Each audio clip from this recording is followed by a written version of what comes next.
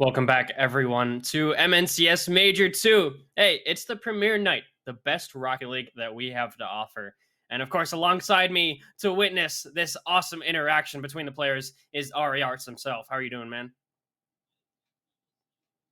I'm doing great. First matchup, Barons and Lumberjacks. I'm not sure if anyone knows, but I am the GM of the Minnetonka Barons. So, I got I got a horse in this 44 points, eighth place. Currently, could qualify for play-ins, but Brainerd right behind them at 43 points. Barons really need a great performance in this major, or they might just give up that play-in spot.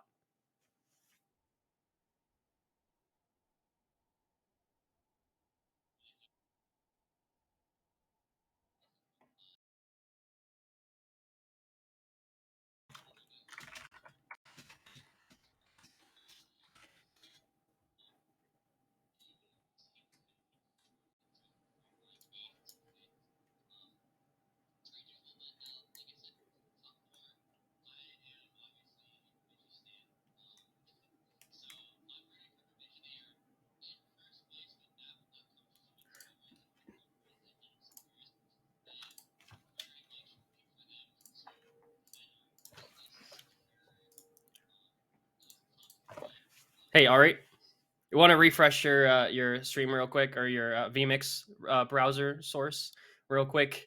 Just with the audio isn't coming through, so we do want to make sure that audio is working. So we have, you know, you can have the matchups, the info, the insight before. Yeah, just wanted to make sure that we fixed everything. And yeah, go ahead. Stream issues. Anyway, like I said, the so stream didn't hear me, but you heard me, so you're gonna have to listen to what I said again, unfortunately. But yeah, like I said before, standings basically you have your top four, and then you have your fifth or ninth. Fifth or ninth is very clustered. Any one of these teams can win and get to semis or even grand finals and jump ahead a lot in placements. Barons is one of those teams that can also lose, and that'd be very unfortunate for them. And top Yep. four, same exact scenario. Pretty much all teams within. I mean, it's 63 points is fourth place to 67 is first place. Bemidji in first by 1 point. I'm obviously rooting for them to win this. You guys know me. I am definitely on Bemidji side. I play for them. I have no reason to not have them favored in this matchup. And um, I just think that even if this wasn't Bemidji playing, I think that just because of the fact that top four is so clustered, they're kind of all very similar in terms of like skill. They're like each team can take a game off each other, and then you kind of have that separation. And then Baron right now is kind of on that bottom half of that separation. So I think um, I'm saying Bemidji not just because it's Bemidji, but also just because I just believe that according to seeding and the way that this standings look out, it just kind of looks that way that these top four teams have that separation that those other teams just don't have. Yeah, absolutely. Yeah, like you said, you highlighted that, they're fourth and fifth, there's a 10-point difference there. So Bemidji, one of the tougher teams in Premier, I gotta say, at the beginning of the season when they drafted those three players, I maybe wasn't expecting a whole lot from that roster, but they have absolutely proved me wrong, and I'm excited to see what they show here. Definitely interested as well. And if Bemidji do kind of need with the way this bracket's looking like, since they are on they got first place in their group, but even then Superiors I think also did. I could be wrong about that, but yeah, they're on the same bracket side as Superiors, They both did, yep. and yeah, both got first in their bracket, so that puts them on the same bracket as Superiors. And while that initially might be bad, that's also good because they can get a big difference, a big jump over Superiors to not only even if they make that grand final, but if they win that grand final, I'm pretty sure they get 10, 15 points over them. So that would make a huge separation between first and second. That guarantees them that land spot. So just that, so it, it's a blessing in disguise because if they knock them out right away, then they do get basically that guaranteed top two, the guaranteed land. And if they don't, then they get, a good seeding going into plans. Um, so yeah, I am very much looking forward to this matchup. What do you have? on your side of Barons? Anything to say about Barons? Yeah, so coming into this one, we've had some pretty good performances. I would say the only anomaly was when a couple weeks ago we didn't have Perma against Rochester. Of course, Vanish is on that team. Did not go our way, really at all. We did get swept, but besides that, when we have our whole roster, and they're on their game, I think we could take the major, but we have a long road to get through as well. And really, for us to lock in that eighth spot, we really just have to do better than the Brainerd victory. Unfortunately, we can't beat them in the semifinals. Like you mentioned, Bemidji can get a head start over Duluth by beating them in the semifinals because they will meet there. We would, we're on opposite sides of the bracket from Brainerd victory. So we would have to go all the way to the grand final. Hopefully, a little biased. Hopefully they don't get there, but we'll see. Yeah, very, very good matchup. So yeah, I'm excited. Yeah, you're definitely keeping your fingers crossed that um, victory lose to Inferno, which is definitely a situation that can happen since those teams are very close in terms of Yeah, right. what it looks like statistically wise, standing wise, they're very close together. So, um, I'm I'm just really I'm casting here. I'm casting all the Bemidji games I can in hopes that Yep. I can be on the other end of a a double major win, not as in the other end of losing, but as in the other end of Hmm. spectating it instead of playing in it. Because playing in a playoff bracket is stressful, and casting it sometimes is even more stressful. Sometimes some of the heroics that some of these players like to put on. But yeah, I'm really interested to see not only this Barons match, but definitely how these other matches play out. I think this is a good launching point just for the rest of what's to come. Hmm. There's a lot of potential things that can happen with a lot of different teams. So yeah. Yeah. So I'm gonna go right after you. But do you have a prediction for this matchup out of a best of five, or excuse me, sorry, best of seven? And right now we are still waiting on looks like Barons to join in 3 minutes. Would not be an MNCS stream if we were not off schedule at least by a little bit. Hopefully not by an hour like we were in the Rising Star stream. That would be very unfortunate if that happens again. But Yeah. All right. Well, I'll yeah. go ahead with my prediction. Minnetonka Barons, Bemidji Lumberjacks going head to head in this next series. You know, Bemidji so good on paper. Currently first, barely by 1 point. Duluth right behind them, like you mentioned before. I gotta go with the Barons. I have to, of course. But I'm gonna say in Game 6, I think it almost goes the distance, but the Barons, in my opinion, in my humble opinion, clutch up in Game 6. I have the Midgie in 5 games. I don't think they go to game 6. I Oh, just think okay. that separation No, personally, no, I especially respect in it. Yeah. yeah, especially in these like higher level lobbies, those small stuff is really the big thing. If that makes any sense, right? Mm-hmm. Mountains, sorry, molehills turn into mountains, like in these Yep. SSL lobbies. So I think that the fact that they've proven that they are consistent enough to stay in that first place spot, without having to live off of tournament wins like our Rising Star team had to do. Um, Mm-hmm. I think that'll just kind of carry over into every game, and I think Barons can definitely take a game. I don't see them taking it to game 6, though, just personally. Well, I hope they prove you wrong. We'll have that matchup for you in just a minute. But yeah, I want to talk about, Bemidji. That's your franchise, right? You want to talk a little bit about their premier team? So I actually played with their premier team in a league game. It's just they're very like being in that environment of that team. They are very um I think every single premier team is kind of like looking to play to win because you don't really go into a league as an SSL looking to have fun. Usually, maybe if you're Right. older, you're kind of just falling out with the game. You just kind of want to play. But this team is full of not only very energetic players, but young players. They're tenacious. Um, you wouldn't be able to tell they're young though. They're very mature. I was in again, like I said, a game with them. I was making it definitely harder for them to play. They're very chill about things. They're usually very calm and collected. They have good energy. They get hype when they need to. Um, and like I said, I think there's a reason why they're the first place team. And even if they weren't the first place team, I would still be hype gassing up. Obviously, I like the players as well outside of the game. They're just kind of fun to chill and talk to. Yep. Um, Yeah, and I'm glad they're part of the franchise. I'm glad that I'm casting and representing them in this as well, and I'm glad they're representing me to an extent. As yeah, what do you got to say about your Barons? I'm just looking at the notes that Stewie very kindly wrote up, English, wrote up and gave to us as casters. Both teams didn't make any moves in the second trade window, so they're very confident in their roster moving forward. That's who they want to stick with. That's who they want to make a run with. Um, and I think it's major one champions for Bemidji Lumberjacks. If they can do that again, we've seen it with Bemidji, I believe Rising Star. You guys won both Yeah, majors, I believe, right? Yeah. So, if you can do that, that is a very strong statement going into LAN. And of course, I believe if they would do that, they would definitely lock in a LAN spot. yeah, they would definitely lock it on spot. I'm pretty sure if they win this one, um, they actually do lock in a line spot. I'm not entirely sure. I want to see quick. Give me 1 second. I Yeah, I have can check it. that. It My looks like, yeah, Discord is lagging. a finish My of Discord fifth to eighth.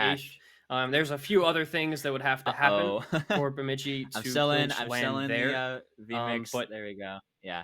A Discord crashed as I was trying to pull up the bracket, unfortunately. But it does look like Lumberjacks, if they win this, it puts them in a really good spot to um confirm a land spot. I want to see what teams that are in the upper bracket because I know Superiors are there, but I don't think that. Yeah, so if Superiors, since Superiors and Miracles are on that same side of that bracket, it looks like that Lumberjacks confirm a land spot because Miracles have to win, Superiors to lose, so they get that 5 point gap, which means that Miracles would go ahead of Superiors, but that also means that Lumberjacks, if they win this, also go ahead of Superiors. So it looks like all they really have to do is win this one. And, they're definitely going for that back to back, but for the sake of, land spots, if they win this, it puts them in a pretty much guaranteed top 2 placement to guarantee that land. So they're pretty much in a situation where it's, if they lose this, it sucks really bad, but they shouldn't, mhm. lose this. Like if you're looking at it on this just on paper, Yeah. they're in Yeah. a really good spot. Only having to win one game on the second day of LAN is really good for your placement. So yeah, it's a lot less pressure on them, I feel like, as well. Yeah, you're absolutely right. Looking at that, the details that they need to make Glenn definitely with that matchup in Duluth and Minneapolis, Rochester, not getting through group stages. That was the big thing there. So yeah, if they can win this for Bemidji, if they can win this series right here, this best of 7 quarterfinal against the Minnetonka Barons, that will lock them into an auto qual land spot. And of course, that's ideally where you want to be, Ari. I mean, you want it to be in your own hands, in your own control. If we win this, this is what happens, not, okay, we gotta win this and then hope that other things go our way. Yeah. Definitely looking how to get into it. I am ready to go. I don't know if the players are. It looks like. All right, so we have a couple. We're just waiting on a couple face cams, waiting on a couple players joining video. But yeah, I really do hope that Bemidji does go back to back. And again, this first game does mean like not a lot, but it does mean a lot. I feel like for them because again, like you said, if they win it, they clinch a land spot. And I just want to see their first game showing, and it might be a sign of things to come if they do have that momentum and that energy to take that another grand final win. And I feel like you said, that having that momentum of that win in that series, although there is a month gap between this and LAN, Mm-hmm. It still has that momentum just because there's so much time in between that where you're not playing league games. It it uh it really generates a lot of momentum. Yeah, and it's been a long wait, just about 15 minutes, but we're gonna get right into this first series, Barons versus Lumberjacks. Right after kickoff here goes right into Lumberjack's possession. Fishy miscommunication in the back line. There's an immediate shot coming from it, and Baron score off of a very uncharacteristic whiff on Lumberjack's defense 6 seconds into the game.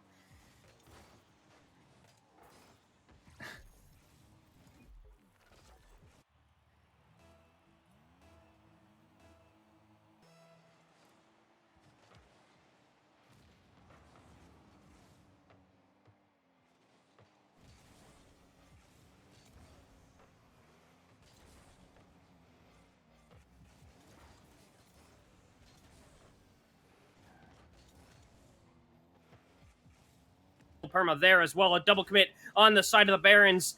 Perg with 0 boost, and that will leave them very, very awkward.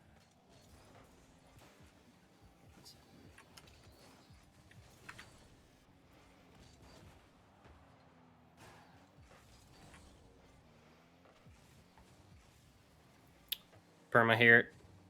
Fishy trying to get it through. Timmy down the field. Perma. That'll be off target over the top. Timmy, another follow-up. A weak one. Fishy all the way downfield to Perg there to redirect possibly. It will be crossbar and Perma out.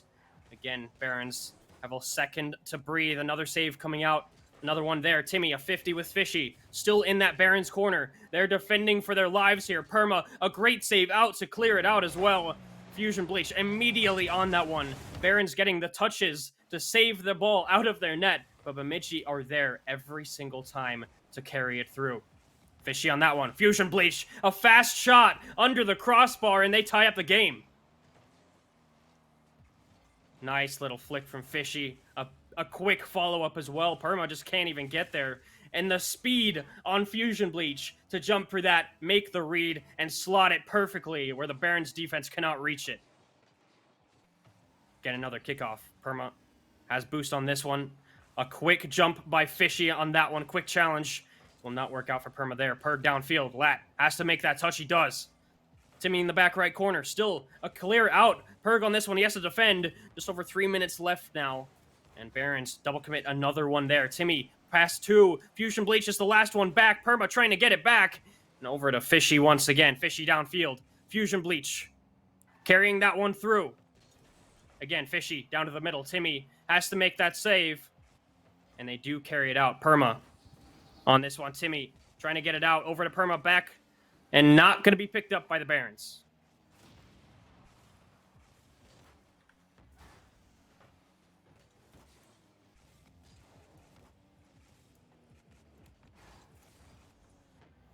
For this one, still 1-1.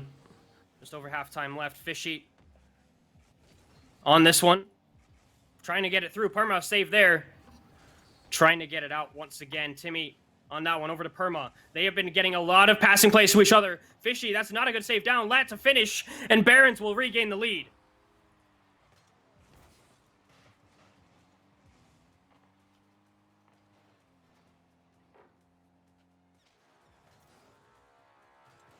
That's extremely important for the Barons here.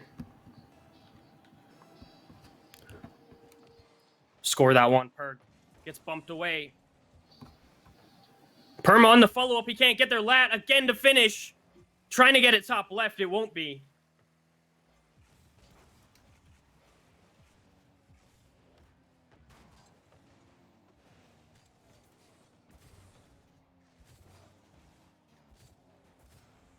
Fusion Bleach on that one. Perma trying to get it out. Timmy awkward on there. Barons defense just trying to keep the ball out from the Bemidji side. Perma again to the middle. Testing. Lat trying to get it through. Timmy, the third one there, does a good challenge, has a clear one. Definitely on Discord. Fusion Bleach trying to get it through. Lat, another clear from him. Barons hanging on for now. Hold on, I'm going to join Rocket League. Can you invite me on Rocket League real quick? A goal from Fusion Bleach as well. They tie up the game on this one. Now, I apologize on this one, having a few audio issues here. Fusion Bleach, just a quick shot. Lat for going for boost and can't get back to it. That's not a good goal that Barons wants to concede. Here we go again. 1 minute, 36 seconds left. Time for either of these teams to make their mark on game one. Latimos off the wall. Flip reset possibility. Immediately challenged by Fusion Bleach. Timmy, a little bit far back on that one. That's just going to be a pass across. Able for Perma to pick that one up. Has boost in the air. Past Fishy. Perg with that save. He does get it out. So over a minute left now. Timmy to the corner, Fusion Bleach, another 50 there. The Barons can take this game that could set the precedent for the rest of the series. Perg to the middle. Fusion Bleach will try to get it to the corner, try and get another attack mounted. Timmy trying to get it through, 0 boost. Perma, a good save from him, has to dish it out. Latimos turning back on that one, and that's just easy for the Bemidji Lumberjacks. They're giving the ball, pass to each other, get a good shot on net, and Barons just can't seem to do anything about it. Yeah, that save. Definitely a closer game one than I would have liked, but they're pulling ahead here with a minute, but there's still a minute left to go. That is more than enough time for Barons to get one back as the kickoff goes. Mutual here goes to Perma, pass down the middle, goes over to the third man, can't quite get anything going from it. Shot, easily saved. That was a huge clear. Now Barons on the back foot, it pops out middle. Fusion can't get to it, leaves it for his teammate. Perg in an awkward spot, has to chip it up high. Goes back over to the middle. Big pinch coming out, and now looks like they weren't. I don't really like the decision to bang it out there, trying to sell time, maybe a bit panicky, but they do hold on here on defense as Barons can't really get it past the midfield. Fusion now with a one-on-one, decides to go for a low 50, gets it past one, but Timmy's there for the save as the Barons have an open net opportunity, but Fishy comes out from the ceiling and blocks it off. A save from Fishy there. That shot from Lat was on target. Just under 5 seconds left for the Barons to try to get through. Fusion Bleach hit to the corner. Timmy, that will touch down. And Barons, that game just got away from them. They were fine for most of it. And, Bemidji Lumberjacks will come out on top, taking that first game of the series. I do apologize for the random audio input as I was asking to get invite back to the party. I had some tech difficulties. My none of my inputs on my computer were working. Couldn't use my mouse. Couldn't use my keyboard.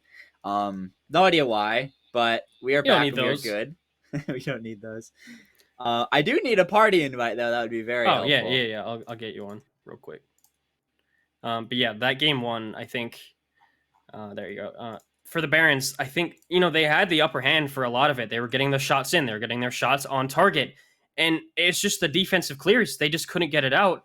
And even when they did, it was too weak. Bemidji pounced on it immediately and shot the ball. Barons were just not ready to make that save. So if they can clean up their defense a little bit, I think they have a good shot here. Yeah. That showing there through the chaos, just scoring that goal in the last in double-digit seconds, really showed that, like I said, those small things do eventually lead to goals. But that was a very scrappy game, especially considering the rank of some of these players. But sometimes first games are like that. You just want to get a good feel for each other. As that kickoff goes, that's a big bump coming through, gives away the pressure. Perg now setting up a quick counterattack. Can't get over past one, though. Fishy for the rebound. Perma can't quite get there. And immediately Lumberjacks strike here in game two. Yeah, that physical play on the back line. You can see Perg. I think, actually, no, he didn't even go for the bump. The Barons defense just was caught awkward on that play. 10 seconds in, Bemidji make their first mark on game two. But, Barons, I have faith they come back. Timmy over to Latimos, off the ceiling. Back to Timmy. That's not a good shot. We'll be over to Fishy in the corner. Lat, a good touch out, but still in Fishy's possession, trying to get it through. Fusion Bleach off the wall. Fishy trying to get a bump as well. Gets demoed on Lat. Perg to finish. And the Timmy, the third defender back, the only one back, able to make the save.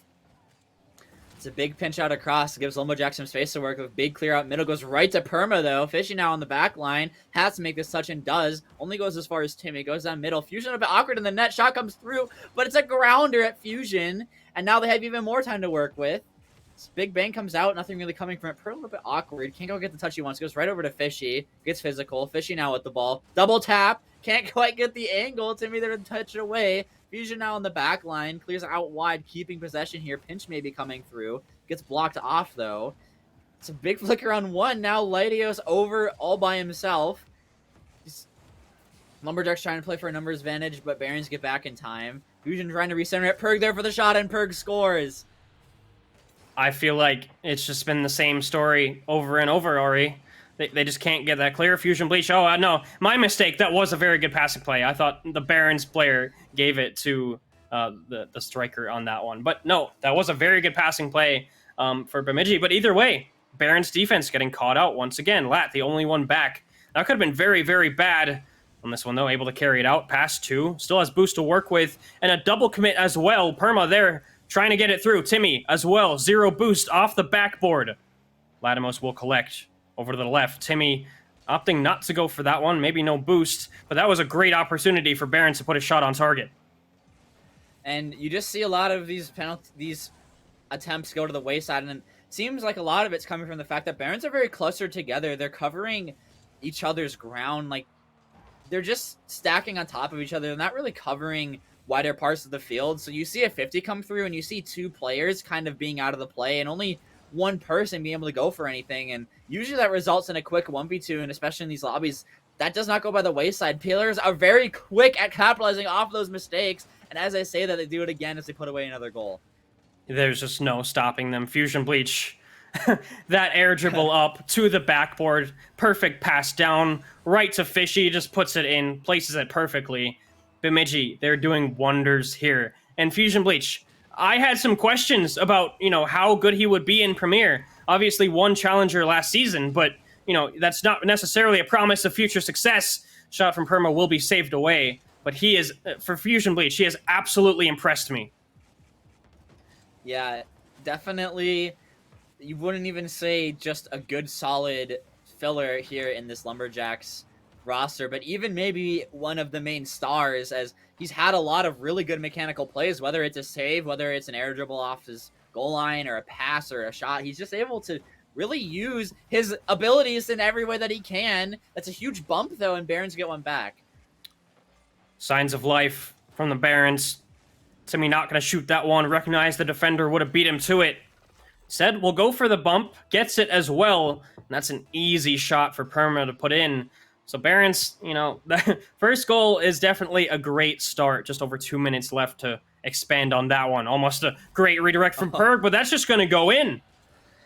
You see kind of more stacking up on the Barons. It looks like as soon as there is any sort of pressure or danger, they kind of just bump into each other a little bit, literally and figuratively. As that really, this is an awkward situation for both teams, but you really expect that one to be cleared out. Yeah, you'd think so. I'm not sure what's going on with the Barons defense there, but hopefully trying to get something on offense as well. Timmy trying to get it through. Another touch there. Timmy a shot off target, but Fishy will save away nonetheless. Lat trying to follow up on it. Not much boost to work with, is easily beat by Fishy. And these touches from the Barons, not only are their touches not good enough, not going where they need to be, not the right amount of power, their positioning has just been very, very poor this whole series. I was about to say it, but on that passing play middle, they were all 3 in the corner. Yep. Like, that is really very uncharacteristic in these kind of lobbies, and absolutely not going to be able to get away with it here. It's another double commit comes to. It's a big bump in the midfield. There's a big opening, but yeah, pretty much everything about all their touches is going wrong, and sometimes that just, I feel like, has a trickle down effect. Maybe you're expecting a player to get a better touch than he does. That double tap, you can't just quite get it. It's a big heartbreaker for Barons, but if your touches aren't there, especially in these high level lobbies, you're preemptively going upfield sometimes. You're trying to expect a clear, trying to get a follow up, and if the touches aren't there, it puts everyone out of position, and it just has a really big domino effect. That defensive play there from the Barons just a few seconds ago really sums up, well, this game, but only the series as well, how it's been for them so far. Timmy hitting that one out, not communicating with Perma about what he was doing, and, they almost conceded because of it, but at this point, it doesn't even really matter. It's just about 30 seconds left, a 3-goal lead. Fishy almost finishing that one off, but either way, I don't think it will matter. Kickoff goals are definitely a thing, but in threes, they are very rare to come by, let alone 3 of them, as we're 20 seconds in now, and looks like, Lumberjacks are taking this one away. And you're talking about the series. We still have 2 games left to play at the bare minimum after this. I feel like Barons can at least make a statement in one of these, but the statement being made right now is Lumberjacks and their continuation of their momentum in game 1, stealing it away towards the last couple of seconds of the game. Kind of just carrying that momentum and the consistency of this team really shining through here in game 2, I feel like. Yeah, absolutely. It's hard because Barons, they're not playing like this is very uncharacteristic of how they would normally play. This is a very poor performance, compared to how they did during the regular season. Um, of course, they are in eighth place. Obviously, that's not a good place to be going into the second major, but this performance is just not indicative at all of what they're capable of. And I'm just wondering, what's happening in the comms? Why are they not? Why do they have no offensive cohesion? They really can't get anything together. The one play they had was where Timmy got a bump, and then Perma just had an open net. So that was really it, the physical play coming through. But that was really the only time where they looked even threatening on the net. Yeah, and you just saw a lot of those offensive attacks go to the wayside as you see multiple Barons players being in the same spot and expecting a touch. And not only does that positioning not work, but the touch that they're expecting doesn't work either. Mm-hmm. So their entire offense just kind of collapses. They need to be using all three of their players to the fullest. Don't send two people at the ball, what one person can do by himself. You just need to see more of that team play. This is towards the end of the season. They didn't make a roster move. You expect more chemistry coming out, and right now, it just doesn't seem like that's happening. Yeah, things not going according to plan for the Barons right now. Going into game 3, this is their chance to really turn it around before it's too late. If you go to game 4 down 0-3, of course, reverse sweeps do happen. We've seen it before, but, it's a long, long journey. So for them, they don't want to concede this game at all. But 5 minutes on the clock, new scoreboard, new cleanest slate. So, yeah, good chance for Timmy on that one off the wall. Corner immediately challenged. Perg getting the demo as well. Perma just trying to carry it out, but Fusion Bleach is there. Every single touch that the Barons get, Bemidji is always there to read it. And even if they aren't, they try to position themselves where they can. And I feel like you cast the curse of that. Yeah. Fishy was caught lacking there with that clear. Wasn't expecting Ledimus to be there for that follow-up touch and just not able to get back in time for that.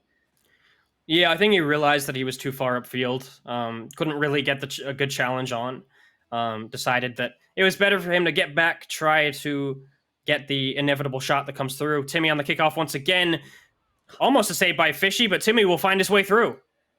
And now all of a sudden, Lumberjacks find themselves down 2 with quite a bit of time left to play, but all really Barons have to do is keep the foot on the gas pedal and just hold off the 2-goal lead. And that's definitely the level of control that these teams are capable of. But definitely see how Lumberjacks play down by 2 goals, see if they'll play even more aggressive than they normally are. Or maybe they're going to respond really quickly to a kickoff goal of their own as it's just off target. Perg now with the ball. Opts to do a fake challenge. Perma's still on this. Doesn't really get it past Perg, though. Goes right over to Fusion. Fusion's reading this off the sidewall. Goes for the follow-up touch. Makes it awkward touch for Timmy. That's a big whiff. Perg with the shot. Bump that coming through Fishy. Redirect hits the bar. But Lumberjacks aren't done. This is pops back out mid. Fusion keeps it in. Timmy now having to make this touch and only goes as far as Fishy. That's a shot. Not quite going to be in. They need more power on that. And now Barons with their counterattack. Yeah, that counterattack was immediately silenced by that clear right there. Lat just trying to get it out. An interesting touch to be sure. Doesn't quite get back to it, at least not meaningfully. Timmy to the corner trying to get it out. Lat, little touch there. Perma trying to get it through. He does. Timmy off the backboard. Double touch. It will be in right side. Wow, what a shot from Timmy.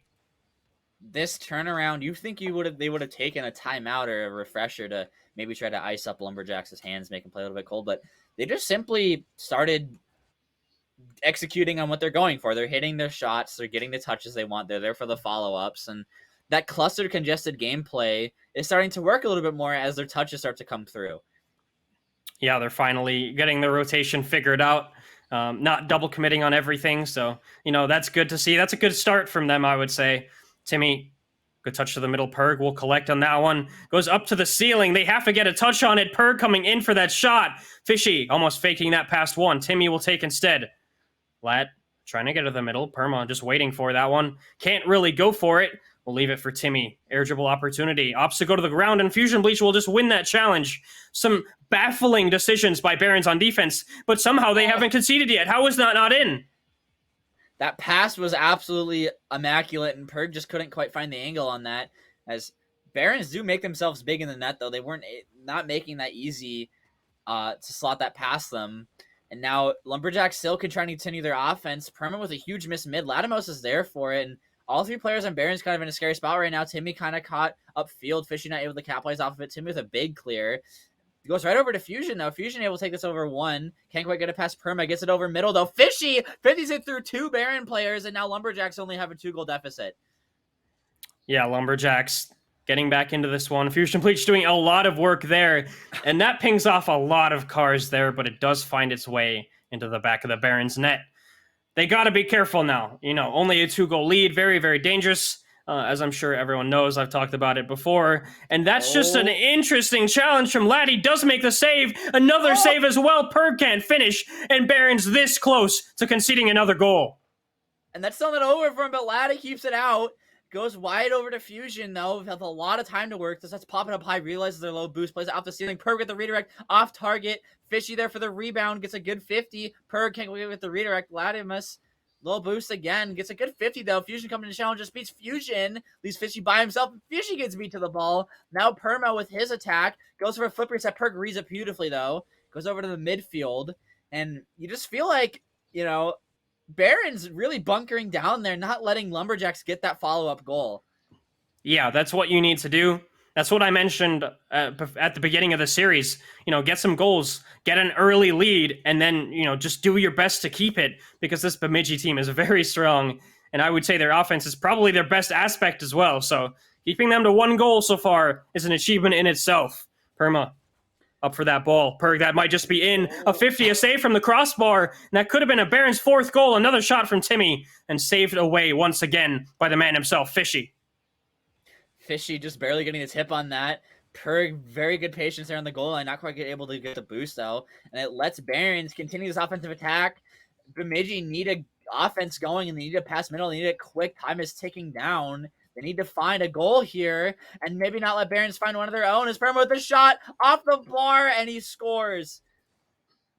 I can't believe what I'm seeing, Ari. I feel like this Barons team, I feel like they've switched places with Bemidji. Barons, they look like a rising star team in those first 2 games. Now coming out, making a statement, actually hitting their shots, getting it in the net, and with a sizable lead as well. They look like a strong favorite to take Game 3.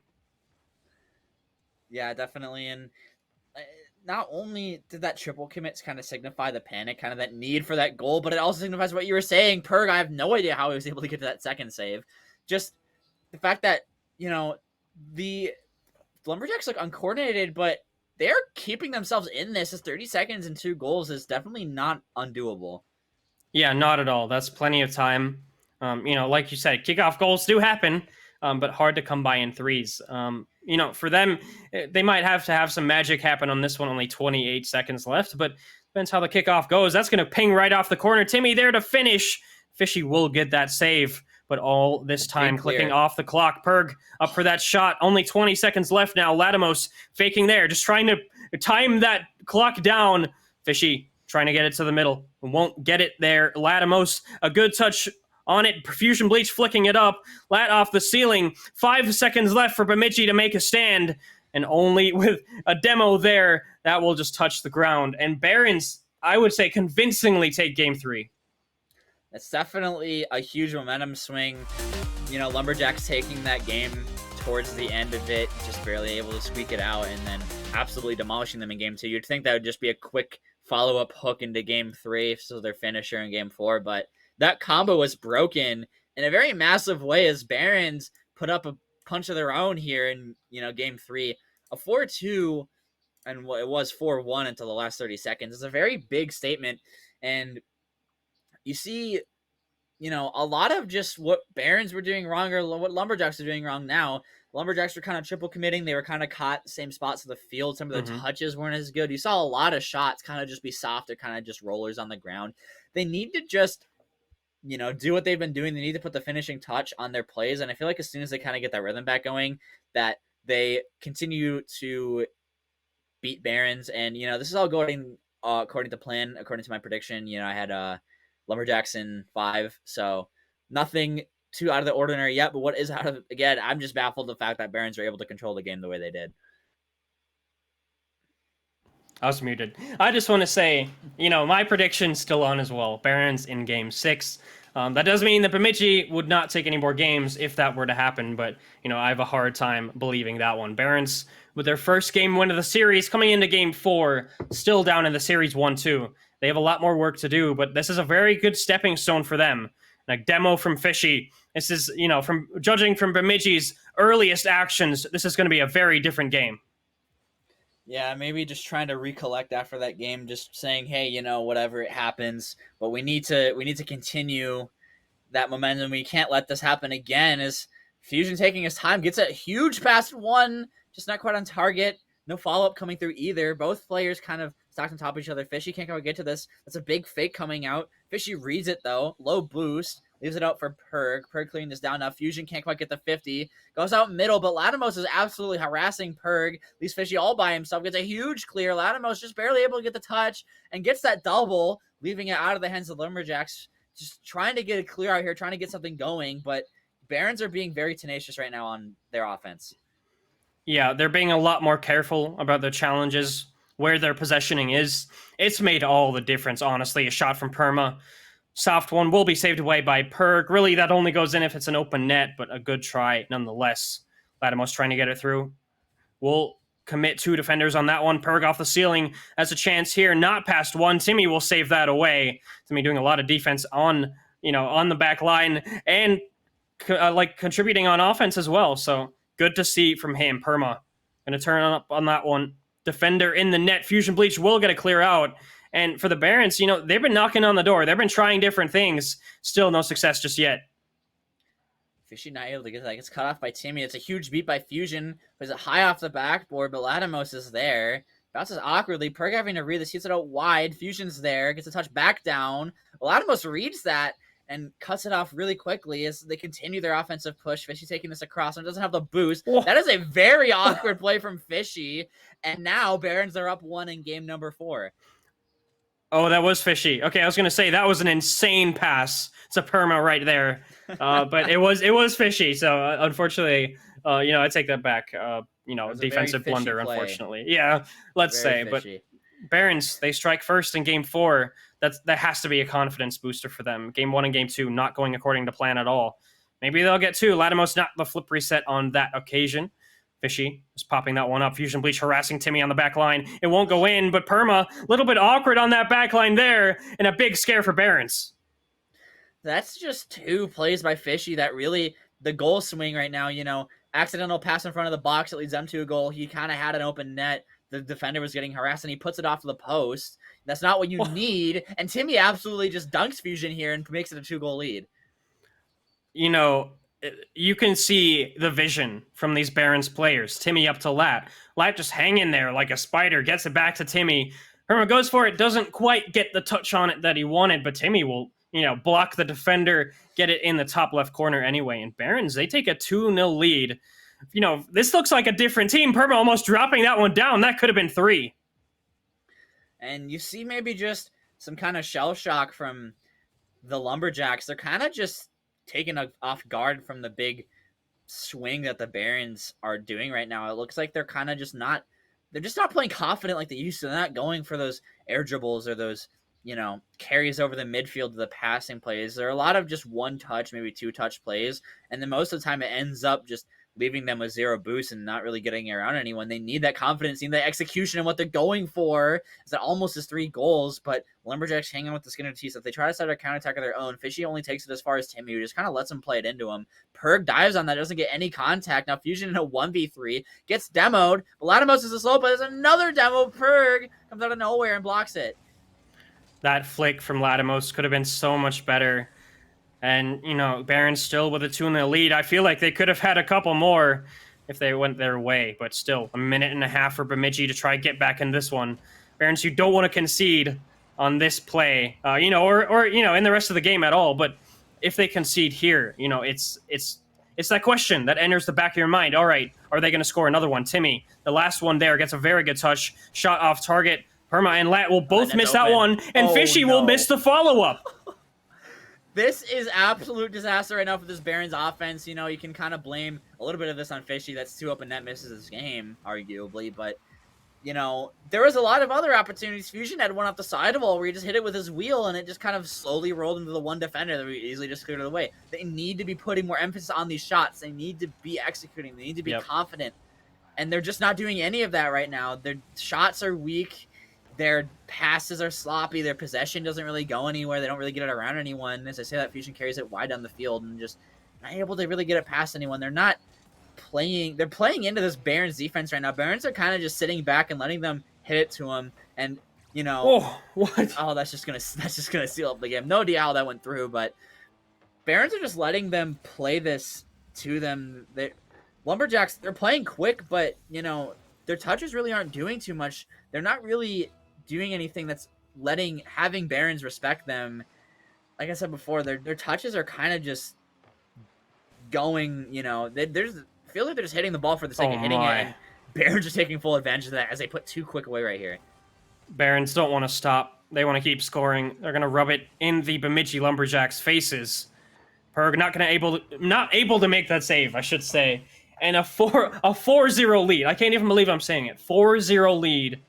Barons over Bemidji Lumberjacks in Game 4 to tie up this series right here. There's under 20 seconds left. It would be good for Bemidji to get a goal back on this one, not let Barons have that confidence of a clean slate, or a clean sheet, excuse me. Still in the corner of the Barons here. Fishy trying to knock on that door. Perg attempting to get that bump will not go through. Lat 50 down, and it will touch. Barons convincingly, I said that before, but they convincingly take Game 4 and tie up the series. This is very scary for Lumberjacks. You kind of wonder what happened. That Game 2 kind of looks like a fluke right now. I don't know, though, and you see Lumberjacks, for being on the defensive half, only have 2 more saves than Barons do, and Barons have an absolute crap ton of shots. Perma having more shots, almost double the amount of shots as the entire Lumberjacks combined, all just by himself.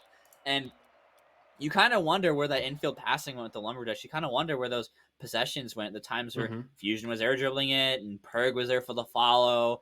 Fishy was playing good on defense as well. Kind of just not really one player's fault. Just kind of a major collapse on everyone's behalf. You see a lot of shots from all players just being too light or just not on target. The pass being too wide, being too soft, not enough boost.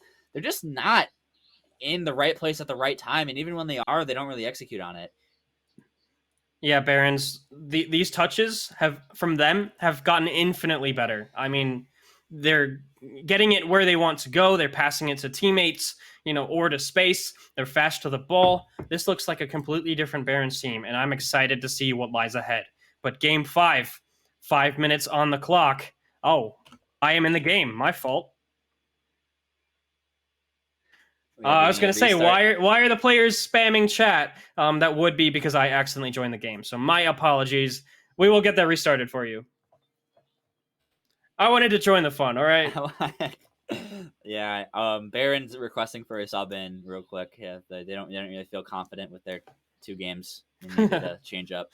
Yeah, we will be getting right back into this as soon as the lobby goes back up.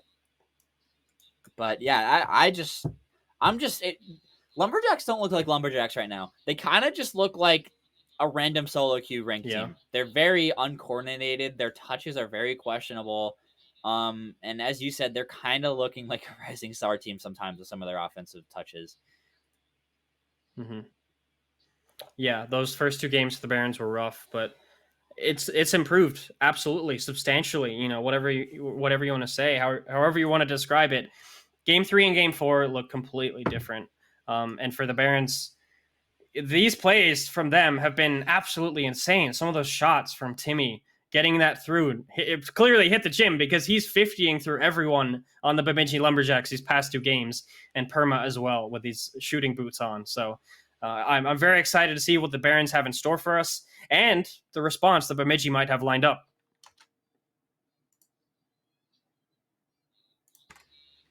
Hold on 1 second. I don't know if my audio is coming through.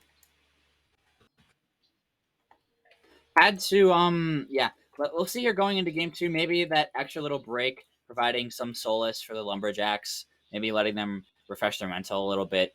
I just want to see what I don't expect them to peak. I'm not saying let's play the best we've ever played, because against a team like this, they just need to play average. They just need to play how they normally do. They just need to do what they've been doing, play like the team they've been doing all season, and it should go according to plan. And maybe you have a few runaway games where you mess up, but back-to-back games like that is very concerning, and especially due to the fact that they had a runaway game of their own. It was 4-1, and now all of a sudden they go completely, they get shut out, and it's very concerning because they're a mainly offensive oriented team, and I feel like for them, once those offensive touches aren't there, it opens up their defensive line a lot more than it should, and Barons are able to take full advantage of that, and they just need to find their sauce again. They need to kind of get their oomph back, because right now, like I said,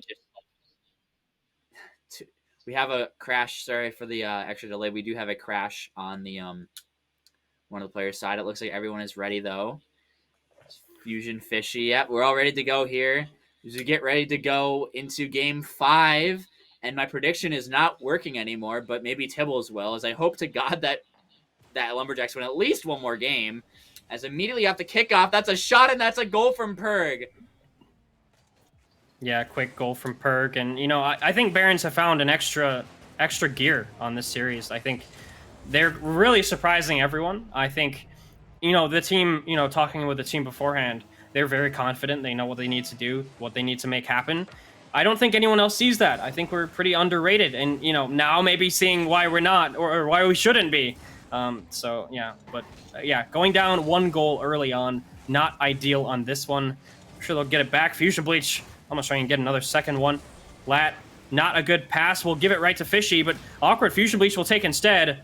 50 from Perg. Latimos has a little bit of time on this one. Not much boost. Passing it to the right. Perma up for that shot. Bar down, and it will go out. That could have been it.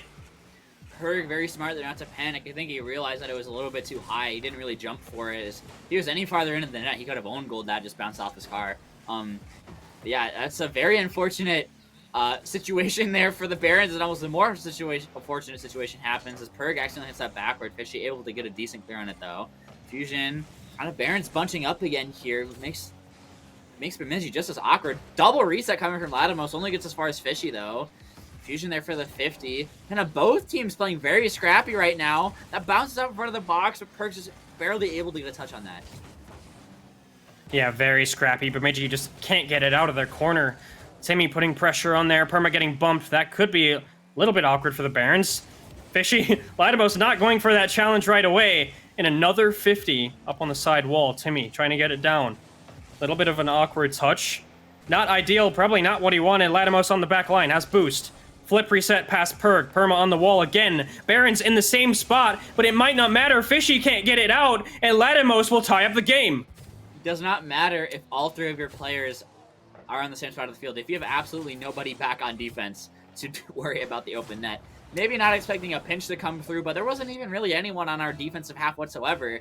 That's a very interesting, you know, situation where you see Barons triple commit like, oh, this is going to be a goal.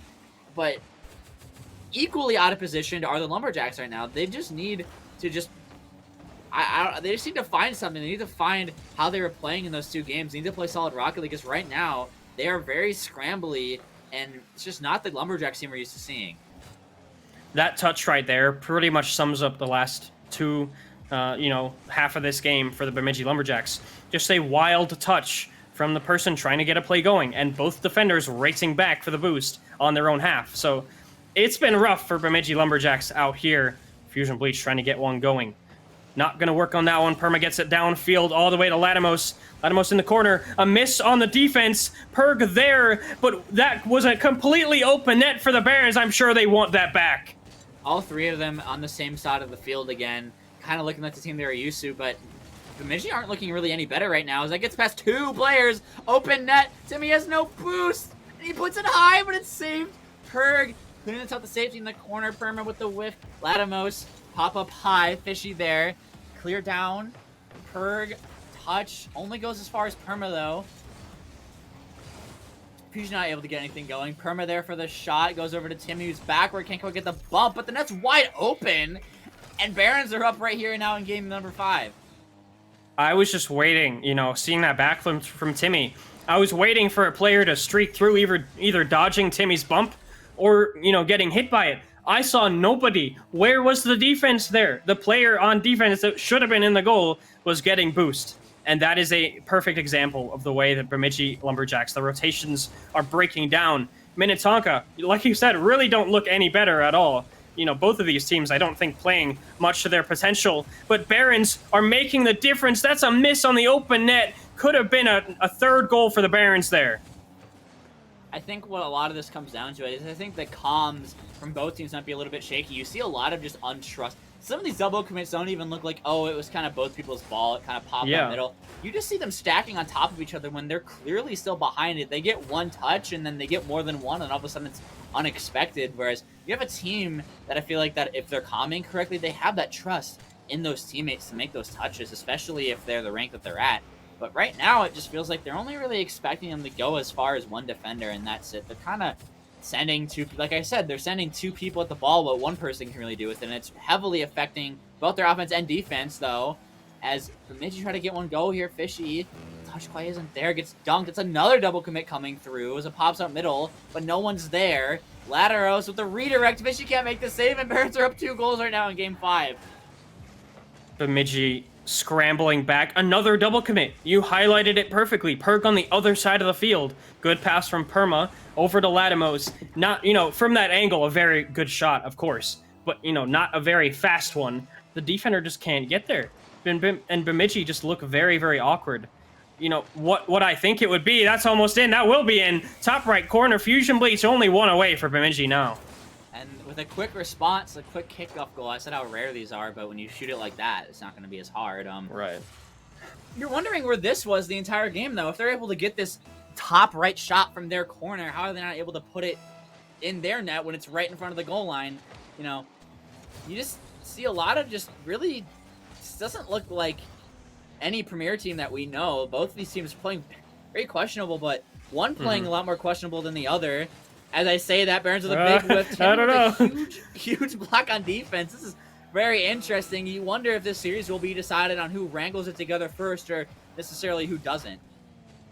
Yeah, no, absolutely. I think for this series, it's not a question of who makes the least mistakes. It's a question of who makes the most mistakes, because they're making so many. Fusion Bleach does get that boost bumped away. Still on the ceiling, has a touch still, a flip. Over to Perg, still past one. Perma has to defend that one, still in the Baron's corner. Fusion Bleach to turn on that. A double, a follow-up. Perg there, it's off the crossbar. Latimos out. It hits 0 seconds. Bemidji have to keep this up. Lat will just drop that one, and we go to Game 6. 3 games in a row for the Barons. This is looking very interesting. Barons doing a best-of-5 reverse sweep. That's a big momentum shifter. Lumberjacks almost get one to tie it up to go to OT. But at the end of the day, like I said, it just seems like they're double committing in scenarios where there really shouldn't be any excuse to do so. And they have full comms. I'm very much questioning what's going on right now. But also, Barons are not playing any better, barely scraping by in this game. And I feel like Lumberjacks, I'm not saying they need to get it together because I want them to, but they really do need to get it together, because if they screw up one more game, they're out. They don't make land. They will. Well, wait. So they still have the potential to make land. Yeah, they still make plans for sure. They just won't auto-qual for land. They still make plans, but yeah, I believe the top 4 teams in Premier are so close to each other that if Bemidji loses this series, I could definitely see 2 other teams taking those land spots. I could see Mankanto maybe getting up to top 2, but the fact that Mankato. sorry. I just thought that pronunciation was very funny. It's Mankato for reference. Mankato. I could see Mankato taking a top 2 spot, but Rhythm isn't in this right now, and Miracles and Superiors are going against each other. So if Miracles lose and Superiors win, Bemidji gets bumped down to 2nd, and Miracles stay in 3rd. So Bemidji can maybe get away with losing this series, but they really shouldn't, and Barons are scarily up a goal 10 seconds into the game. And that, Are you seeing what I'm seeing, Ari? I mean, again, there's a team bump again. This does not look like an SSL lobby. If you showed someone this replay, they are saying GC1. This looks like a, you know, they're playing quick. They have some mechs, but super congested. Not really a lot of awareness of where people are in the field. A lot of overcommits. You know, interesting boost management sometimes. And for teams that are in full comps with each other, there's a scary amount of double commits. And you just have to wonder if one of them just wakes up at some point, because this series has the potential to go to Game 7, but if Bemidji gets swept after winning 2 games in a row, that's going to be very interesting, especially kind of going into line. They do have some time to recuperate, but this is not the ending to the regular season that you really would want. And this whole time, I've been waiting, you know, for Bemidji just to come back. You know, maybe after Game 1 and Game 2, they thought, okay, we can relax a little bit, not play, you know, our absolute best Rocket League ever. I've been waiting for that response where they just turn up the gear and all right, bam, they're in control. They're in the driver's seat once again. That has not happened. That has not happened. Barons still fighting for what they want, trying to get that 50 through. Fishy will win that one. Past another one. A backflip from Timmy, trying to get a bump as well from Fishy. And Barons still come out of that one unscathed. You see a lot. The ball bounced, I think, about once or twice before a Lumberjacks player was there for it. I want to see a little bit more of that aggression. That touch is very interesting from Fishy. It looked like he had a pass and a shot and does neither of them. And those are the opportunities that you need to put away if you're Lumberjacks. Yeah, that was such a good opportunity. And maybe, you know, maybe the nerves starting to come in. That's always a factor, especially, you know, if you're told, all right, if you win this series, you auto-qual for LAN, a live event where you get to play at. That's a great dream for most people. And if you, excuse me, if you can realize that, you know, that's awesome for them. That could be a lot of pressure, though. They just need to win this one series, and they make it. But still play-ins. Of course, this game isn't over, either. It's Game 6. Barons only a 1-goal lead. That's in front of the Barons net, and a Perg, a shot from him, goes over the crossbar. Timmy was absolutely out of boost in the middle of the net, flat-footed. All he had to do was really hit that ball basically anywhere besides right in front of him. And he hits that all the way up to the crossbar. Very interesting. Maybe trying to pass it off to a teammate, but Fusion passed to him. You can't really pass to a passer. It's just all falling apart right now, and they're not able to get anything going. They get the counterattacks, they get the clears, but the shot is just always off target. Yeah, I'm not sure what it is. Lat trying to get it through another one. Fishy will collect on their third line. Still in the midfield. This whole series really has been a battle for midfield possession. I feel like there have been a lot of shots as well, but a lot of it has just been back and forth. Just boomer ball, trying to hit it to, you know, the other team, and seeing what happens, just what mistakes come out of it. That's not a good touch from Perma, gives it away to Fusion Bleach. Off the wall, has an opportunity here, but Perma playing great defense there. A demo from Timmy, I believe, as well, opening it up for Perma a little bit, but again, back to the drawing board. Bemidji have possession once again. That shot coming through, don't know if you really want to take that. Had 2 teammates behind him, and all 3 defenders were in net. Need to see the vision more coming through as they're running out of time. A minute 30 left. They have the opportunities, but absolutely zero connection on any of them. They are 0% shooting.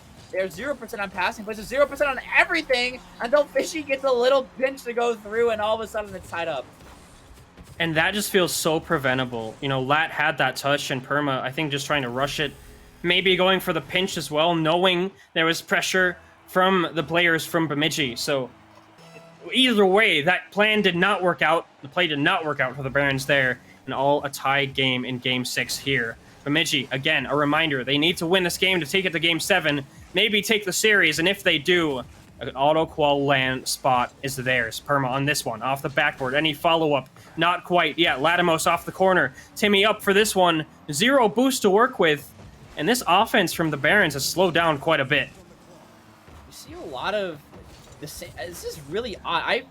You know, usually when you see one Premier team kind of playing off, the other one is absolutely ravaging on that like a vulture. They are capitalizing off of all their mistakes. But when both teams are making no capitalizations whatsoever, it's very interesting. Perg very scarily gets back to that in time. Leaves it open for the midfield over the pass. Shot wide again. The net was there. If he put it on target, another shot goes wide. Now with the counterattack, Fusion not hitting this forward over to the wall. Timmy's there for it. Doesn't get the touch.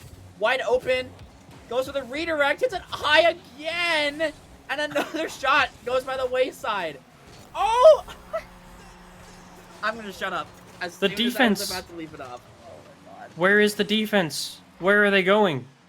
That's just not a good touch out, and a great infield pass, and Fishy will just put that away. 20 seconds left for the Barons to get back into it. And you saw both Baron players cheating upfield there. No one wanting to stay in net on defense. They wanted to reverse that the other way and get their game-winning goal. They might get it here as an air dribble. Only goes around one. Goes off target safety in the corner. We clear out. Fusion's going to be on this. Goes past two. Perma, 0 boost. Carries it all the way across the field in the wrong direction. Fishy now takes a good 50 out to the corner. Timmy has to carry this length the entire field.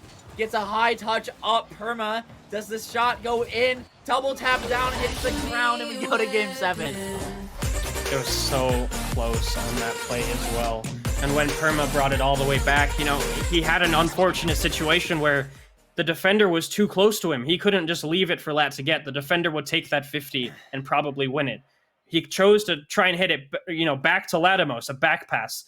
That didn't really work either because the position he was in, he would have blocked Lat's touch, and that's very bad as well. So had to take it all the way back, just try and, you know, get back to the drawing board, carry it all the way across the field, and they almost did. But game 7, Bemidji, they made it. You know, it didn't quite look like either team would make it at certain parts in this series, but here we are.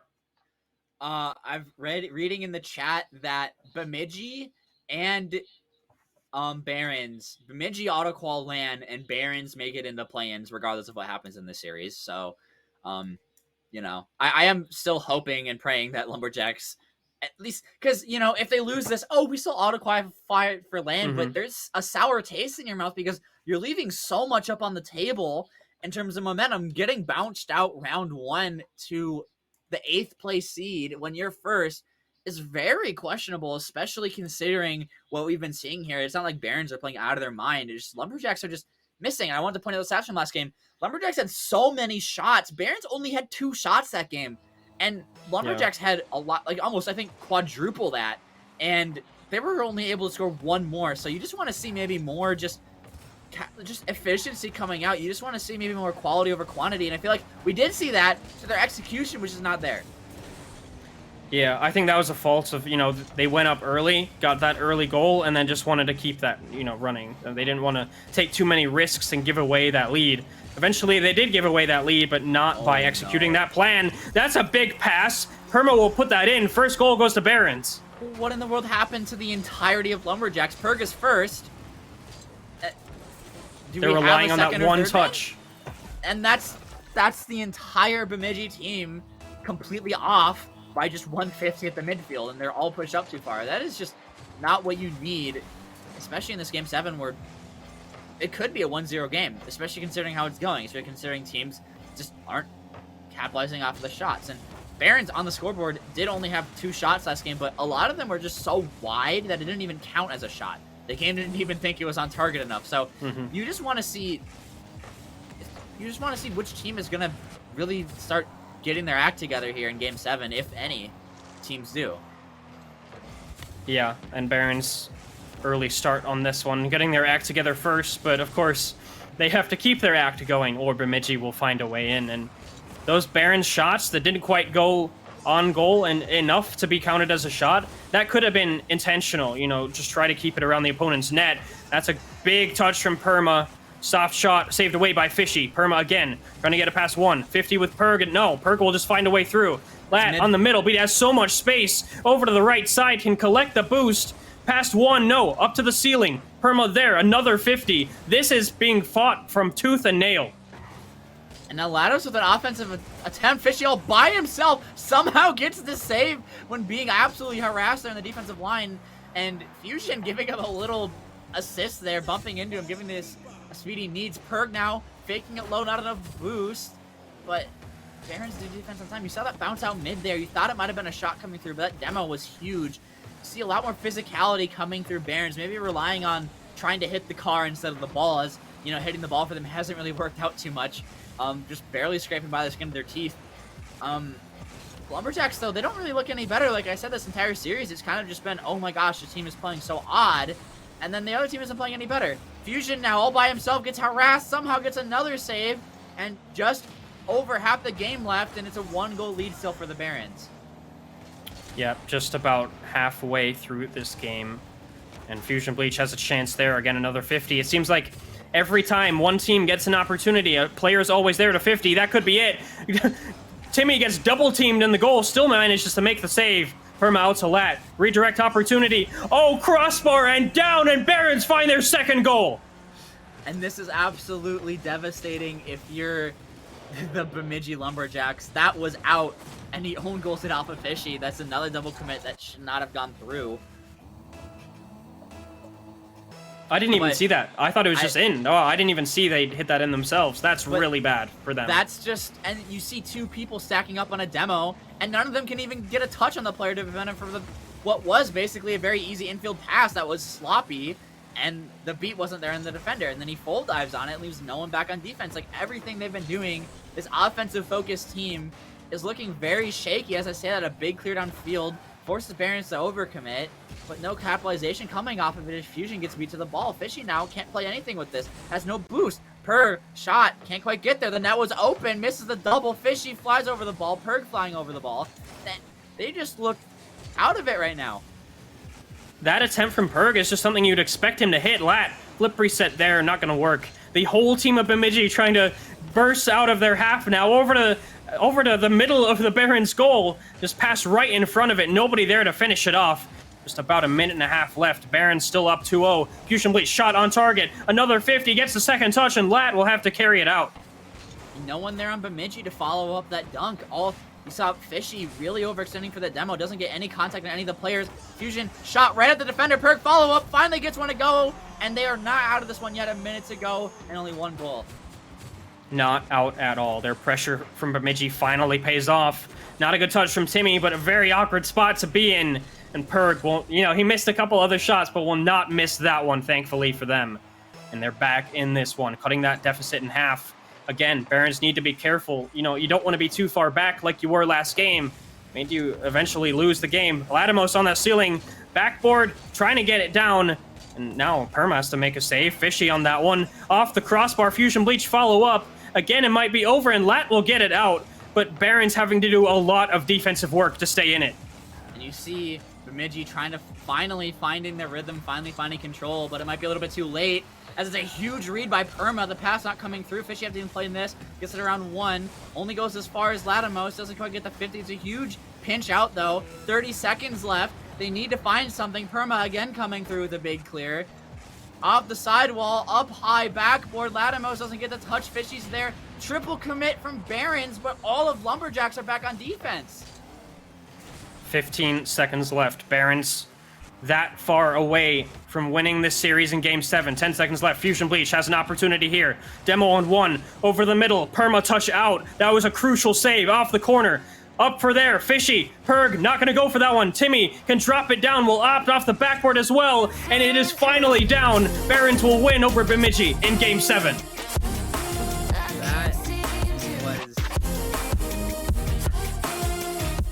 I mean, they had their opportunities on offense. They had their passing, but it was, I'm going to be honest, it was flat. There was no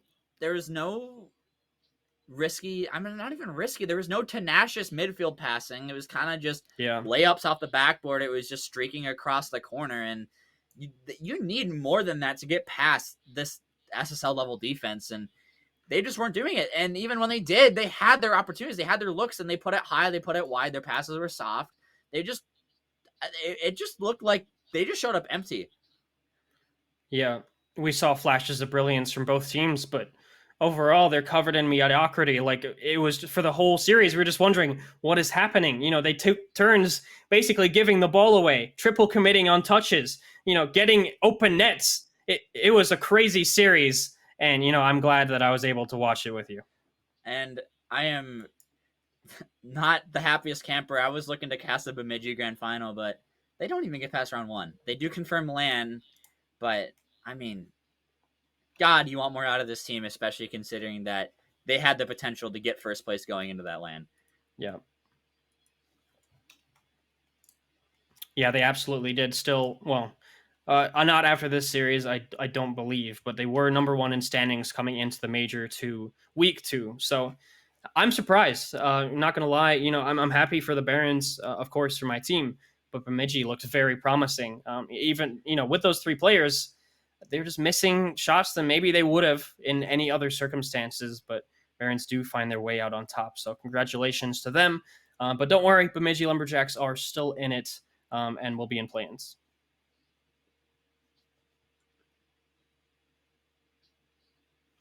And I believe we are going to take a quick break.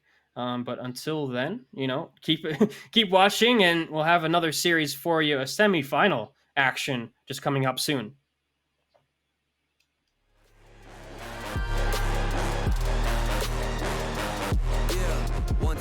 Times the shots that y'all are taking. One too many times that I've been stuck patient on my downfall. Answer those seeking while I was vacant, but the crown falls simply to those who try to take it. One shot to get 2 paid, and my 3 wet like lemonade. 4 times and I step back just to reload, and I let it spray. This is everything that I need, everything that I wanted, everything that I bleed. This is victory, and I got it 'cause I'm here now, waiting for the flash, waiting.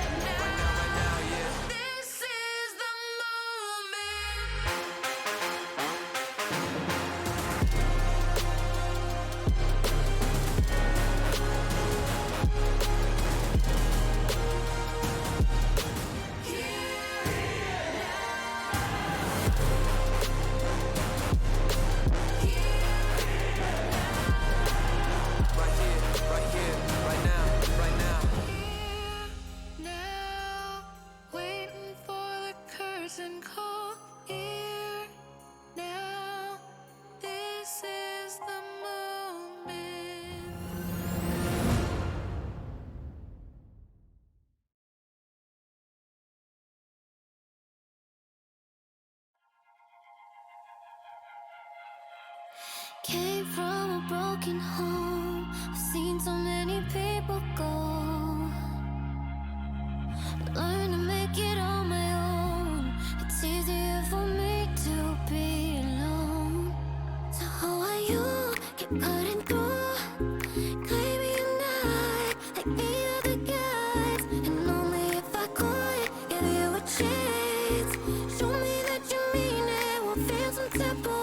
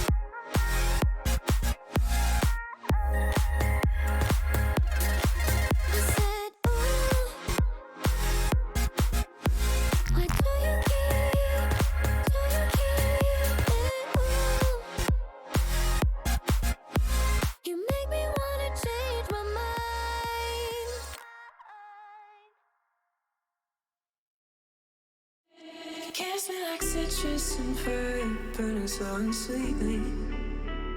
Too shy to call you alive when you said you need me. In a week from now, I'll be trying not to call you. Talking myself down, explaining that there's no use. Ooh, I'm gonna hurt myself trying to love you. You're gonna hurt me too, kissing tell me to go soon. You're gonna hurt me too.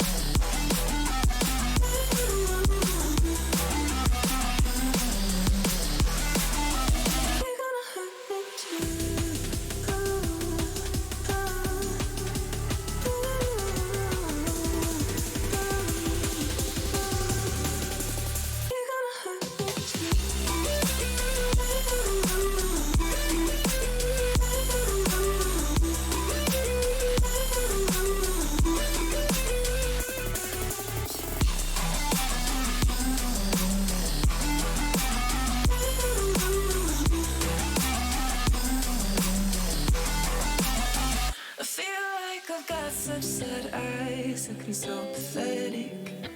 My anxiety sounded scraping against my necklace. In an hour from now, I'll be trying not to call you.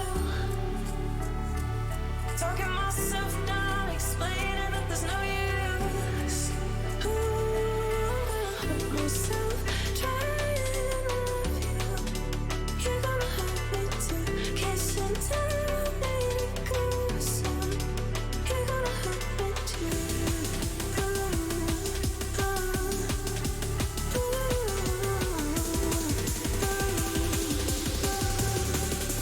You're gonna hurt me too. You're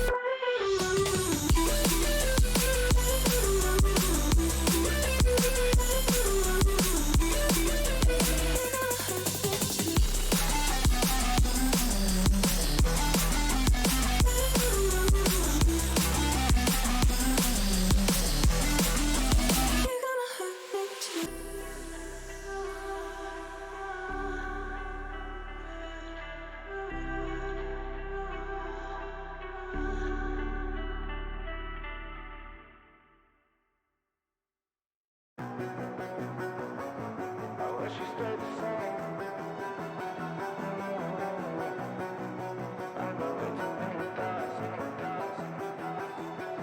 I wish we stayed the same. I got way too many thoughts in my brain. I got memories that run through my veins.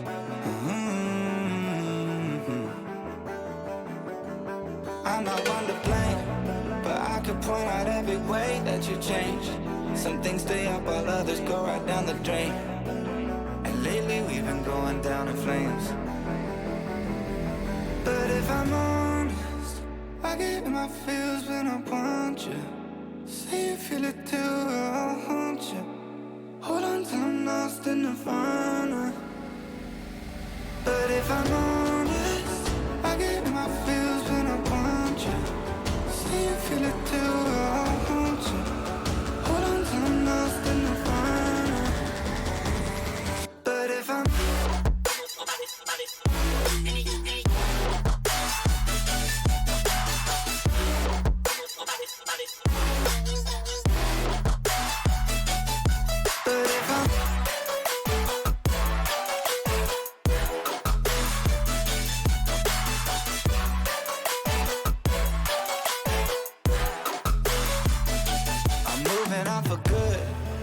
my therapist is saying that I should. I don't believe her, but I really wish I could. Instead, I guess I'll stay misunderstood. Oh, 'cause I'm stuck now, just trying to figure a way out. I've tried but can't seem to slow down. I don't know if I want to. But if I'm honest, feel it too, I'll haunt you. Hold on till I'm lost in the fun. But if I'm honest, I get in my feels when I want you. Say you feel it too, I'll haunt you. Hold on till I'm lost in the fun. But if I'm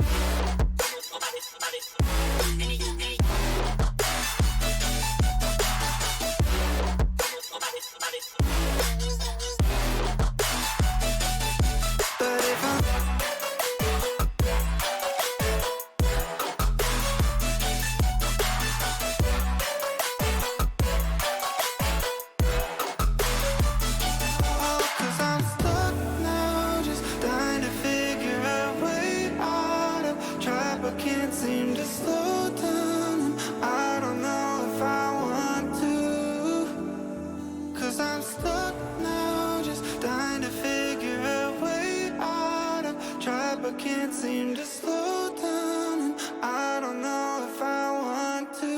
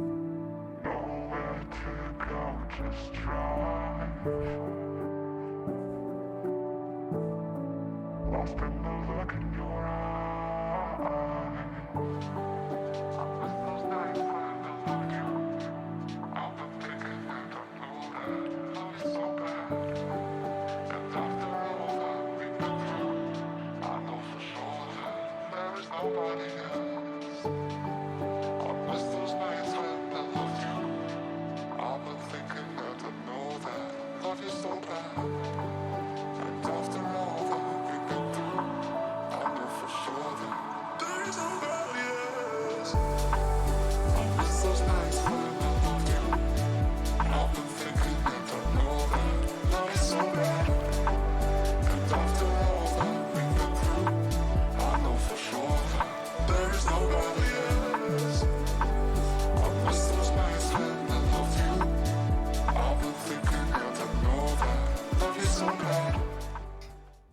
Welcome back to MNCS Major 2, Week 2. It's the final bracket. It's premier action as well, the best Rocket League MNCS has to offer. And alongside me, a newcomer for tonight in the casting booth, Alligator Source. Nice to see you. How are you doing? It's good to be back, Tibbles. You know, I always love coming here. I talk about it every single time I come onto an MNCS stream. I talk it up. It's a good time. Schedule doesn't always work to be here, but it works out on this great weekend. And what a time to be back. Already a 7-game series to start it off, and another one coming up with, a lot on the line, my friend. Yeah, absolutely. So we have Burnsville Inferno, the illustrious trio, 2 coming in the second transfer window as well. So that'll be something to watch out for as well. But they are fighting to get, above 7th to 8th place. Currently sit in 7th place. If they win this series, they will move up. Mankato will move down. They're really fighting for that double elim life in the play-in bracket to make it to land. So that's very important. Yeah, you're getting into these situations where, not only is this an event this weekend, but it has the repercussions for the future. The pressure is going to continue to build throughout all this. And just having that little bit extra in your back pocket is huge, especially you're coming in lower end of the bracket. That doesn't mean that you can't win. We've seen runs for all the NBA fans out there. You saw the Heat make a run as the number 8 seed, but it helps to be a little bit up, a little extra life behind, so the stress isn't fully there. But again, that's down the line, and they got to win that series in front of them right now. And Tibbles, I am expecting a pretty good matchup. Yeah, absolutely. Og and Mystic joining Wesley on that Burnsville team.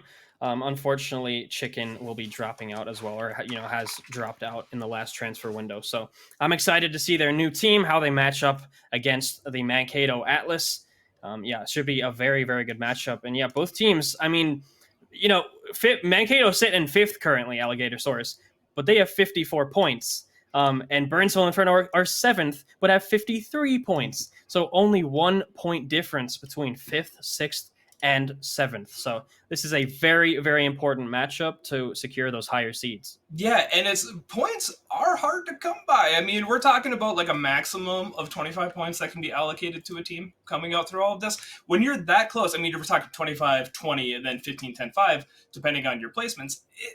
They're close, and that just makes it so much more important to get these series off. And again, one of those things where you got to have it in the back of your mind, understanding the stakes that you are playing for, but not letting that get to you. And that is what makes the mark of a good competitor. And across MNCS, we have had a lot of fantastic competitors, a lot of players who have made their name known for shining in these situations. And I'm looking to see a couple of them shine out here today. See if we can get some new names in that history list.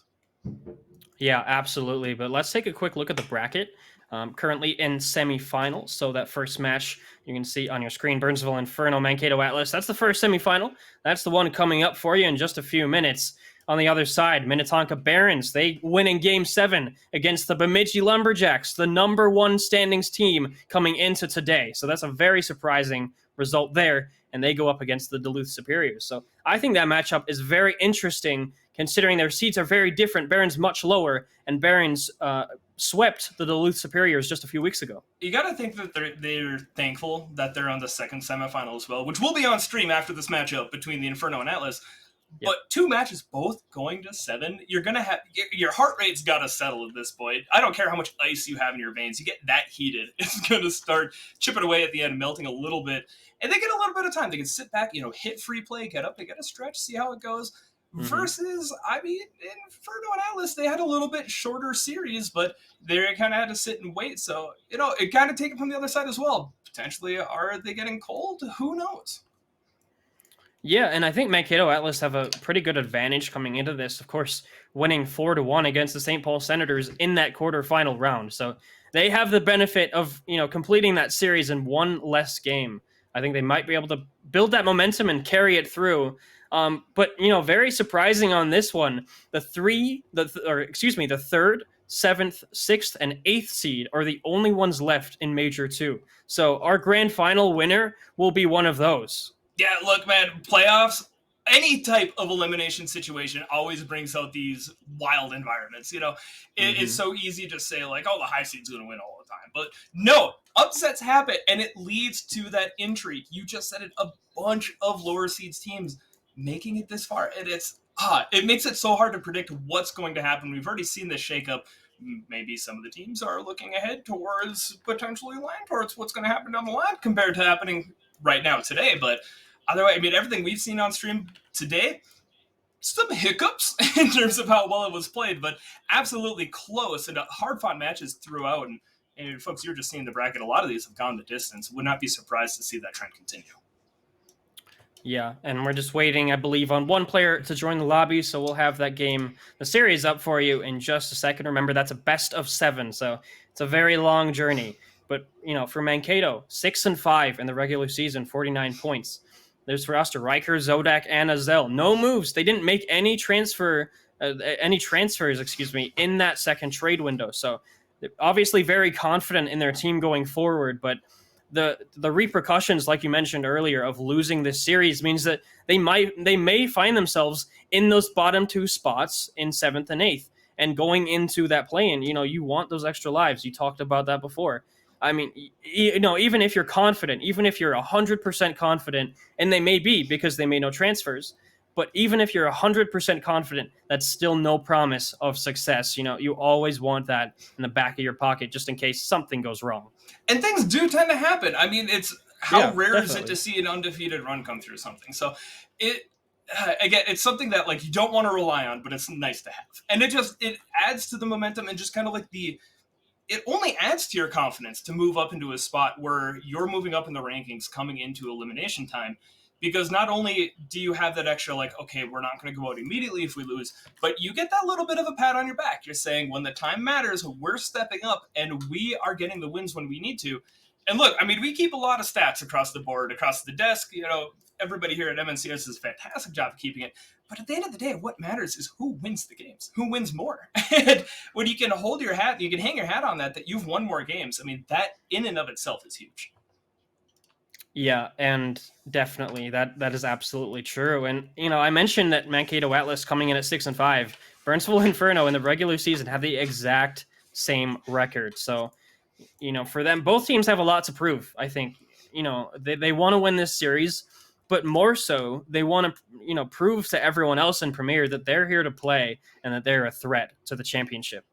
No, absolutely. So I'll give you a quick update, folks. One of the players did have a black screen upon joining the lobby, so we'll do a quick remake and look to get this going underway. But while we're waiting to do that, I got to ask, Tivils, you yourself have a lot of experience with playing in this league across the board. Like, if you're a player coming into this, how do you approach this matchup?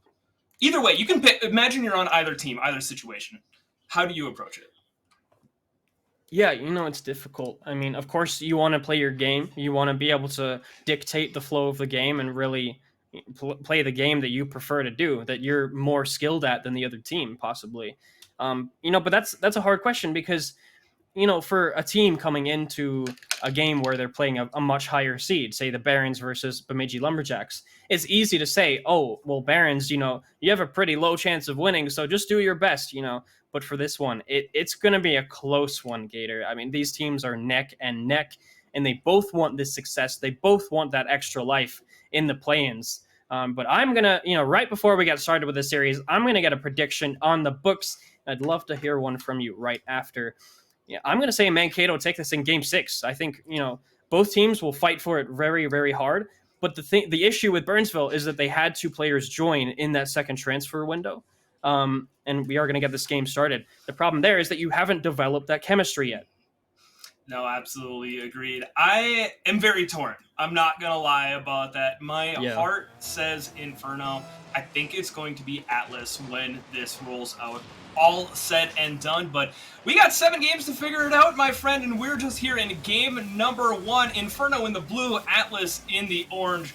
Both have a lot on the line here for playing situations, and we'll see how this all shake out. I do think it goes to 7 for what it's worth. I'll throw that into there at the end. And that's a very fair take. Yeah, I don't think anyone could look at this and say, no, that definitely will not go to Game 7. But here, Game 1, we're going to start it off. Wesley trying to get it through there. Riker will collect on the back line. That could be dangerous. Wesley threatening that 50 through. Riker still in his own corner. Og trying to break through that one. Will not succeed. Zodak again. Not any challenge on there. Mystic a 50 past 1. Azel will have to turn around in his own corner. A 50 off the wall. Over to the middle. Riker will be able to collect. No, Mystic there first. And some early pressure from the Burnsville Inferno. Yeah, I mean, for the first 55 seconds of the game, be able to keep it up on offense. I like the rotations, a little bit loose at times, but I mean, early on in game number 1, and maybe a little bit too lazy there. Azel, quick turn, quick strike. And the Mankato Atlas are going to get on the board first. Yeah, and Wesley and going straight upfield as soon as that ball, even just drops into the midfield. And, that's not a good way to play the game with rotations because you're relying on that third man to get back for that one. That is a completely open net. Azel, not going to complain about that one, will take it. An early lead for Mankato, but what can they do to extend it? And what can Burnsville do to respond? Mankato very much looking to do that, switch it up from that first 55, and since then it has been all Atlas. Zodak with the quick cut, but Wesley is going to pop off on defense, not letting another one go into early. Mystic to the skies, trying to take a different angle of attack. See if Ott can get something going either, but so far the offense for the Inferno, only registering one shot so far. They have been slowed down by relatively quick responses here from the Atlas. A little bit of a slow roller will eventually get knocked out, so quick turn back over to the blue zone, and we're getting right back into that little more settled gameplay that we kind of expect as games continue to go on. Yeah, first game can be a little volatile, and after that, both teams tend to settle into the series, like you said, but this one has been, a lot of boomer ball the other way. Wesley, flip reset on that one, trying to get it past 2. He didn't actually get the flip, unfortunately for him.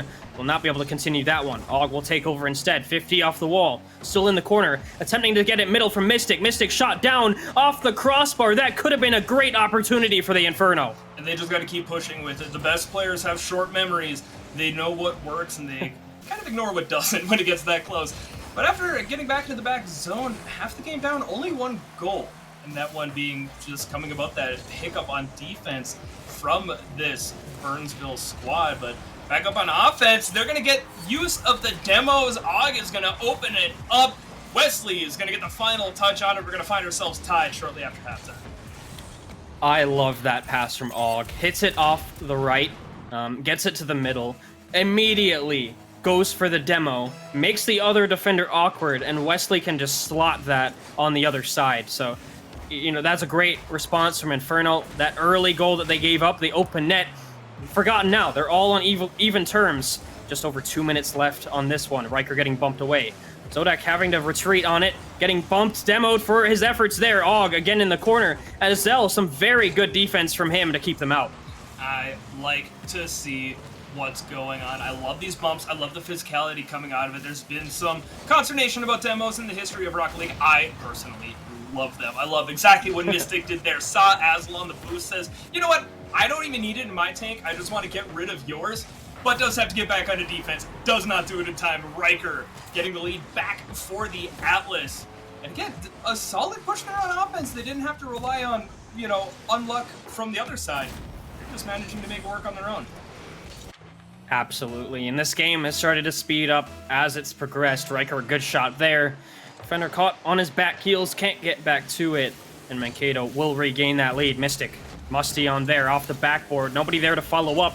Azel will clear out. Zodak, a shot on target, saved away. Wesley will own goal, I believe. It was on target, but you don't want to give that up. Yeah, that one is not at all what you want to see. I'm just taking another look at it, and that was on Wesley. I hate to say it, he got the touch, but was not in the right position to do so. Bit of a, just kind of a quick trigger on it, trying to get back in time. But they got to shake it off. They've scored. They've done it before. They're going to have to do it again. And the Inferno looking a little bit shaky. They got to get that flame roaring back and get some more confidence under the boot. I don't think they've been playing badly by any sense of it. It just so happens that a couple of times they've made mistakes, Mankato was punished immediately. Yeah, they pounce on those mistakes and have really taken it to Burnsville on them. But Zodak has another chance here. Little flip past 1-0 boost to work with Mystic going the other way. Wesley streaking up through the middle, past opportunity, a miss there. That could have been top left, but Azel will be able to clear out. Azel, we're going to start calling you Azel. If you got those psychic abilities, pre-reading it, getting the save, you love it.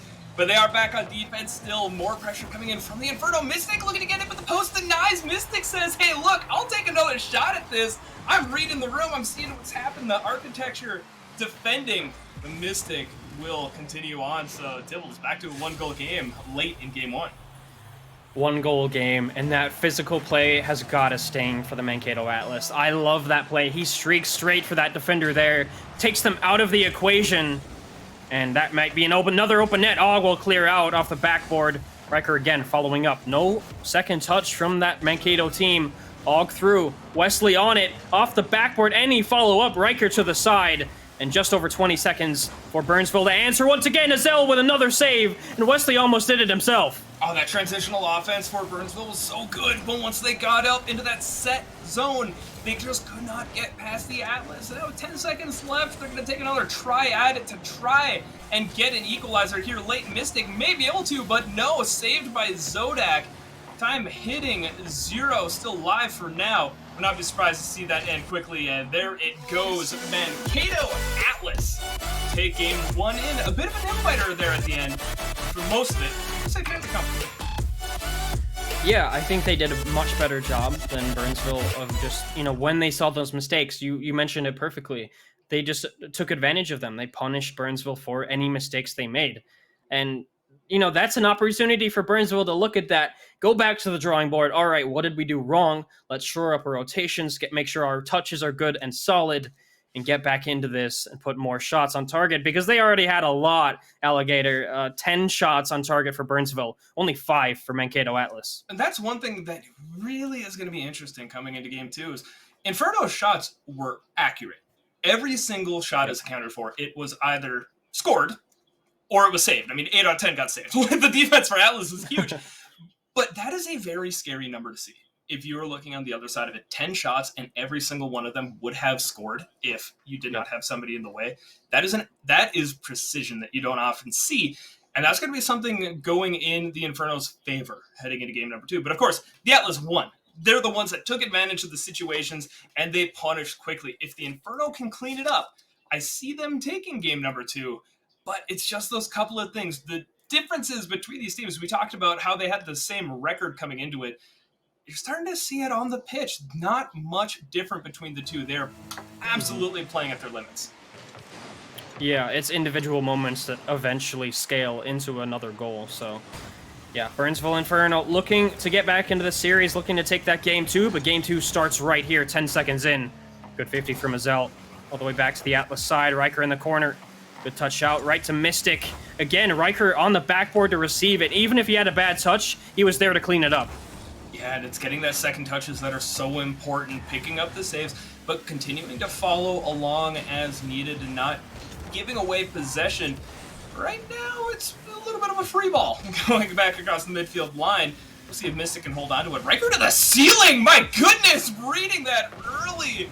What, folks, you couldn't see it on the broadcast. He got it a little bit, but what a read coming in from Riker. Had to go all the way back. I know I was harping on it for so long. The Inferno ended up winning, but that was just a beautiful pre-jump. Ultimately, didn't end up mattering. Yeah, and that was a bit of an odd play. It just kind of, floated in. And no defenders were able to touch that. No players on the Burnsville side were able to, make a harder shot. And it just falls into the net.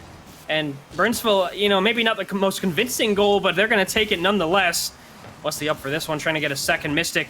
Again, flip reset, trying to get that through, not going to use it. Wesley gets demoed for his efforts, but does get the 50. Zodak on the wall. Up to the wall. Og, again, trying to get it middle. Mystic to follow up, past Riker, only Azel back. Off the backboard, any follow-up. Wesley is way too far back, and Mankato really get away with one there. Oh, yeah, you could almost see Wesley, like a deer in the headlights, not knowing what to go for there. And I agree with hanging back in that situation, but still it's so tantalizing to see the ball floating up like that. And honestly, Burnsville, they're putting the pressure on. Goals are goals, my friend. And now it's the Atlas's turn to see if they can rebound from a bit of a hiccup with that free goal being given early on. And they're going to look to try to get something going themselves. Only 100 seconds into game number 2. Still plenty of time, both in this game and the series. Burnsville, they're doing everything they can to equalize the scoreboard. Absolutely, and that's Mankato's really first time out of their own half in what seems like an eternity, and it's going to turn into a goal from Azel. Yeah, why not? Full send. If you've been pinned back so far, of course, you know that the opponents are doing that. Could have taken advantage of it. The last time there was a situation like that, Wesley had been hanging back. I'm assuming that Azel saw it, that Og was still over on that sideline, was not in the back position, and just sent it deep, and took advantage of it and might be getting a little bit more. Talk about turning the tables. The Atlas down by 1 for so long, quickly flipping with 2-1 answer. A miss on the back line, on the backboard, I should say, in Premier will absolutely be punished. I would hope every single time it is there. Mankato score their second one in what feels like it just about 10 seconds. Maybe going for a third. Azel with the ball once again. Trying to get their 50 there. Still in the Burnsville corner. Mystic to collect. Riker forced back on that one. Zodak shot forward again. Collected by Wesley off the wall. One touch over to the right. Og there for the shot. Azel almost getting another open net, but Mystic will bail out his team. He learned. Mystic knew what happened last time and said, we're not going to let this happen again. And Inferno, they're making these adaptations so quickly. You love to see it. They are down. They're going to need to get a little bit more. That offense still really has not been able to push through. They got 5 shots, and 4 have been saved by the Atlas. But it's not going to be a 5th saved, as Wesley is going to get the equalizer just past halftime. Riker clearing out. Og already there. Zodak an inadvertent side flip. Wesley with the hammer. Og, those 2 touches absolutely bamboozled the Mankato defense. They didn't know what to do. And Wesley to finish it off, that's a perfect example of just a really good play by Og there. Og up on that one again. Riker trying to get it out. 50 past 1. Mystic the last one back. Pressure by Azel. Still in that corner. Gets the boost too. Pinch past 1. Riker having to get all the way back for that one. Over to Og. Shot opportunity. Make it awkward from Mystic. And Riker still comes out of it.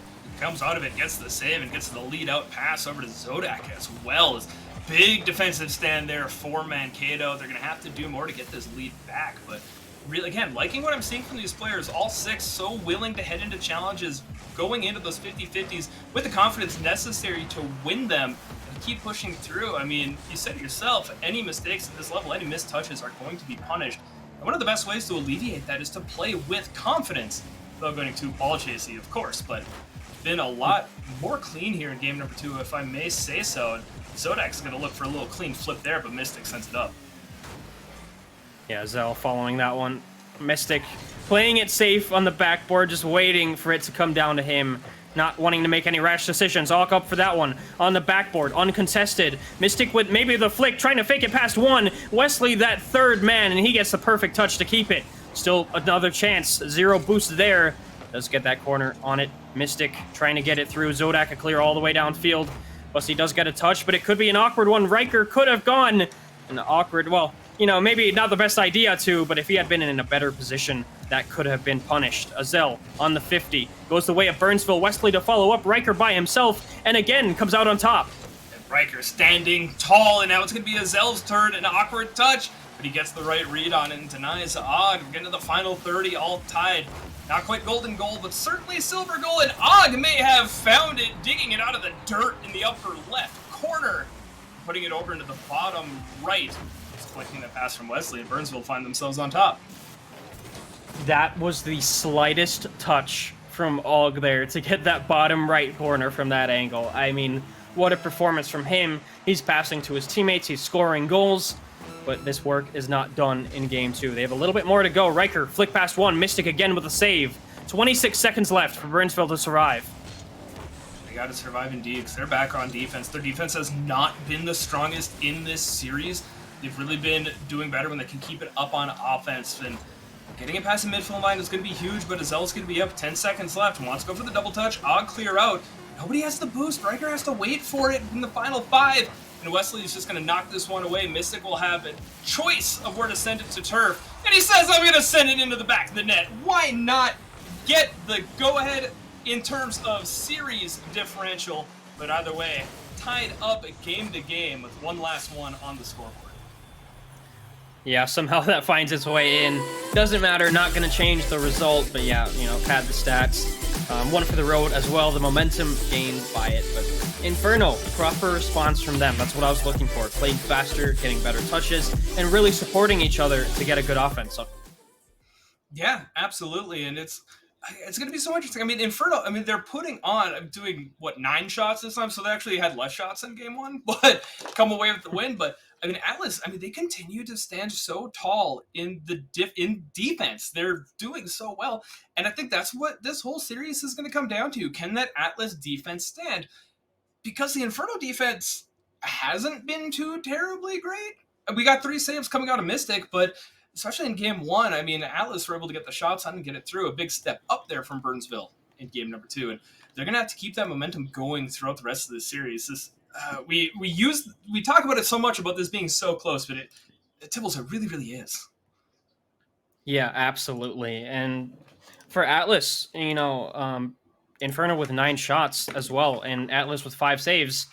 That pretty much accounts for almost every goal, and every shot. So Atlas still doing a lot of defensive work, but I think they just need that little bit more, a little bit faster. That response in game 2 from Burnsville really changes things for Mankato. That's kind of an early wake-up call, let's say, lucky for them. But game 3, all tied up. This could be the pivotal moment for the rest of the series. Yeah, I'd rather get the wake-up early than too late, so we'll see how it plays out, but Tibble's basically looking at a best of 5 coming out through the rest of this, so it doesn't change too terribly much as we've seen both teams pick up wins. We've seen both good and bad across the board, so we'll see if they continue to clean it up, continue to step it up, as series often do, though, of course, when you start hitting Game 7, who knows how well the level of play will still hold at that point, but still early on and still scoreless here in Game 3. Yeah, Game 7 is a whole different animal, but not quite there just yet, but hopefully we will be in a soon moment there. Zodak, possible shot will be saved away. Mystic a follow-up. Riker will just hit it past him, but Wesley was already waiting for that corner. That's the initiative I love to see from Burnsville. Azel, a hit right there, and Mystic will get that one out, but a little bit scary for the Burnsville Inferno early on. Yeah, it turns from a little bit of resourcefulness to just a little bit of hesitation, a little bit of holding your mouth, holding your breath, seeing what happens, and opportunities there for the Atlas just could not quite make it happen. They're going to keep trying to keep pushing. They're going to do so out of their back zone, and we'll see how everything shakes up, but looking to be, more and more evenly matched as the series goes. If I recall, Tibbles, this is the first time we've gone the first, minute, let alone 90 seconds in a scoreless game. Yeah, absolutely. It's been a crazy series so far, so, just that happening is proof of how crazy it is. But Zodak up on that one. Going for the double touch attempt, not going to be allowed through by Mystic, trying to clear it the other way. Wesley, again, over to the left wall for Mystic to collect. Another touch out. Og can't get there. Wesley, it'll be back for him. Some pressure from Mankato. Zodak coming through, stealing the boost, and then just leaving. And that's the kind of play that I want from Mankato. I want to see that from them. Azel trying to clear that out. Again, trying to get one through. But it's just one-dimensional Alligator. They're not really getting something cohesive together that can break down this Burnsville defense. Exactly. They're sending one up, and they're getting into good positions. They're forcing the Burnsville defender into a shadow defense where you have to go for the coin flip. It's like a keeper in a penalty goal situation. And so far, Burnsville's been able to get the saves because Mankato's been shooting early. You flip the script, you bring it back the other way, and suddenly we're seeing it go purely in Burnsville's favor. A double commit on the defense. Mystic there to clean it up. Yeah, Zodak just missing that touch off the crossbar. If he got that clear, Mankato would have absolutely been fine, but just missing that one. Bobbles out to the middle, and Burnsville will say thank you very much indeed, but just about halfway through this game 3. Burnsville with a slight lead, some slight momentum. Riker trying to get through the maze of players here. Zodak over to the corner, where it might be safe. Azel has a chance here, off the wall. Little busty, right side. Riker to follow up, and they tie up the game. And that is the way to take it back in. Azel doing so much along that sideline and sees a teammate coming in. I think Azel wanted to get the double touch too, but Riker plays striker, finds the touch, finds the placement, finds no defenders there. Og doing their best, of course, to try to get the touch, but could not quite get there in time. So all tied up, game 3 of the series continues to be so close between these two teams, Tibbles. Again, I agree with what you kind of said earlier. I would love to see Mankato start adding more facets to the game up on offense. We saw them score off of it just a moment ago, so there's recent evidence that it works. Yeah, definitely, but looking for that new gear from Mankato. Just found it, but, they have to continue that run going. Mystic, a good touch. Azel will collect in the corner. Again, trying to get it past to Wesley. Early touch there. Og down. That could be dangerous for Mankato. A bump on Riker. He still gets to it. Flip reset. not the 50, off the crossbar. That might just be in if they can push it through, and Og will get there to get Burnsville up. Bar down, bounce around, no one on defense, ready to be found. A couple of missed flicks, missed touches, a follow-up by Og to put the Inferno back in the lead. 96 seconds left in game number 3. Since game 1 has ended, pressure and momentum has been shifting back over towards Burnsville. Still got a minute and a half here for Mankato to start breathing life back into the gameplay. And again, the defense has generally been so good, but once they cross that midfield line, it's been a bit hit and miss since game number 1. So we'll see, Tibbles, if they can find another goal here in the final minute. Potentially bring it to overtime, potentially win in regulation, but right now it's a lot of Burnsville all over the pitch. Yeah, absolutely. Burnsville mechanics flying everywhere. Mystic up for that one. Follow-up from Azel. On target, but saved away by Wesley. Mankato, you know, they've done it before. They've had that insane play. It could spur them forward, but they need to find another one. They need to find another goal in the next 50 seconds. I fully expect this to go to overtime, but Mankato still trying to find that answer. Riker with a crucial save on his own corner. Over Zodak across that Mankato goal. Riker to follow up, trying to keep that pressure going. Zodak again on the wall. Again, another touch. Riker up for it. Backboard, maybe going for the bump. A miss from Wesley. Azel through and saved away by Og. A great recovery on the defensive line and looking to flip it into offense, but across the midfield we go. So Mankato still hunting for it. The opportunities are so close, but Burnsville showing it off on mechanics. Getting to that final 10, Zodak challenging Mystic will not get a pass, so it'll be up to Azel. Upfield, Zodak doink, but it goes laterally, does not go longitudinally. They need to go farther. Zodak turns back for boost. That may have been the mistake. They are down. They have 0 seconds left. Will get kept alive by Og. Wesley might put one more on for the exclamation point. And Tibbles, where have we seen that before? We see it right again here in game 3 to end it. Exclamation point is right. We'll take that, just drop it in.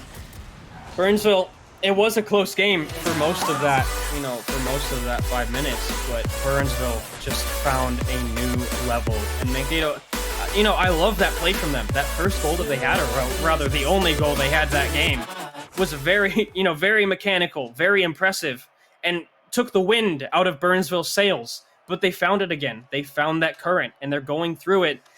For Atlas, it's going to be hard to stop Burnsville from really steamrolling through. But only game 4, only a 1-game lead in the series so far. Absolutely. And look, if you're for Mankato, if you're a fan here, you're hoping that they're just looking around that goal that they scored and saw how they got that set up and just focus in on that. It worked from getting up in the air, getting it onto the back wall, and having a teammate come in to finish it off. We never saw that outside of the one goal, and of course that's the one they score on. I'm not saying that they can just do whatever they want, because Burnsville has been hounding that midfield. They've been hounding the pitch to try to keep it up on offense. They've been doing very well at it. If you're the Atlas, you just got to hold on to that position a little bit more and find your teammates when you get up on offense. That's how you're going to end up winning this. You got to score the goals when you get the opportunity. Not to beat the dead horse. They won game number 1 by taking advantage of those situations. We haven't seen it since, and Burnsville have been doing everything they needed since then. Yeah, Burnsville have looked a lot better. Just secured up their defense. Mechs flying on offense as well. They have that chem going. I had some questions about whether this new team, you know, with Wesley, the only remaining member from the beginning of the season, Chicken and Messiah both dropping out. I had some concerns about how that chemistry would go, whether they have it. And they're answering their critics with, you know, unique aplomb. I mean, I gotta say, Og, off the wall. I've been extremely impressed with him all night, starting it off early for the Inferno. And just the inventiveness, the reactions, the plays, the passes have just really been there. If Dibbles, if you had not told me, if we had not talked about it being a relatively new squad, I would not have guessed that they were. They have been playing in tune with each other so well. It's like that vibe you get when you're, you know, solo queuing threes, which is insanity in and of itself, but you find that teammates and you click and you go on a run.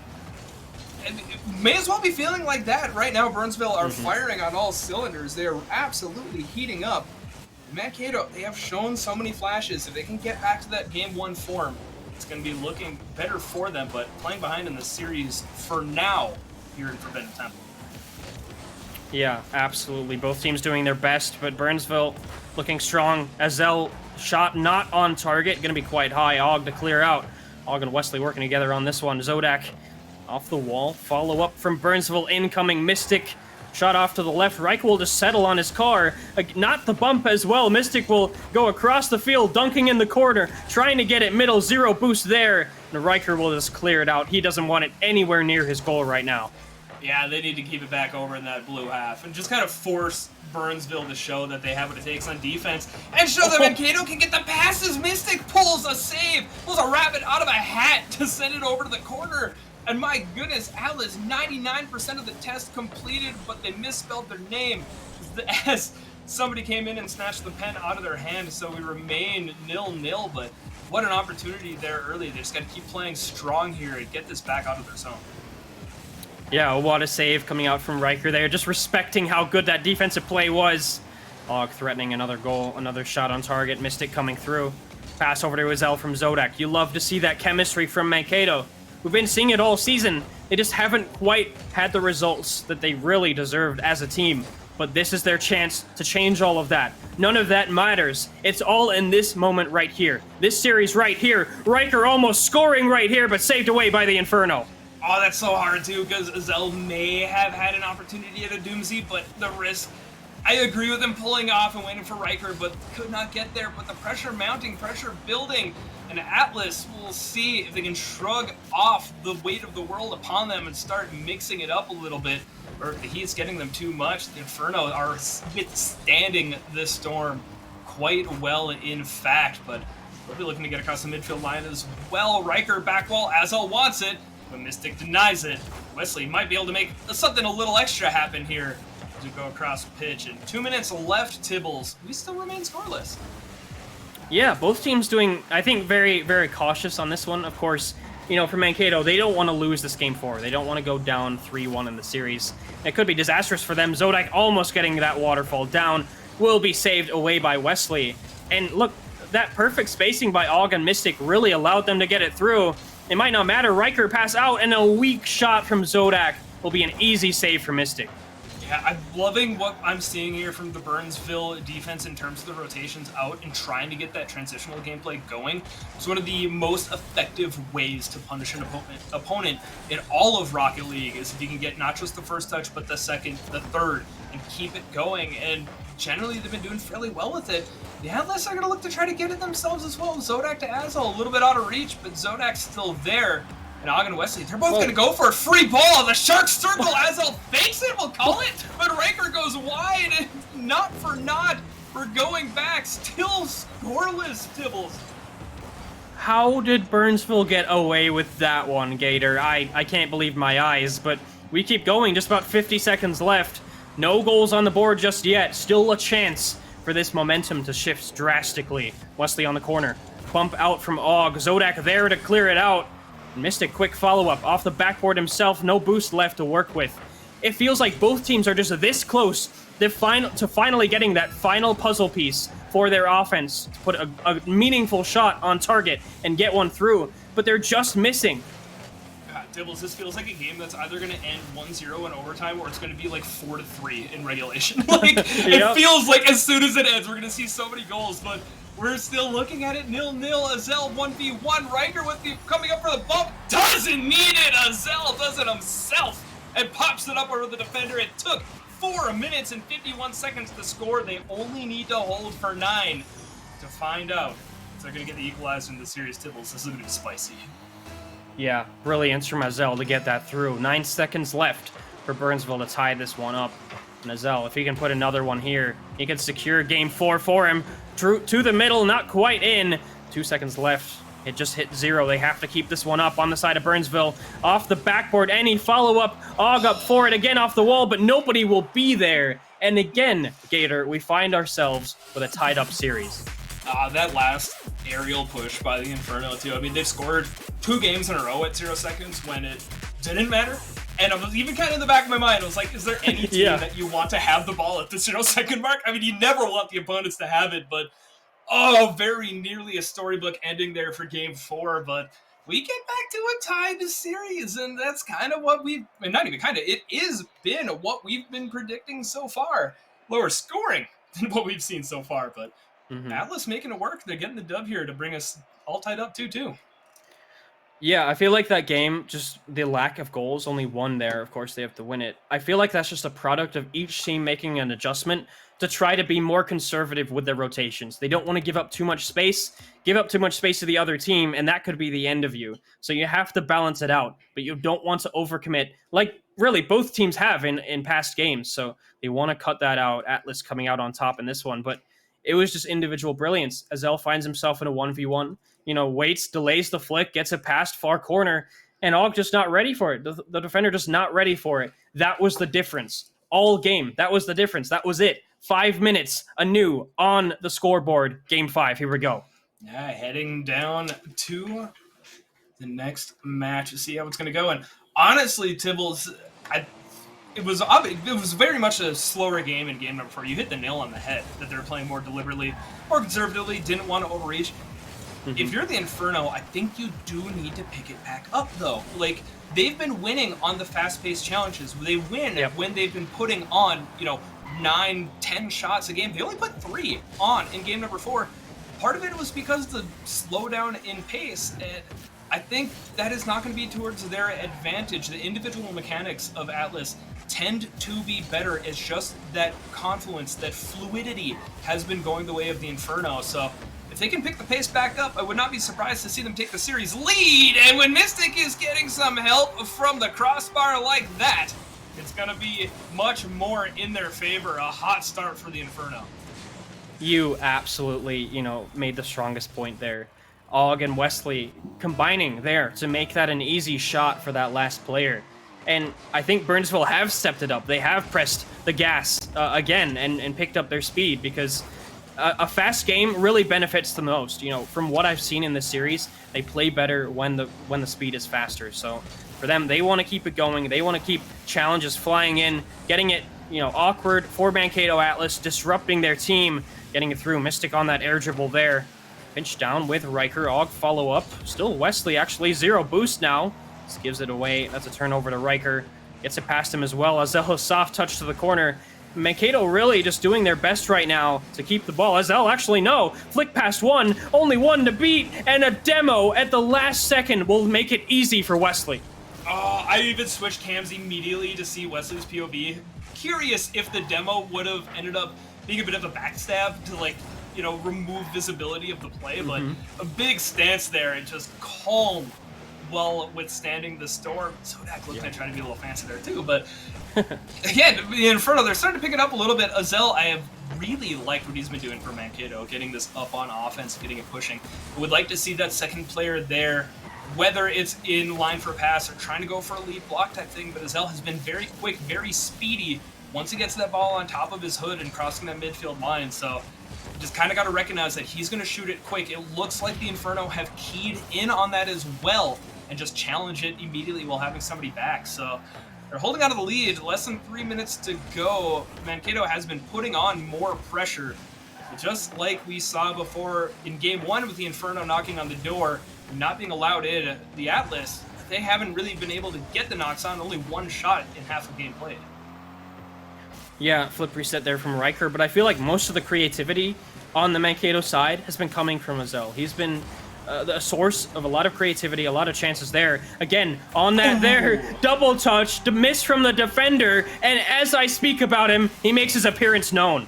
Azel, I apologize for my lack of familiarity with your game. Because the moment you get a modicum of free space, a glimmer of the goal with nobody in front, pop it up, drop it down, tie it up with less than half the game to go. So, I mean, look, Dibbles, these guys know the game better than I do. If I could play this well, I'd be playing right now. But the creativity has been there, the resourcefulness, the fabrication out of nothing for Azel to get the goals on has been huge. We'll need to see that continue as well.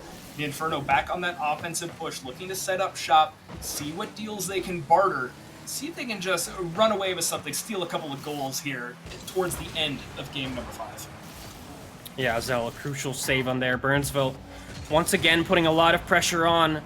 Og, a good 50 back, but gets demoed for it, so Zodak has quite a bit of space to get that through. Another 50 with Mystic. Has been doing a lot of work in the midfield. Riker getting dunked by Og. Azel has to make that save to the side. And Burnsville really pressing now. They want to get that goal back that they just conceded not too long ago. Huge 50 from Mystic. Over to the corner. That's a hard read to make. Didn't even really bounce at all. Og not going to get there. Bump attempt, but both defenders are in front of the net and able to dodge that with ease. And still, you know, Burnsville making it awkward for Mankato just get out of their half, but nobody can break through again just yet. As I say that, Zodak catching the last man back awkward, can't turn around, will put it in for Mankato's second goal. Zodak saying, like, look, guys, we know Azel is great.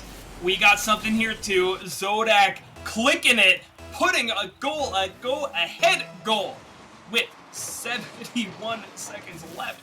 And a big step up, and you know, I did say that Azel needs to keep it going, but seeing other players get involved in the offense will do just as well.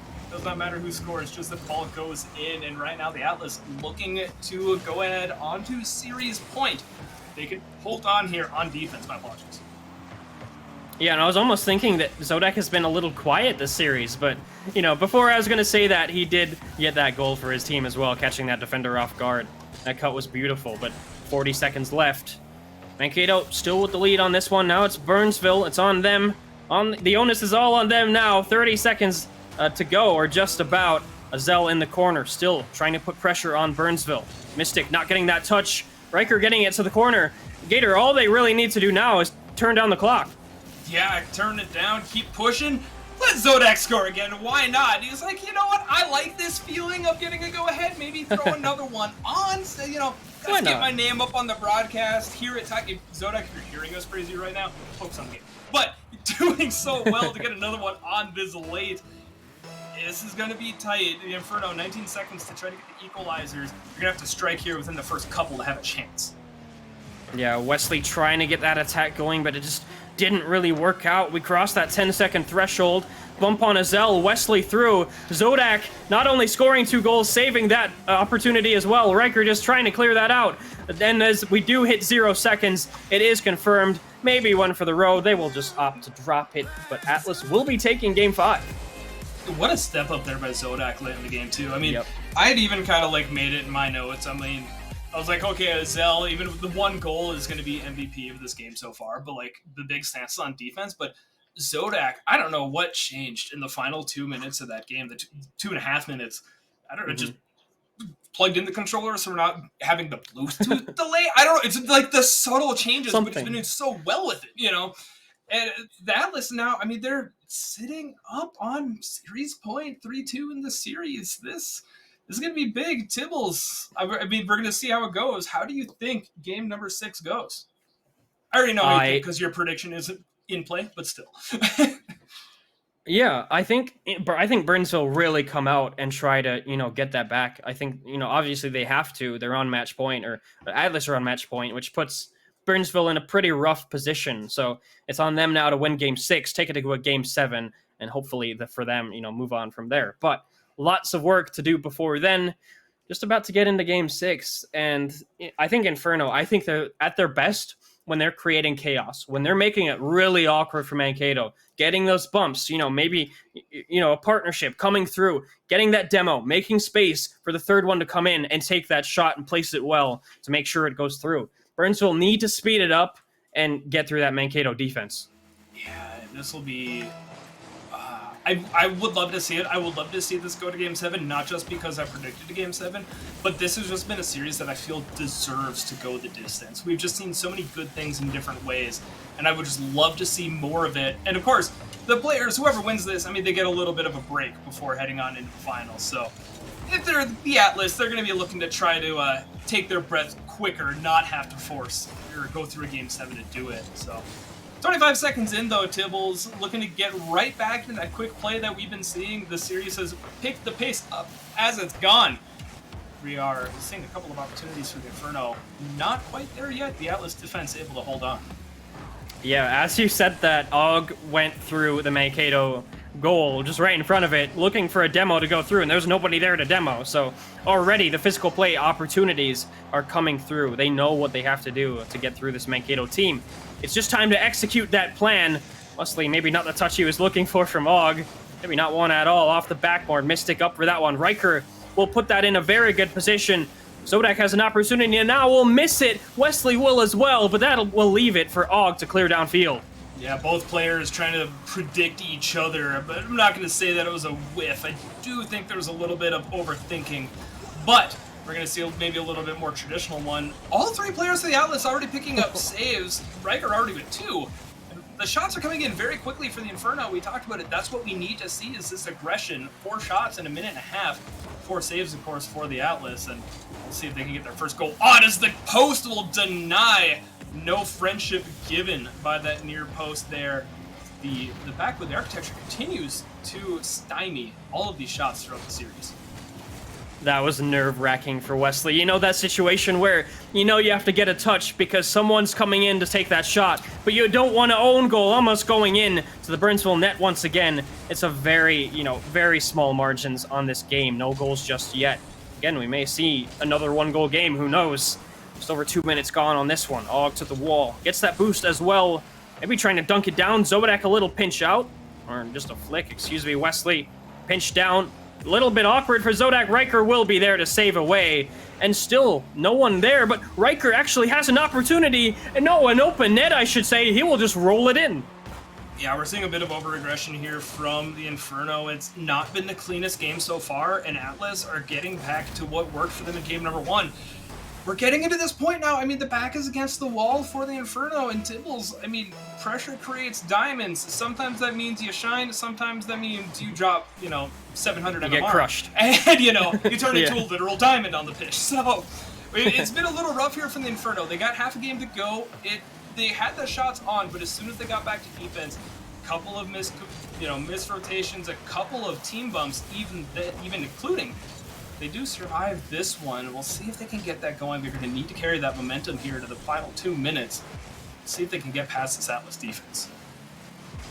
Yeah, Atlas have the lead so far. Another shot on target. Azell will save away, doing works on the defense as well. Og has a little bit of time there. We'll take past 1. Trying to air dribble it. Takes the 50 with Riker going the other way. Really, Burnsville trying to get any possession, any space they can get right now. Wesley, a good touch out. Mystic, that's a soft shot. If it was just a little bit faster, make it harder on Riker to make that save. I loved the shot. I loved everything up to there because Riker coming off the side wall like that, or the side of the back wall to make that save is so much harder than it looks. But the softness giving Riker that bit more time, but not much time. They gotta get right back onto defense, but they're going to get that pinch out to get some room here quickly, looking for a second to really force the point, drive it home.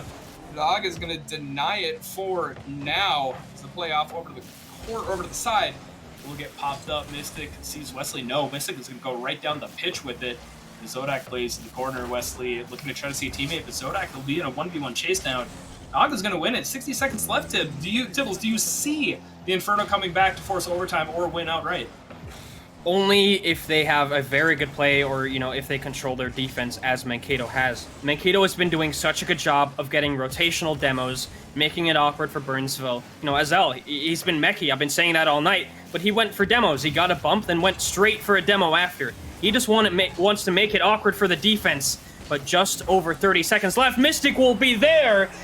A really good opportunity. He's going to take it, no complaints, and they tie up the game in Game 6. Yeah, Og first, Wesley second, Mystic third. Don't need any more than that to get the equalizer.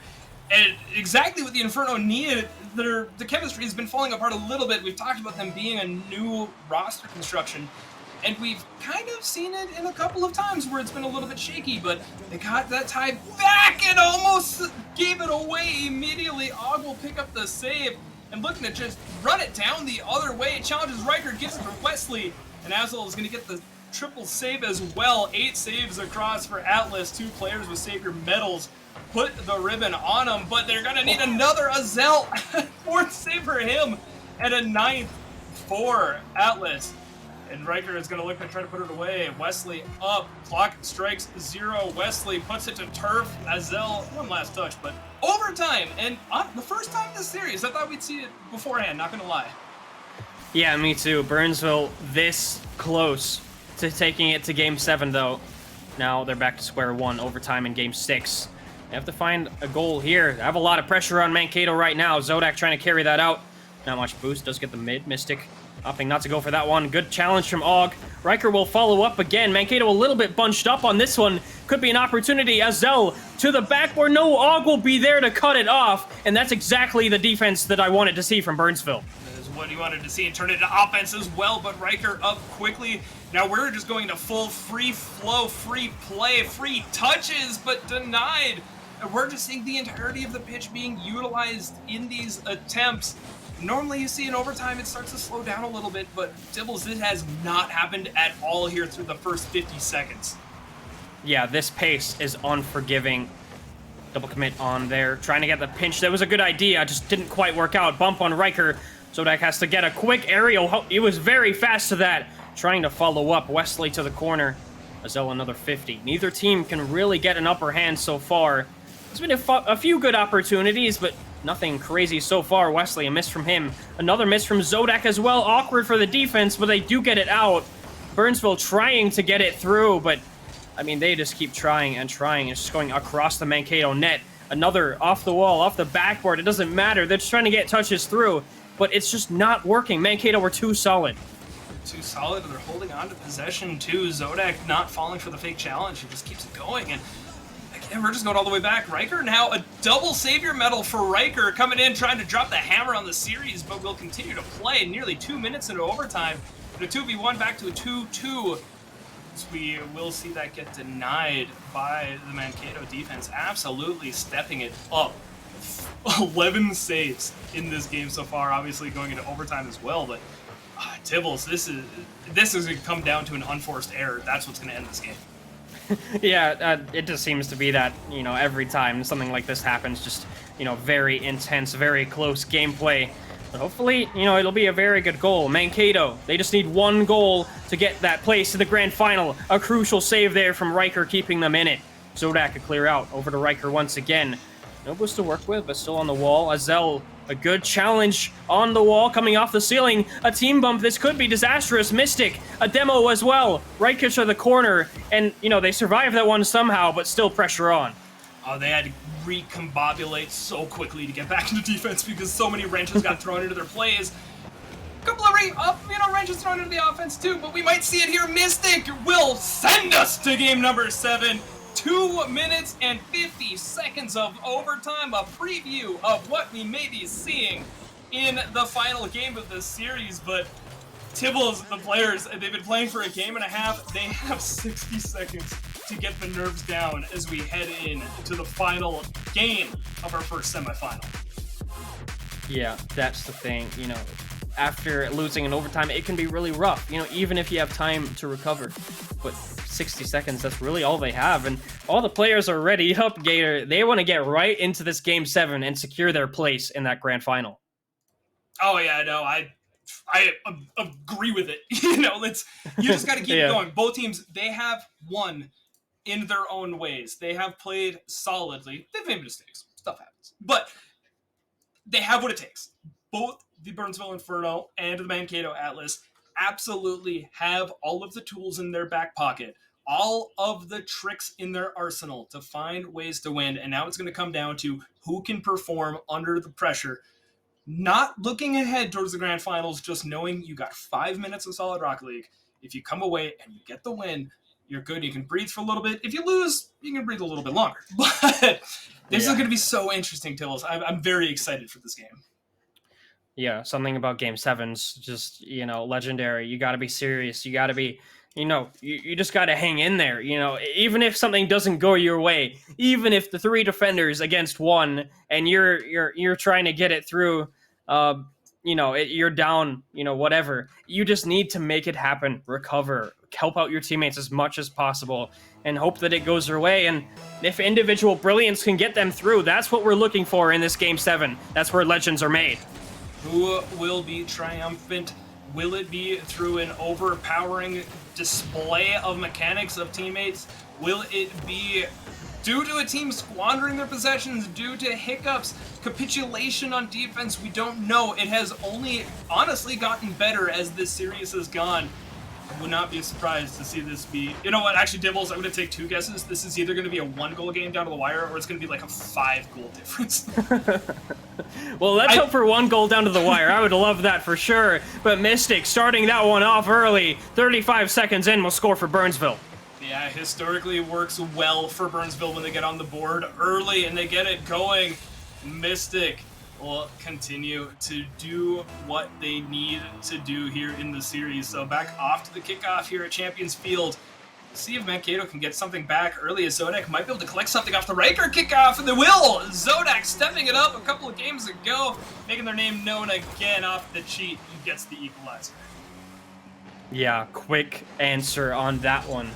And that is, I can't understate how huge that is in a Game 7. Any momentum you can get from scoring, you know, it can be rough. If you go down 1 goal and you don't score for another 2 minutes, I mean, it can, you know, it can really take a hit on your mental, but that was an immediate response, back on level terms. And again, trying to get that go-ahead goal. Mystic off the backboard, getting bumped away. Azel, a miss from him. Wesley trying to get it through. And Og still in the corner. Burnsville really pressing now, making it awkward, for Mankato.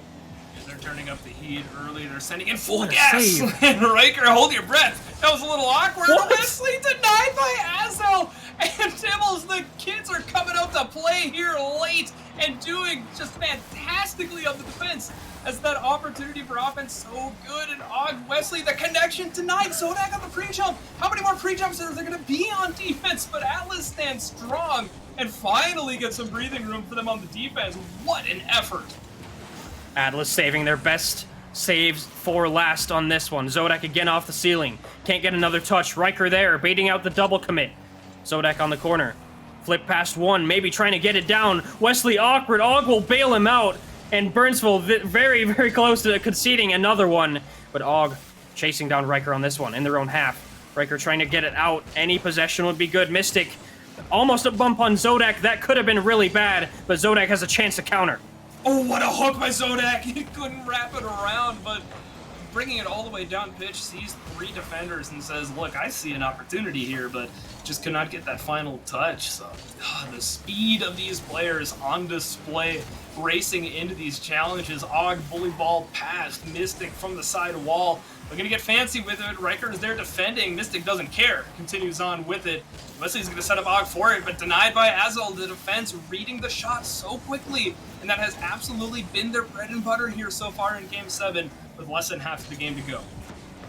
Yeah, this is coming down to the wire. You're not just yet. We're not there just yet. You know, not the last minute just yet, but might as well be. Only just about 2 minutes, just a little bit more in this Game 7. Not much time left for these teams to make a mark on it. The final mark, what could be so? Zodak on the wall. Musty trying to get it down. We'll give it to Og. Riker will have to back up on this one to collect.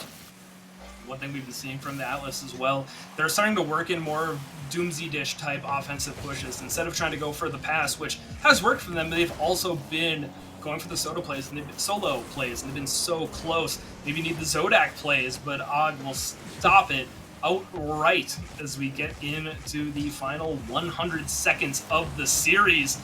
Will be stopped again by Mystic. The defense is standing tall. They're looking to get a pass up as well. Mystic to Og. Og with the angle. Azel with the save. Mystic back to collect possession again, ending up where he was just a moment ago. Both teams just prepared on defense for these insane shots. And somehow we're getting even more insane saves. Og going up for that one, pre-jumping early to get the pinch.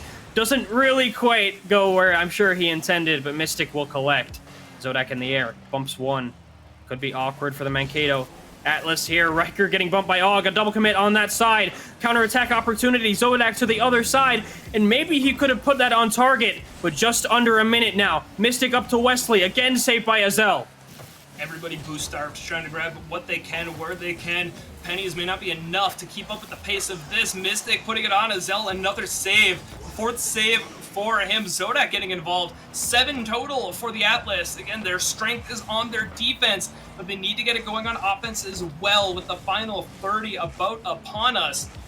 Wesley will try to get it past Riker. Plays it to the ceiling. Mystic, some time to work with. The first time any players really had time to choose what they're going for and almost getting it, but Riker saving again. My goodness, we're just seeing it go back all the way. Is this going to be it? But no, Dibbles, 15 seconds left. It's coming down to this. Yeah, coming down to the wire now. That respect shown from Mankato to Burnsville. All players waiting for that play. Mystic on the ceiling here. Maybe trying to get it through. Mankato very awkward. They don't want to concede right at the last second. If we go to overtime, Wesley on the corner trying to put it down. Riker does 50 in the end. And Gator, we have Game 7 overtime. Game 7 overtime. My nerves are jumping out, and I'm not even playing right now. This is so close. This could be 7 seconds. Well, not now. It's 10. Or this could be a minute. It could be 11. It could be Og. Mystic had done so much on the offense, and ultimately the biggest impact with the playmaking, popping it out, threatens the bump, but does enough to get the win. Game 7 is what we wanted to see. Game 7 overtime. Burnsville Inferno advance to the finals. Game 7 overtime. You can't ask for much more. And Inferno, you know, it was very iffy for a lot of that series. Who has the upper hand? Who looks better on this one? Who, you know, is getting better shots on target? And both teams played very, very well. And Atlas, they just seemed like they were defending for their lives for a lot of that last game. You know, commendable, of course, a lot of those saves, but Burnsville always were knocking on the door, even pounding on the door near that end there. So to see them in 11 seconds take that win in overtime, not too surprising, but, you know, congratulations to them. And Atlas, unfortunately, out of Major 2, but for the grand finals, we welcome the Burnsville Inferno. And they'll be looking to see who their opponent is. After this next series. I think it's going to be a really good one as well. We're looking to see a potential 7 games. But Dibbles, I do think we need to take a very quick break. I know the players are going to be wanting to get in and going as soon as possible, but we'll do a quick switch out here on the broadcast booth and get everything ready here for the next series. What a series to go through, though, my friend. That was fantastic. Yeah, and I will be making my exit from the casting booth now. But yeah, Barons and Superiors on the other side for that second semifinal. Barons swept Superiors in the regular season, so it's going to be a very good matchup. Barons definitely the lower seed, but we'll see what happens, and we'll be back soon with some quality Rocket League.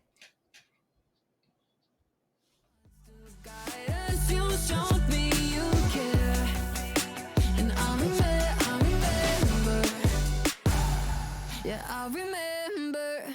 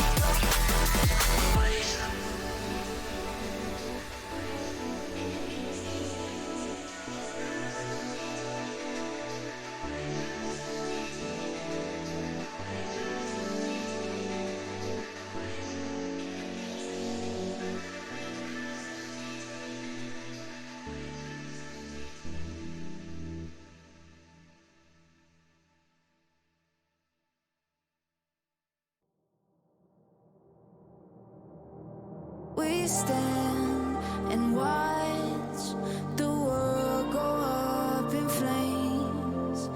We fight for love until we die in vain. When the sky is getting dark and we're broken in our hearts, when we build our own demise, from the ashes we will rise. When the world is falling down, will you be my solid ground? When the world is falling down, will you be my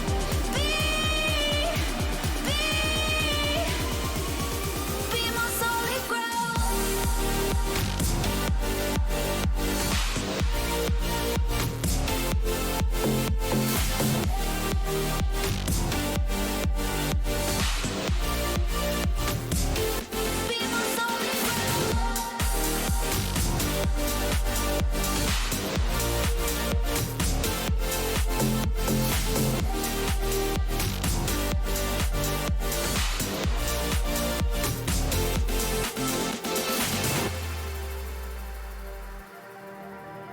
We look off the edge till the waves come crashing in, and we say our goodbyes to the tides that might have been. When the sky is getting dark and we're broken in our hearts, when we build our own demise, from the ashes we will rise. When the world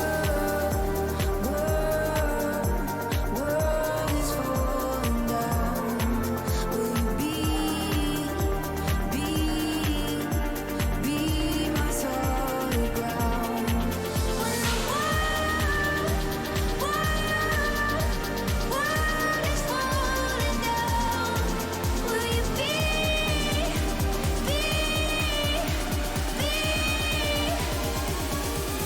solid ground?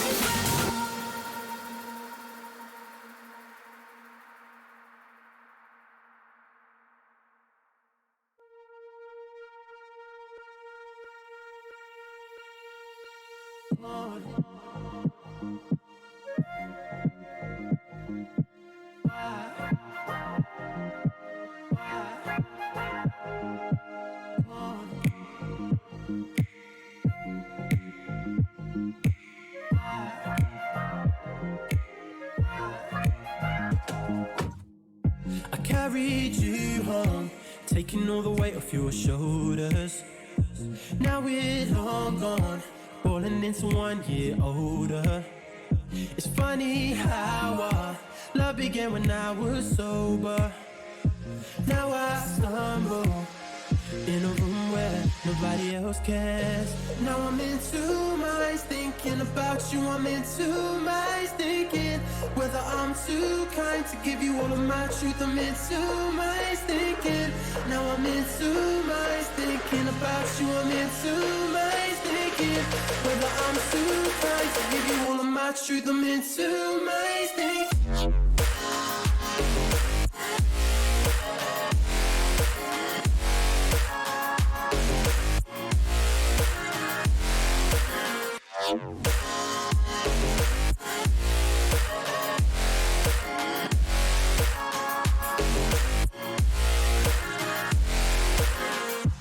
We've been knocked down way too many times, and now my tries deja vu round, spinning me into another lost time. Tell me where this road will end. before I drive over the edge. Give me one break to recover myself, because I can't bear. Now I'm in two minds thinking about you. I'm in two minds thinking whether I'm too kind to give you all of my truth. I'm in two minds thinking. Now I'm in two minds thinking about you. I'm in two minds thinking whether I'm too kind to give you all of my truth. I'm in two minds thinking.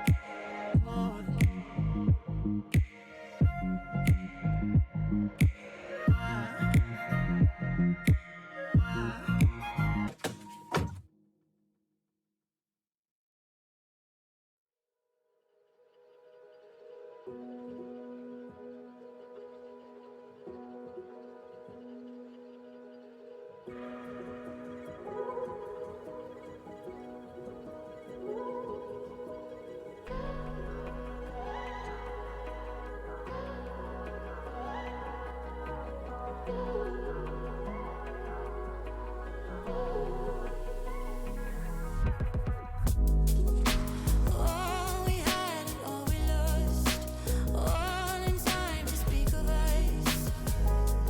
Heaven knows at least that we tried. All the naughty little things, 'cause we can't forget the better days. Playing on repeat in my mind. We see the world in a cold light. It isn't much, but it's all we needed. It's all we needed. With everything in its right place, we push away 'cause it's all we needed. To come crawling back to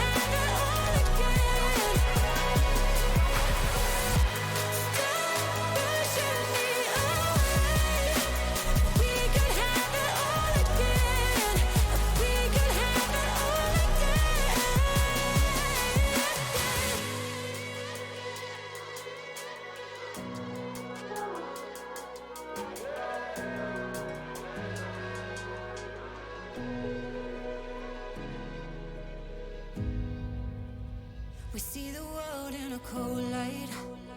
It isn't much, but it's all we needed. It's all we needed. With everything in its right place, we push away 'cause it's all we needed. To come crawling back to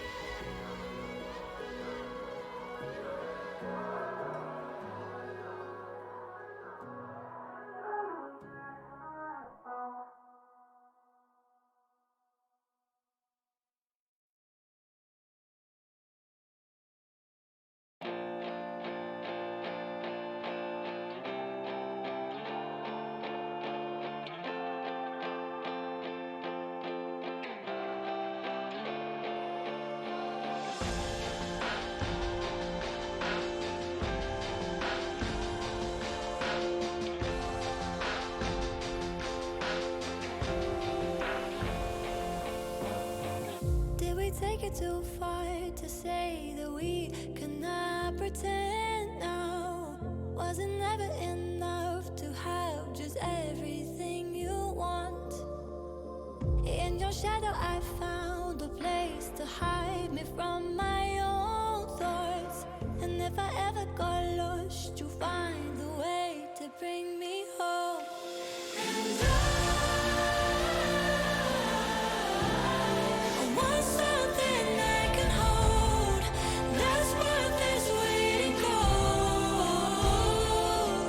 And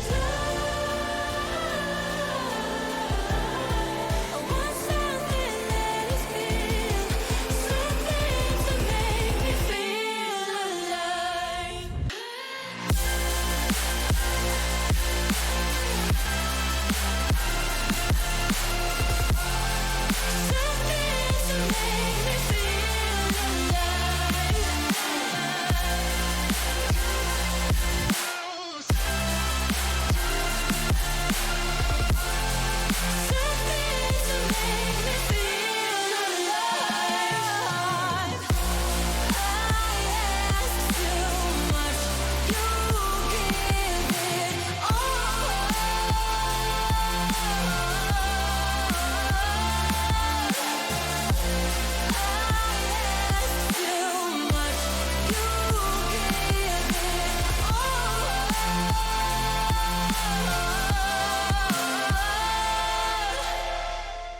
Game sevens on game sevens on game sevens. So much activity, so much hype here at the Minnesota Championship Series as these teams are looking to try to place their spot in the finals here for Major 2. Alligatosaurus back on the mic for another semifinals, joined by Wolf. Hope you've been having a good night, my friend, and ready for some more high-octane Rocket League. Oh, yeah. I'm having a great night. I mean, we've already decided our two LAN teams that have qualified. Bemidji and Duluth already auto-qualifying. That was kind of the big question for me tonight. Which out of those top three teams were going to qualify?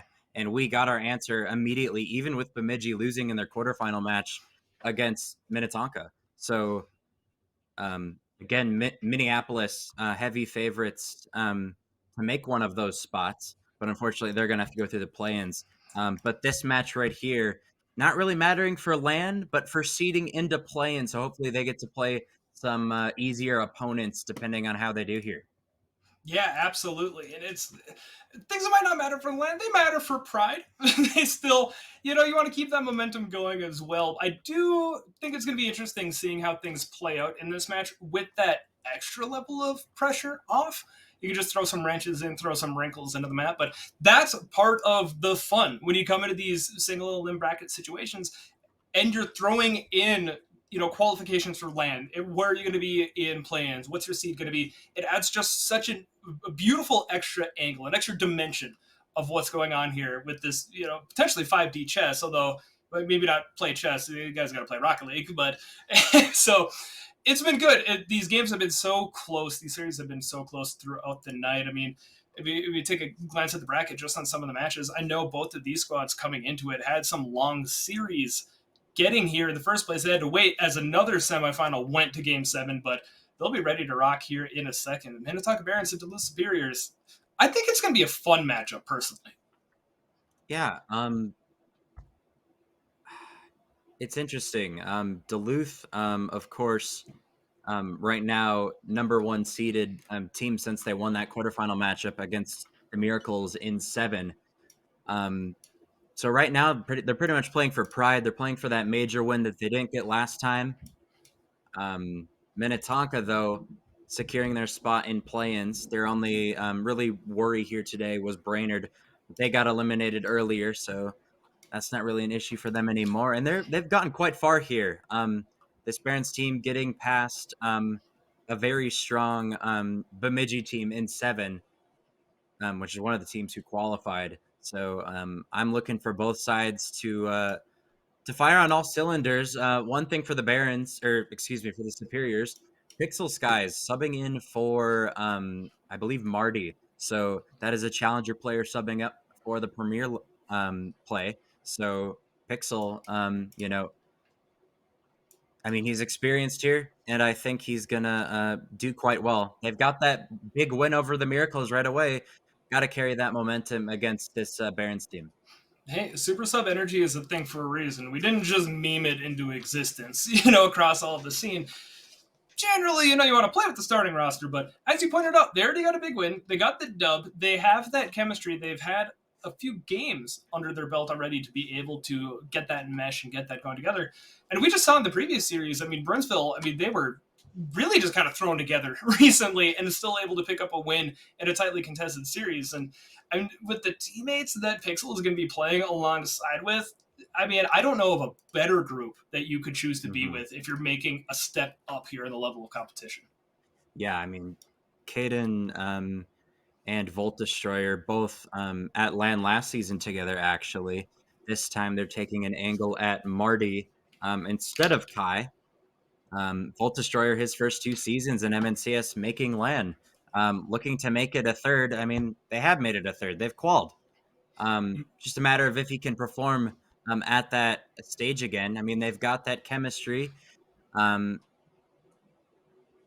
It just seems like they've got all the pieces that they need. This is the 3rd time that they're going to be on LAN together. Actually, no, not Kaden, but Volt Destroyer. Gonna have to see if he can perform up to the hype that, you know, seems like every season he's there. It's just a matter of if he can perform at that high level. Look, it's a name that's been floated around for so long. You can scarcely go into an MNCS stream without hearing the name Volt Destroyer at some point. So we're looking to see how well they step up here. And again, look, they got to be the favorites coming into this matchup. I would imagine the way that the night has gone in terms of all of these games, I do think it's going to be another long series. I don't anticipate, 4 or 5. I think this goes 6. Again, I would love to see 7. I just love to see these long series. I know it is more tiring for everybody involved, but just so much more entertaining just to watch some good old-fashioned Rocket League. Oh yeah, it's always fun to have an exciting series when it's one-sided. You know, it's not really fun. You get to predict easily who's going to win, and it looks like all the players have joined in. Game number 1 going underway. Semifinal match. Winner of this goes to the grand finals to play the Burnsville Inferno, and we are underway here in Manfield Night. Pixel Skies immediately looking for 2 off the backboard. Not going to find it. And Perma going to win a 50, and the Barons start off on offense. Yeah, they're looking to get it going too, and excited to see the match underway. Thank you everybody for your patience as we look to get the semifinal going. There's always a lot of moving parts with any matchup, let alone one operating online. So huge thanks to everyone again for patience and for people working production behind the scenes. Always a ton of work going into it. But game 1, as mentioned, underway. The Barons are going to look to try to strike first to throw the Superiors onto their back foot.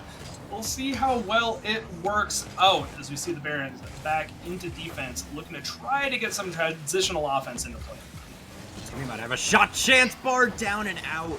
Pixel Skies with a pass down pretty much to Latumos. Back pass. It's to Kaden. Off the backboard. Volt Destroyer's there. He's got the reset. Looks for 2. Gets blocked by Timmy. Kaden now shot chance. He's gonna miss. Pixel 50. Gonna stay on top of it for the time being. And Lat's gonna finally get some space to work with. But nope. Denied by Kid. Yeah, we're seeing very quick rotations by the Superiors to start this off. And they did go fill up the gas tank, the boost pads for a moment here to try to regain. But when they had that stint on offense, very quick to the ball, very quick to cut. And I mean, even to your point, it looked like it would be a nonchalant clear out, and Kaden had been up there immediately. So we'll see if they can keep this energy going. But the Superiors absolutely coming out hot. Still 0-0 100 seconds into the game, but in a strong stance here from the Barons on defense as well, but they're going to need a little bit more. Perma cutting off Pixel Skies. Kaden dropping it. Timmy almost getting the save. But eventually, I mean, Wolf, 6 shots in a minute and a half, a little bit more. One of them's going to go in eventually. I mean, the last second fake from Volt Destroyer, Kaden was up for it. Oh, apparently Kaden's got the ball indicator glitch, possibly. Usually when players see that at this level, they immediately leave the match. But I mean, they're currently up by 1, so I don't think you would want to leave the match. So now Volt Destroyer into the corner. Kaden now wins a challenge middle. Latumos looking for Perma, maybe on the backboard. Pixel Gonna deny it though. Volt Destroyer also lurking on that backboard, not wanting a pass to get through. Timmy trying to advance that one, but immediately given away. Parma will do the same. Timmy now through the midfield, a little bit of a different approach. Volt Destroyer to the right side. Kaden relentless on the challenge, and he's gonna get rewarded for it. Superior's up by 2. Yeah, and that's just playing physical, playing big, following it down. Volt Destroyer doing well to get that lead-up pass, and Latumos had an angle on it, was close, but Kaden just able to put it over the top, not afraid to go in for that 50, and rewarded for it. So, a second goal scored for the Superiors, potentially a third, and Kaden, the hat trick, Volt Destroyer, the playmaker, less than half of the game down. The Blue Superiors, I mean, it did say that they're a favorite coming into it, but they are showcasing it here early. Oh yeah, a 3-goal lead. It's not even half the game gone yet. And Kaden's got a hat trick already. Volt Destroyer assisting all 3 goals. I mean, Pixel Sky's doing his part. He hasn't had time to really involve himself yet. He's just got under 100 points. But, I mean, you don't need to be putting up strong numbers if your team is just going absolute ham on the Barons. And they're going to win another 50 here. Off the backboard, chance for Pixel. Gets beat by Perma now. Perma looking for maybe a pinch off that sidewall. Lat now beats one. Pixel up for it. Gonna drop that one down to Kaden. Love the control. Now Kaden with the air goes for the flip reset. Latumos cannot free jump and block that one. Timmy gets a touch out. Pixel's got a bit of a shot chance here. Puts it left. And both players are going to leave it. Perma eventually going to take a 50 out of his corner. Yeah, Pixel has not been able to get the shots up on offense when given, but you mentioned it, when you got the teammates that you got, you don't even necessarily need to do it. I mean, Kaden and Volt Destroyer have been clicking so well.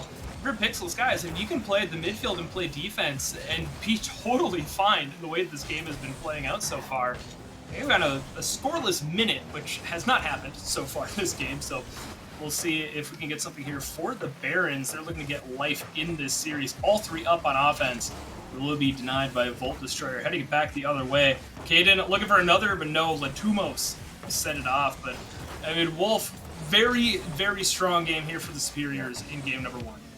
And I mean, the Superiors, this is why they've been so high in the standings. I mean, of course they didn't even make the grand finals of Major 1. They fell to the Miracles in the game prior.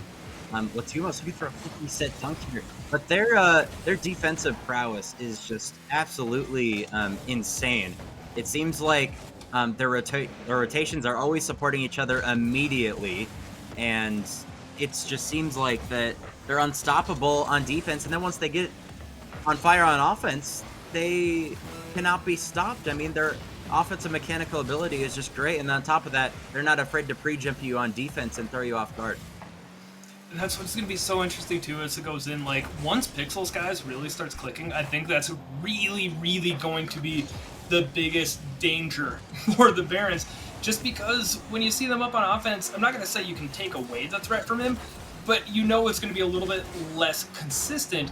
We'll see potentially when here no goes off to the side, but 3-0 for game number 1 to the Barons. They've had individual plays, and I don't want to harp on them too much. The Superiors just played fantastically here through game number 1. If you're a Duluth fan, that's exactly what you want to see at the start of the series.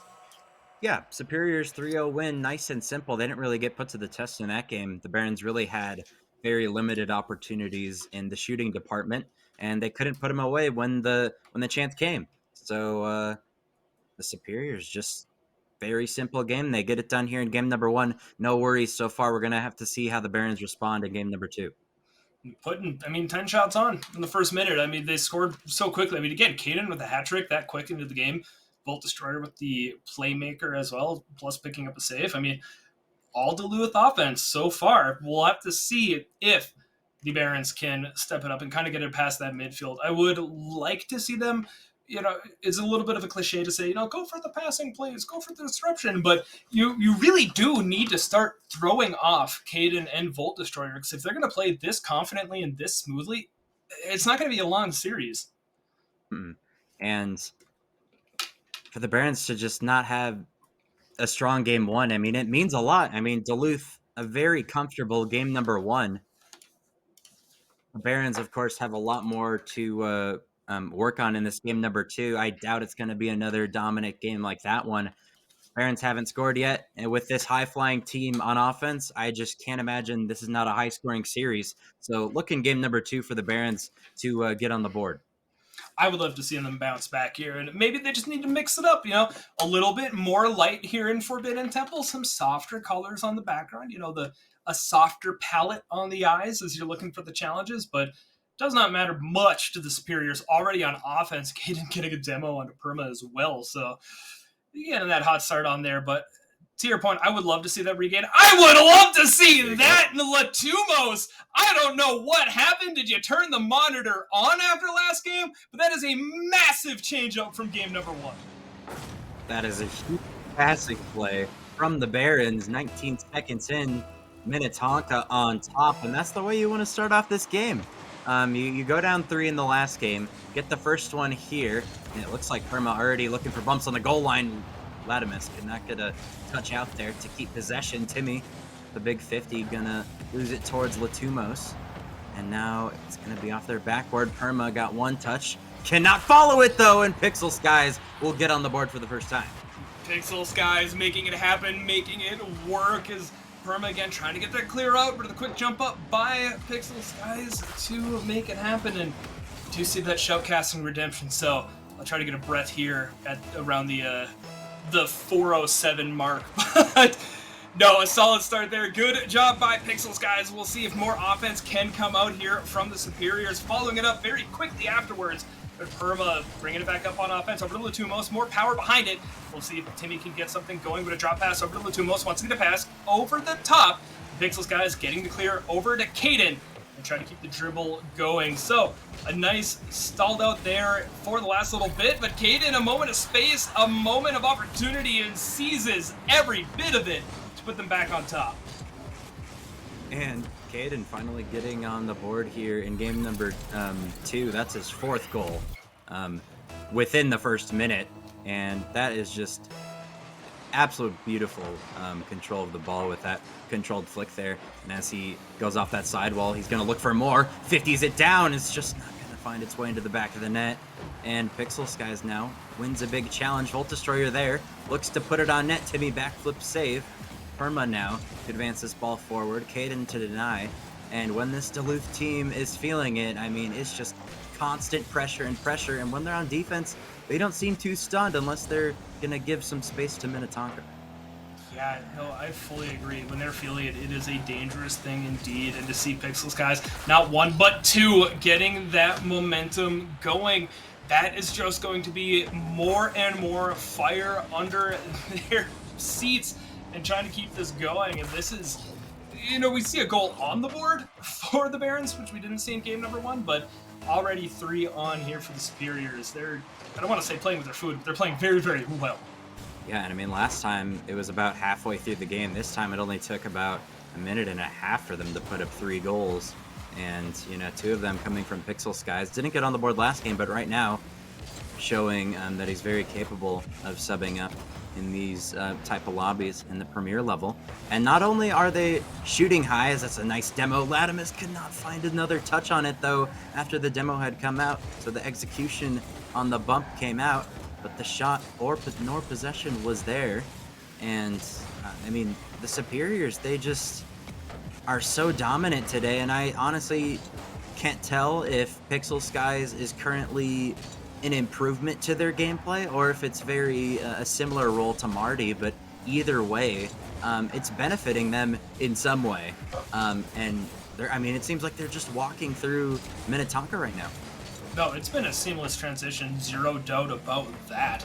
He's playing the role so well, doing exactly what's needing to be asked when Kaden and Volt are clicking, able to do it, and when you have an opportunity to cut up, been doing better as the series has gone, but still a couple of misses from there. But we still got some time left on the clock. We're seeing more efforts coming in for the Barons. It is early in the series. Hesitant to say anything too soon. Duluth has been playing on another level, so be very interesting, but I would love to see the Barons prove us wrong here in the final 2 minutes of Forbidden Temple. Yep, and this game is definitely still winnable. 1 goal and they're right back in it. Perma gonna pull back on that one as well as Lat. Goes to the corner, grabs the boost, tries to beat Pixel, but gets blocked. Timmy now off the sidewall, loses possession for a little bit. 50 comes out off the backboard. One player misses. Now Pixel looking for the transition to Caden. He's going to pop it off the ceiling, beats one. Is there a shot? Timmy there first. They've got an open net, but Pixel Sky is going to touch it back so they can maintain possession. Yeah, a couple of opportunities for the Barons, but Boost proving to be a problem. They're using quite a bit in their tanks to keep up with the pace of the Superiors, and it is what you have to do in these situations, but they're unable to take advantage of it, of the opportunities, just because they haven't been able to expend that extra little bit of gas to get up to it. So they're facing that 2-goal deficit with a minute left. Caden wants to make it 3. Caden wants to make it past everybody. He will be denied by Timmy. Picks up the Savior medal, but all for naught. Caden is going to pick up a playmaker and says, hey, let's turn the tables a little bit. I'll start passing, you guys start crashing. And I mean, Timmy maximized his defensive efficiency there with that 50. Just had to block the shot. Caden possibly had a flip reset there. He could fake it, really do anything in that spot with that amount of space and time to work with. And then, unfortunately, it was a great 50 from Caden to put that one pretty free for Volt Destroyer there to come and put it in. But a 3-goal deficit here for the Barons. Once again, 30 seconds left. Seems like it's a bit too late to start kind of start cracking at the woodwork. Yeah, you can start trying to, keep playing loose, seeing what happens. What's the worst? You're gonna lose by more. I mean, just keep playing, going, see what sticks on the wall. At this point, down by 3, 10 seconds left. Pixel Sky says, you know what? I want a hat trick. Caden's got one. I want one. Volt Destroyer is suddenly the least scoring person on this team in this match, which is not what any of us would have predicted. But a 5-1 effort here with the Superiors. And talking before the series, whether it matters or not going forward, it matters for Pride in this weekend. But I think it speaks a ton to how confident you got to be with the Superiors. If Pixel Skies can come in and sub and play as well as he has, that is an extra level of just peace behind you, knowing that he can step up if needed. For sure. And as the ball goes down to 0 seconds, Superiors will take game number 2. And for game number 3, as the pattern so far for Duluth has gone, Mr. Volt Destroyer should have a hat trick by the end of game number 3. But that will finally drop as game number 2 ends. And Volt Destroyer, very capable player of producing a hat trick, probably one of the most likely players on this team to produce a hat trick. But it's the consistency for me for the Superiors. Last time it was a 3-0 shutout. Now it's a 5-1. We're seeing very similar shot totals for the Superiors. However, the Barons finally getting some more pressure. It's just that their shot efficiency in terms of the danger that the Superiors have to deal with is not even close to what the Superiors are putting on them right now. Yeah, and it's just so one of those awkward things to say too, because you don't want to come down too hard on people. Because for the most part, the Barons, they're not playing poorly, because the Superiors are playing better. Exactly. It's one of those unfortunate things, and it's talking earlier about, is it going to be like a 1-goal game? Is it going to be closer? I think it's much more frustrating when you're getting opportunities and they keep getting denied versus just getting blown out. Oh yeah. And unfortunately for the Barons, they're kind of experiencing both right now. Yep, and that's what and at least that's something that you can work off of. If you're not getting any chances in the first place, you've got to square one. If you're getting plenty of opportunities and you're not scoring, that just comes down to execution. That's not something that you can automatically fix. Maybe it's just a bad day for some of these teams. Some of these teams have gone out of the major pretty much just due to the lack of execution on some simple shots that have been put away. And now Lat gets a double on the ground. Pixel still gets a touch on it. And now looks to flick it past Perma. Volt Destroyer now off the corner. Doesn't find another touch. And Minnetonka starting from the defensive side again. Caden with a bump. And they are right back on offense. Oh, I like what Perma was going for there, trying to find Timmy, but Volt cutting it off. And Lutumos trying to get a little bit of, just running a little bit of chaos in the midfield to try to turn away any Duluth offense. But Back over to Perma, maybe getting a pass over to Timmy, divided by Pixel Skies, again making it work. Oh, no, they bumped. Latumos almost with the double, but can't quite get it, or almost with the dunk, but it gets sent off. So we do remain scoreless here in the first minute, but the Barons, I mean, looking better here so far. It looks like the Superiors may have called off the gas a little bit. Caden shooting that very early and likely could have just walked that one in if he wanted. Yeah, given a really good chance there at the start of game number 3, but not able to capitalize. Gonna have to see if Minnetonka can get past this brick wall of the Duluth Superiors. Caden's gonna stop moving. He knows his 50 has gone in. His 50-50s in this series have been absolutely phenomenal. That's his second one that's just gonna absolutely plow through the defense. Man, I just feel honestly a little bit bad saying that one because there was a challenge going on. Latumos would have had to know what was happening directly over his head and reacted at the exact correct moment to get back in place into defense. It was, again, the rotations weren't wrong in those situations. It's just that the ball bounced the wrong way for them, and that leads to these awkward situations. And they end up playing from a deficit again. They're close, and that's what it struggles to talk about a little bit because the opportunities are there. It's just that missing ingredient for making it happen. And for Minnetonka, it has never been consistent offensive pressure. They've gotten one single opportunity, it seems like, per drive when they get it past the midfield. And then after that, they are just absolutely counterattacked. And Volt Destroyer gonna put away his first, gets the second for the Duluth Superiors.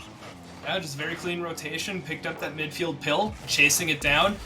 Burma trying to go in on the challenge, but Volt just there first, so another goal coming in for the Superiors. The offense is just picking up, and we got to keep an eye on it, though. Wolf predicted that Volt's going to get a hat trick this game. 1 goal, 2 minutes in. We'll see if he can join, because everyone else has been rocking the hats so far this series, and Volt Destroyer, I don't know if he's just okay with feeling the sun on his scalp or what, but we'll look to see if he can pick one up to join the rest of the party. And it's got to be the least of his worries right now. His team is playing extremely well, including him. He has not gotten a hat trick, of course, but he's participated in every single game so far. Every player has, I believe, except for Pixel in game number 1. But other than that, he comes out with a hat trick. It's not an issue for the other team. They might have just given it away. Volt Destroyer going to take a shot, and here's his second. And now Alligator is starting to question his comments about the hat trick possibility. That is true. You folks did hear my dog getting mad at me, questioning Volt Destroyer. And you also got to realize things are going very well if we're judging how well you're playing by if you have a hat trick or not. Yep. So high expectations. High expectations. And so far living up to a Volt Destroyer off to the side, so we'll not pick up the third one there. Instead, we'll see the Barons try to get it back out of their half again. Pixel Skies really has been stepping it up. We kind of touched on game 1, a little bit shaky for him, but since then, really picking up the pace and showing that he belongs. Maybe we'll see a promotion come next season. He's been playing well so far. Yeah, and I feel like Pixel's a player who's definitely was in that conversation for Premier in the draft last season. He was kind of one of those players that fall in between that high challenger and a low Premier, and it's just a matter of which GMs, which players wanted to play with who at the end of the day. And unfortunately, he could not get Premier spot, but he's got a really good opportunity right now, even though he doesn't play with this Duluth team often. It's looking like it hasn't phased them one bit at all. 1:20 remaining, and the Barons still have yet to score. 50 comes out. It's the longest they've been on offense, it seems like. Timmy off the backboard, Voltster with a really good touch. And now Perma to the backboard. Latimus is there. Pops it back to Perma, but Timmy's up as well. And Caden with the block. And regardless of how much the Barons put on, Duluth's defense comes out superior. Well, also even with putting the pressure on, they went that entirety without registering a shot. They were going east-west. They were allowed to go coast-coast. The Duluth Superiors were just keeping away the actual shot pushes. So they're playing comfortably back on defense. The Barons are scratching at it, trying to find a gap. They do get a shot on, but again, Pixel is going to be the one who picks up the save. The only one to register a save for the Superiors. So, again, stepping up on defense, a 3-0 lead late. And Volt Destroyer, 1 goal away from hat tricks. We'll see if he can get this in the last 20, but very, very comfortable prediction that the Superiors are going to be moving on to match point here in a second. 16 seconds left though. Timmy gonna get on the board. And it's a very rare occurrence here as Latimus gets bumped into a 50 that Timmy is just there for. And Kaden is still somehow so close to blocking that. The reaction time for that one absolutely insane, considering a player got bumped into a 50 that bounced in their favor, and Timmy still ended up scoring it, but it's just crazy how close he was to saving that in the first place. How do you think to defend that at the end of the day? Kaden getting on the board for his second, making leaving 3 seconds on the clock for Voltestray. There you go. Yeah, there could be. Who knows? Well, this one, I'm honestly just curious to see what happens. Do you go for it? I mean, in a competitive environment, I'm always for... Like, I don't believe that running up the score is a legitimate thing in a competitive environment, but, you know, we'll see how it goes. 4-1, we're not going to complain too much about that. You don't get the hat trick, but you do move on to series point, and you have 4 attempts at winning this series to punch your ticket to the grand finals. And I mean, Wolf heading into game 4, I mean, we're looking at 12-2 goal aggregate coming into it. We might see a bit of a switch up here with Timmy popping out of the lobby, so maybe potentially a car change or something else going on. Timmy is back, so I'm assuming a car change. But I mean, Wolf, it's a bit of a tough ask. The Barons at this point would have to reverse sweep to win the series. Yep. If there's a path towards doing it, I mean, what do they need to do? I mean, first of all, it's difficult to say what they need to improve on because Duluth is currently outplaying them pretty much by a mile right now.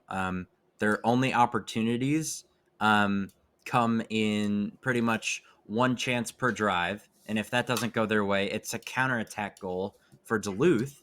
And then once Duluth get on offense, it's just constant pressure on them with physicality, with pure mechanical control of the ball, finding each other in the midfield.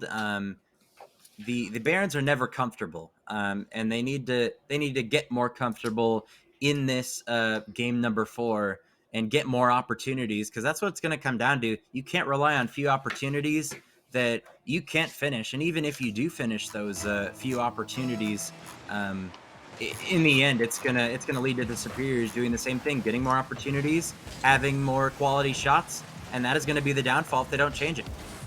Absolutely. And we'll see if maybe, again, change of scenery. Utopia Coliseum has been the start of best of 7 reverse sweeps in the past. We'll see if it's in the cards here tonight.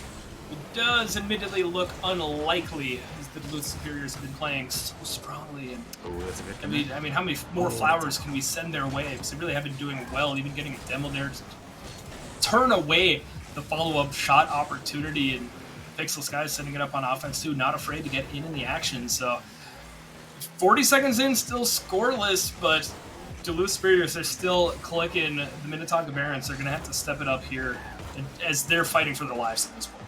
And it really just seems like, oh, that goes under perma. Volt Destroyer going to get on the board first.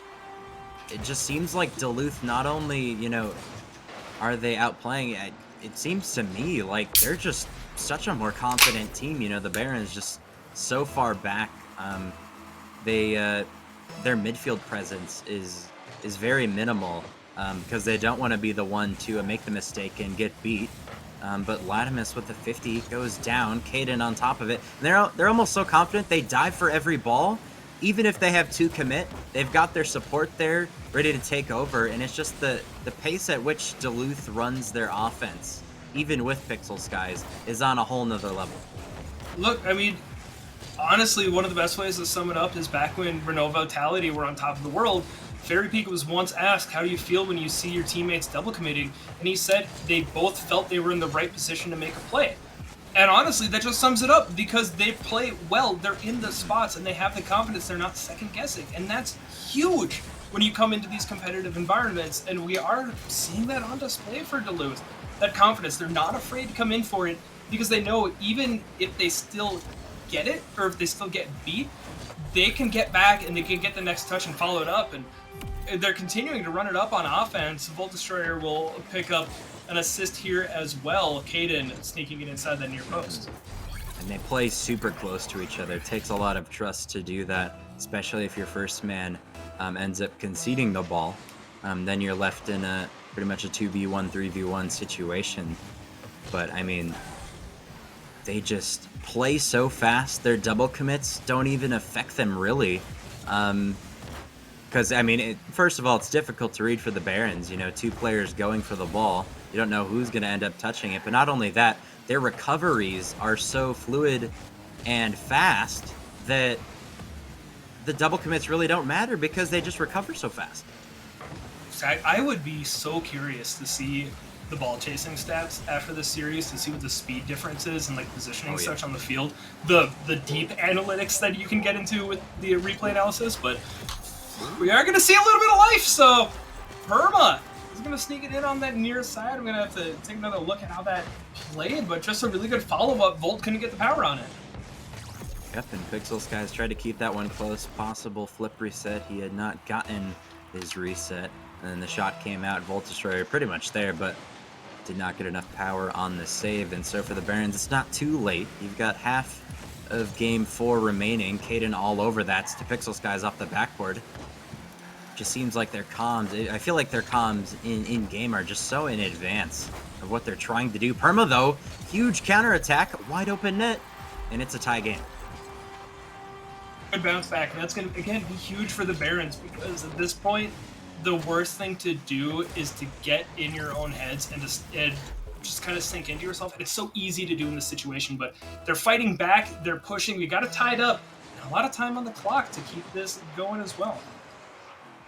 Kaden now with another opportunity, touches it down. Perma off the ground, Pixel.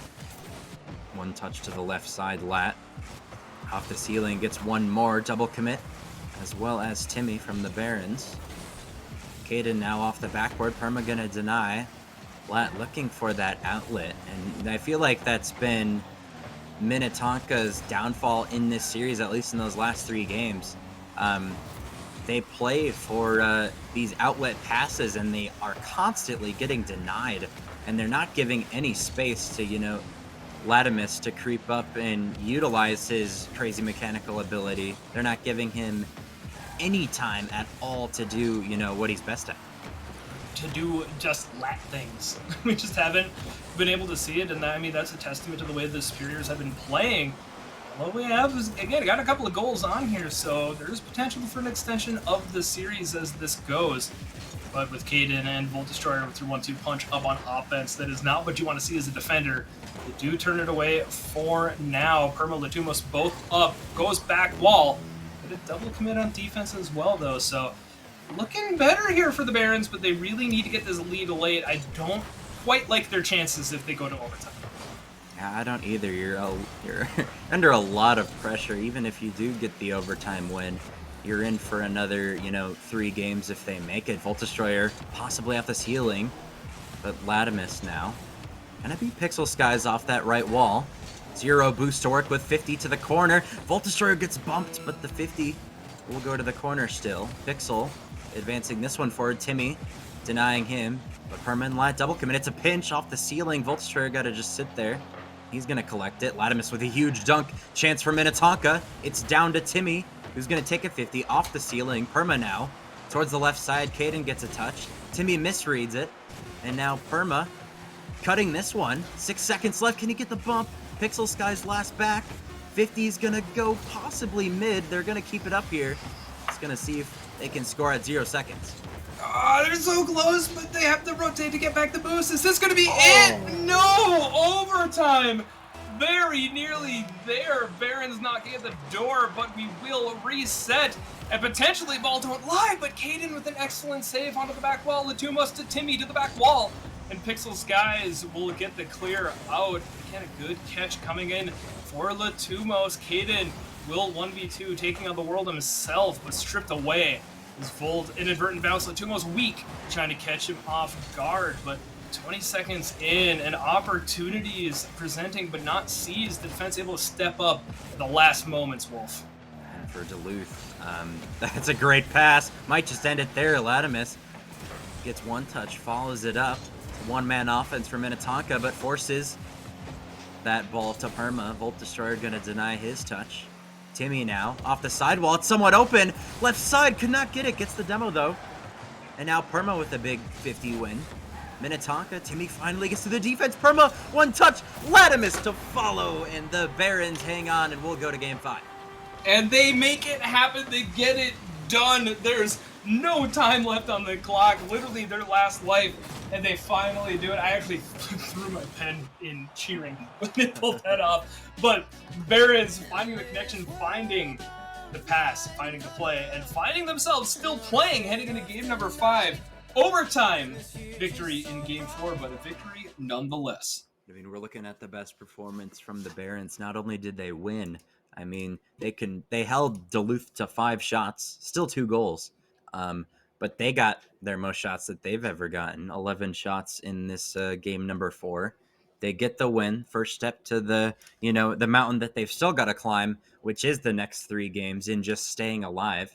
Superiors, man, that last play from Perma, I mean, he gets the touch off the post to outplay the defender, and not only that, he lands, and I'm pretty sure he bumps Volt Destroyer in the net to stop him from saving it, and it's just an incredible play for the Barons. My question is, can you repeat that same level of skill and mechanical ability to outplay the Superiors? It's difficult when, you've got to throw everything at them just to get 1 goal. Yeah, absolutely. It shows that they can win, which is huge. They need to keep pushing forward and find more ways to win, because it's not going to come easy, as we saw. They get the win in overtime, but it shows that they can, and that's all you need. Remember, rebellions are built on hope, and hope is the most dangerous thing you can give an opponent when they're down. So we'll see if they can parlay that into another victory here to keep the series going, but it is, of course, going to be difficult with how well the Duluth Superiors play. Adam is finally getting some space in the air. Here's where he works best. Perma gonna take it off of him. No, but it doesn't matter. Lat's gonna land on the ball and 50 that one home. And the Barons score first. I'm pretty sure, just like they did in the previous game. Yeah, sometimes you just need be good, be lucky. Either way, score goals. Lat, call it either way. Good positioning, fortuitous bounce from Volt Destroyer, but still getting that early lead. So, yeah, a very good start here for the Barons. They're going to look to keep it going, but the follow-up, not it, Chief Caden. We have not seen her name called in a little bit. We're going to do it here again. Volt Destroyer dropping down, Caden tying us right back up. Latimus pre-jumping that, assuming Volt Destroyer had a flip reset in mind, but probably got the reset, just left it for his teammate. They do a really good job of keeping that ball close enough for their support to come in and take it off of them before the defender can really have a say in where the ball goes. And now it's a tie game, so just like that, they get the quick goal. Latimus with an outplay. Timmy trying to outplay Pixel Skies there. Caden off the wall. Perma gonna deny. Caden has 1 touch forward. Caden has another touch, I guess. Has another. Takes that one off of Volt Destroyer, but I mean, might as well go for as many touches as possible when it looks cool.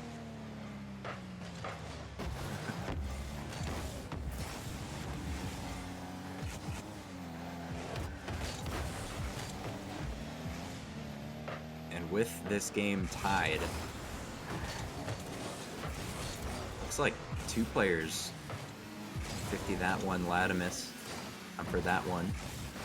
Looks for another touch, wins the 50. Pixel, though, gonna get possession off of this one. 0 boost, looking to just take a 50 off that wall. Latimus and Perma gonna commit for that one. They concede ball.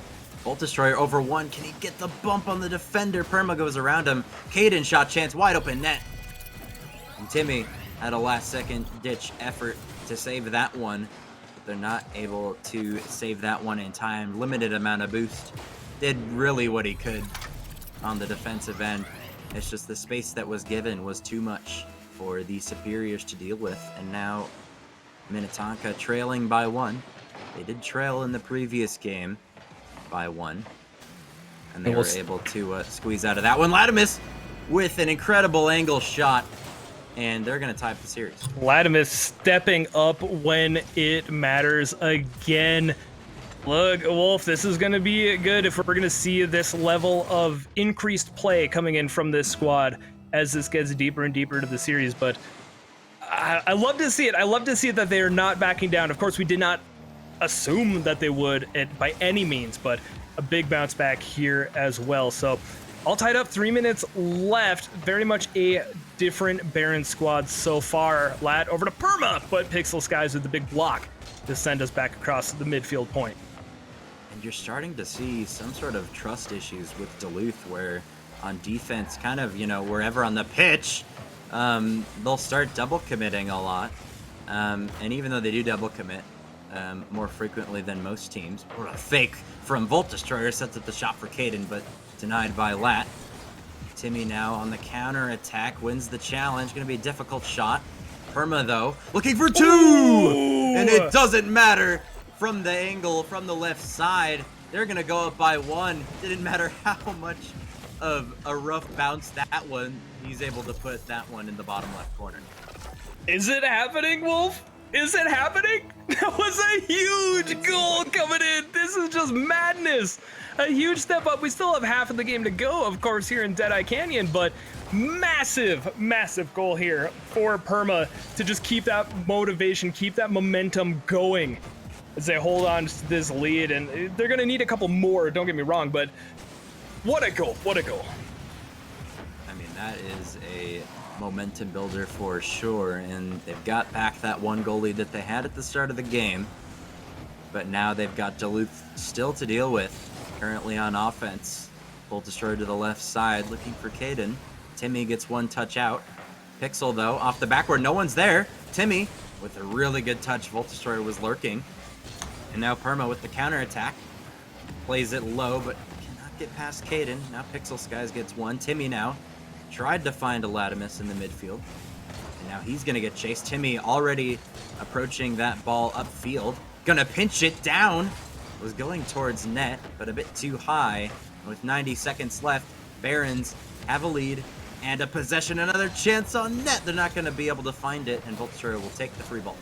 Oh, how quick it turns, where we went from talking about how many hat tricks are they going to get to start talking about, are Barons going to keep this going? Are they going to keep the momentum pushing throughout this series? I do hope so. I want to see this go 7 just to see what happens. But they do need to close out this game here with that 1 goal lead. But they are back on defense for now. Getting it past is Timmy. Volt Destroyer past Perma. Will be up to Kaden and Pixel to make something happen here on the offensive end. Kaden's shot will be blocked early by Latumos. Pixel Skies is getting the pass over to Kaden. The chemistry connection coming in for the Duluth Superiors as Pixel Skies ramming it in, and Kaden getting that last touch to deny Timmy. Kaden getting his 2nd hat trick of the series, 1 in game 1, and then of course the other here in game number 5. And we've got a tie ball game, and it's going to come down to the wire, likely again. Volt Destroyer beating 1 to the right side. Kaden there trying to follow it up with 0 boost. Latimus getting bumped off of that one. Volt Destroyer off the ceiling. Timmy off of his own corner. Could be disastrous. Kaden's going to miss. Perma now counterattack. Pixel off the backboard. Kaden with a redirect, but it's still going to give possession to Minnetonka as Timmy going to pop that one up. Gets 1 touch out. It could be dangerous off the crossbar. It goes. 10 seconds left. They've got to hang on, and, ideally they score here, but at this point in time, you don't want to be conceding. Timmy now just towards Volt Destroyer, and this Duluth team's very dangerous at 0 seconds. They're going to drop it. We'll go into overtime. Oh, the nerves are setting in. This is getting so close, Wolf. They just keep going and keep fighting.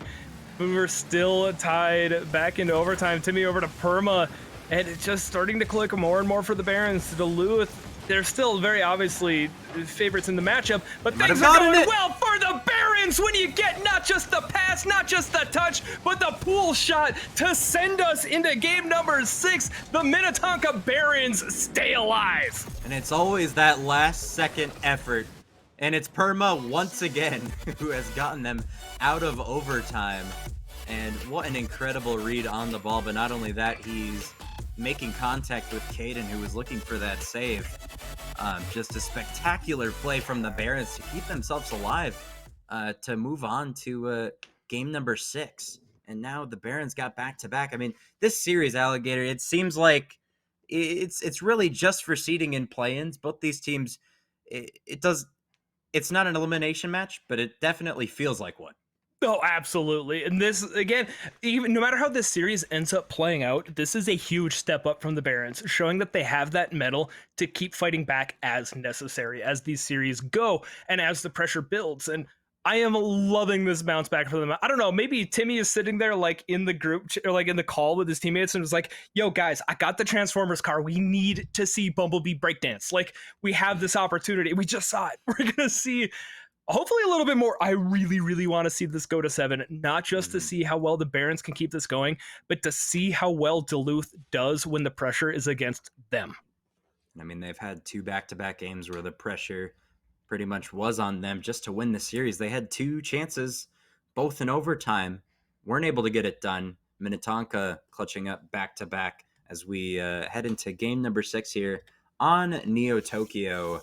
And I imagine it's going to be another very close, hard-fought battle here as Pixel possibly off the kickoff could have a chance there. And I mean, all I'm thinking about is at least it's not the Superiors absolutely blowing them out 3-0 or 4-0.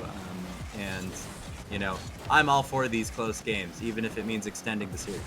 Oh, absolutely. It's so much more fun to see series develop this way. And of course, get later into it. You get to Neo Tokyo, you get to see the Bob's Ramen sign hanging down above everybody. You get to see the pouring rain around the sea. It is one of my maps that I actually do like. It's got that ambiance, but it's one that you see so late into the series. We'll see if Champions Field makes an appearance in what would be an unlikely one. I mean, I'm notorious for not wanting to call stuff early, but Wolf, I'm pretty sure you and I were both ready to call the Barons done and dusted, and we didn't outright say it, but they're making us eat our inner words. And Perma has gotten his reset. He's stalled and lands on the ball and ground pinches it in the net. And Perma continues his hot streak of goals, especially from that overtime prior. And now Timmy off the ceiling. Caden gonna deny. Minnetonka feel a lot more confident. Timmy doesn't make a touch there. But Pixel now out of the corner. Pinches it up, but Perma with an incredible read. Gets another touch off the backboard. Volt Destroyer gotta make a touch out. Pixel with a big 50, and now finally gonna send Minnetonka almost back into their zone as Timmy gonna give it to Caden. 2 players commit. They've got numbers. Latumos is the last back. He might have conceded this. Pixel now up for 1, looks for the double touch, but the shot's gonna come in anyways as they give the ball away. Volt Destroyer getting on the board to tie the game. One of the big things to focus on in Volt Destroyer, folks, if you're watching now, if you're watching the VOD, if you're watching later, Volt Destroyer has been one of the best players in this series at being in the right place in the right time. Some people claim or say like it's luck, you're just there, but he knows the game so well to be up in that position, to be able to make the adaptation, to make the change, to make the quick reaction, to be able to put it on and get an equalizer, because as these series go, I mean, reverse sweeps are not common by any means, but certainly momentum plays a part, and if you can end this in Game 6, it's going to feel better than Game 7. So, a big step up, a big goal. Latumos denied by the post. Perma back to follow it up. The Barons have gone from sheepish, from scoring 2 goals in 3 games, to relentless. 2 goals in the first 2 minutes, and they regain the lead. It's the man himself, Perma, getting on the board once again towards that right side, but it all came from Vladimir's pass. From that big dunk that almost just went in straight off of his own challenge. And now a triple commit from the Barons. Luckily for them, Duluth didn't immediately have someone on the ball, and now they're going to actually get possession from the triple commit. Caden pops it up. Volt Destroyer with a 50. He goes down to Caden. They've got numbers. He tries to find Pixel. He's up, drops it down, but Perma gets the save. And you talk about players in the right spots at the right time, especially Volt Destroyer.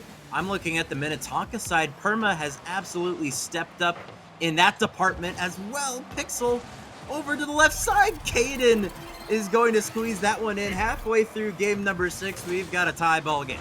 The scoop, the score for Caden, and it's again so hard to do as a defender, especially when the offense is putting it right under the crossbar that closely and keeping it out of reach. So half of the game left to go, Wolf, and we are continuing to pick up the pace. Perma did not get the follow-up touch there, but again, confidence to come off the ceiling. This is a markedly different Baron squads than what we saw in the first couple of games. And this Minnetonka Barons team finally, I feel like they're finally showing what they've been capable of, but not been able to achieve this entire season. Kaden top left. It's gonna go wide. They had nobody there if it was just gonna drop in. Volt Destroyer pops this one up. Pixel, he's got all the time in the world. Gets one touch up. Timmy gonna leave it for Perma. And now Let with the counter attack. Gonna leave it. A bit awkward there. Miscommunication. Perma's got to react to it. Kaden gonna outplay one. Got the midfield pass past Timmy to Volt Destroyer. And it's textbook passing plays from the Duluth Superiors. And gets it past two. Kaden all by himself out to Volt Destroyer. And Latimus is just left in the dust. It's the wraparound, the rope-a-dope, the way to snuff out hope. You think he got the touch in the corner? Kaden says, no, I got Volt Destroyer charging down the mid. I know what's going to happen. You don't. And we're going to retake that lead late. They're going to look to try to put this series away. But the Barons, again, Wolf, they are not shying away from this. They're going to have to get a couple quick. Volt Destroyer denied by Perma. And Volt is not accustomed to getting denied this series. His goals have generally been on target. So it'll be a bit of a shift up there, but very quick to it. Bounces down over to Latumos to the air. Needs to get it past Kaden. Will kind of do so. The waterfall down in front of the net, but will not get over to a teammate. We go to the final 70 seconds. Offensive push here from the Barons, but they need to get at least one more to go to another overtime. And again, I might be eating my words there. Overtimes have been proving better for them than I thought they would.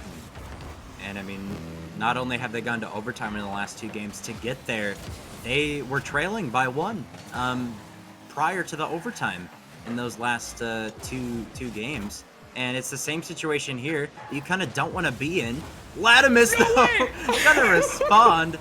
And, we're on track for another overtime. There's still quite a bit of time on the clock. 46 seconds left. Great pass from Perma. We see a very rare miss from Volt Destroyer. And you've got to be capitalizing when that very rare miss comes out from Volt Destroyer. Oh, it didn't get caught on the replay, but Tim May had lobbed it up, and Perma dropping it down over to Latumos. 1, 2, 3 to tie us up 3-3 with 40 left. Maybe make it 4. Latumos, Volt is back. What a recovery to get back in time to pick it up. And Timmy just has 2 to beat, but he will not be able to get the power upon it. The super sub Pixel Skies trying to get it past out of the corner, but he will get bullied off of it.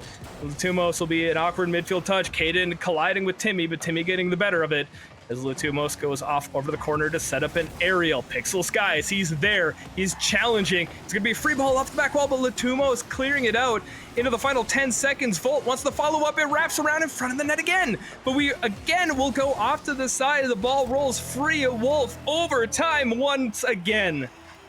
Third times in a row. Is it going to be third time's a charm for Duluth to get out of this mess that they've kind of created, but not really, because Minnetonka have been playing extremely well, even though Duluth have ramped it down just a tiny bit. And that's mainly because Minnetonka are playing well, even though Pixel will miss. Volt Destroyer will get a touch out. Perma, quick shot. Volt Destroyer gonna make another save. And Volt Destroyer making some clutch saves here in game number 6. Kaden gets a touch out. Pixel Sky's gonna be probably the first one to this. Perma gonna beat him though. Volt Destroyer off his own backboard follows it up. Timmy with the most massive 50 in the Bumblebee. He says, hit the gym. You don't got the weight that the Bumblebee does. And game 6 is going to the Minnetonka Barons. We're going to Champions Field. Wolf, if you asked me when we started after game 1, if you thought that we'd be going to game 6, game 5, let alone game 7, I don't know if I would have believed you. This is a huge bounce back here from the Barons. 3 overtime wins in a row to position themselves into a game 7, and not just potentially a reverse sweep, but one that puts them into the grand finals against the number 1 team, and a team that outscored them 12-2 through the first 3 games. And since then, they've been 1-goal overtime games, but the Barons have found ways to win, and that is what matters at the end of the day. And that's what's going to matter after we see what happens here in Champions Field. And the mentality from the Barons, I just can't imagine, usually when a reverse sweep is happening, you kind of get 1 or 2 if you're if you're lucky. Kind of safe game where you get kind of a big lead and it's kind of just a very chill game throughout the entire thing. All 3 of these games that they've been on elimination from Major 2 have gone into overtime, and they've won them all. That time, though, Timmy getting on the board, and it was always kind of Perma to be the one to step up there. Timmy getting on the board as well in the overtime department. There's so many overtimes now. So many close games compared to the first 3. It's a complete flip of the switch. And now we go into game 7. Duluth haven't been able to win the last 3 games. And I mean, you talked about it. It's just so unlikely the way that they were playing in the first 3 games. Perma to the left side, 8 seconds in. Again, the Barons are up by 1. And when they've been up by 1, they've won the game. Historically gone well for the Barons when they strike, and they find a way to do it. Only 8 seconds in, too. Usually takes a little bit longer, Wolf, but they are rolling coming into this game 7. Champions Field home to so many pivotal moments across so many different Rocket League leagues, series, matches, always tending to deliver, and we are absolutely into the process of witnessing a classic. And this is only a semifinals. We're not even into the finals yet. No. And this is a semifinal that only determines a little bit of seeding change. But it is such Right? a great series. Timmy now gonna get his first of game 7. The second for the Barons. This one just drops down from Latimus. And Pixel and Caden both going for the in and out save. Limited a boost amount, and they're not able to cover it. The Barons have, I believe, their first 2-goal lead of the entire series. It's always been the Superior's response, but now they could have another open chance. Caden, Latimus with a great 50 on him, but this is definitely the best spot you could be in, that you could wish for Minnetonka. Voltstro with a really good touch. Caden to the backboard. Is there a follow-up? Latimus gonna deny any threats coming his way. Midfield pass to Caden, denied by Timmy, and now Perma going to be the one advancing on this one. He's been super dangerous, but that time he had 0 boost, and Duluth will start their counterattack. Timmy alone back there just goes straight up to the sky to take away that attack. A very good read of the situation as well. And the Barons have been getting slowed down a little bit here after an absolute explosion to start off the game. It'll be up to the Superiors now to close the door onto this and say, like, hey, look, guys, this has been fun. We know you've enjoyed the feeling that you can be better, but now is our time to show who we really are. The problem is the Barons do not look to care what the Superiors want out of this situation. Massive, massive change up. Still 3 minutes and change to go. It has slowly started going back over the Superiors' way.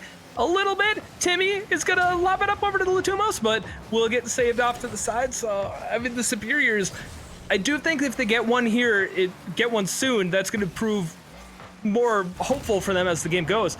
But the Barons have just played so well here in the midfield. We'll see. Probably going to get one here for the Superiors. Latumos is back, but Caden too big. And Caden, that's, I mean, I've been keeping tally of these huge 50s that just go their way every time. Caden, that's his third.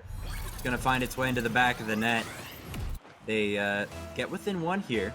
And I mean, man, it's such an incredible run for the Barons, win or loss. I mean, you go up, you go to 7 against the number 1 seeded Bemidji Lumberjacks. You win in 7. Now and then they're up against the Superiors, who now, after Bemidji had lost that first match, were the number 1 seed. So they're playing another number 1 seed. And now they've gone all the way to 7. They've won 3 games straight. They're up by 1 and a chance to submit their legacy, not even in, play-ins, but just for pride, pretty much. Just for the story of how this series goes, too. It's been unreal. And half of the game to go in game number 7. And Perma's going to step up at the save again, denying the Duluth Superiors. The offense have gone so easily for them in the first couple of games, and it has been a struggle since, in large part due to the defensive rise of the Minnetonka Barons. So, Wolf, we got less than 2 minutes to go. The Barons have a 1-goal lead, maybe 2, depending how this goes out, but not a situation I ever would have imagined we've been in, but my goodness, what a place to be. Yeah. From an absolute brick wall there. Timmy with a really good touch to counter this quickly. Shot off the post. Volt Destroyer gonna get one and another. Timmy 0 boost, gonna put it over Caden. Pixel is gonna get a touch over Latimos' pop. Pixel Skies gonna get 1 touch off. It's a double commit. They've got numbers. Pixel Skies with a touch back. It's really awkward for Duluth. Perma off the backboard. Pixel's gonna miss it. And, you know, the nerves are creeping in a little bit. I would not be surprised if we saw some mistakes start to happen. It is Game 7, and it has been a very long time against these teams. Pixel with the miss. Bolt Destroyer, awkward. Takes a 50, keeps it grounded. And that is such a good play from Duluth. But Perma keeping up the pressure. Volt Destroyer only 12 boosts to work with. Caden coming in to save the day. And now 50 comes out, not in their favor, and it's in the net. Perma gets his second, and it's a 50-50 this time, getting revenge on Caden's. It just, the challenge going, sometimes that happens. Rocket League's a weird game, just scraping the inside of the near post, not making enough contact to redirect the trajectory of the ball, but it is going to put the Barons on trajectory into the finals, up by 2 with 45 seconds left. We are going to need to see the shift from the Duluth Superiors, lest they get reverse swift. We've started to see the physicality increase. We've seen them go for the demos. They need to go for the goals. They need to find 2 more in the last 30 seconds. And Wolf, it's getting unlikely, but they are going to get the defensive stance here. 25 seconds left, and their chance to be in the finals on the line.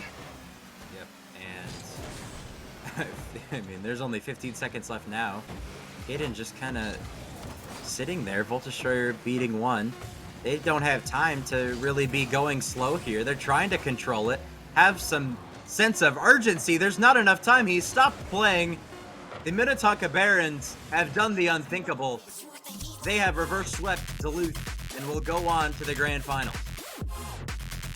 I'm almost speechless. I'm not gonna lie. I have seen reverse sweeps, both as a viewer, as a player, as a caster. I don't know if I have seen as shocking of a turnaround as what we just witnessed. The Minnetonka Barons, I mean, I was going out of my way to not sound mean in the first 3 games. They were getting slaughtered. Let's be real. But you can tell we've been, we're trying to be nice. And then absolutely stepping it up. A huge comeback to get back into this point and to keep pushing and to get a reverse sweep over the number 1 team. And yes, the Superiors are locked in for the land stuff. Everything's done there. It was playing for pride coming into this. But if you need momentum, if you need that shot in the arm continuing to go forward, the Barons got it. They just put everybody on notice as they come into this finals. Yep, and I mean, just an incredible win for the Barons. Their best one by far today, assuming that their last one wasn't a reverse sweep, which I don't think it was.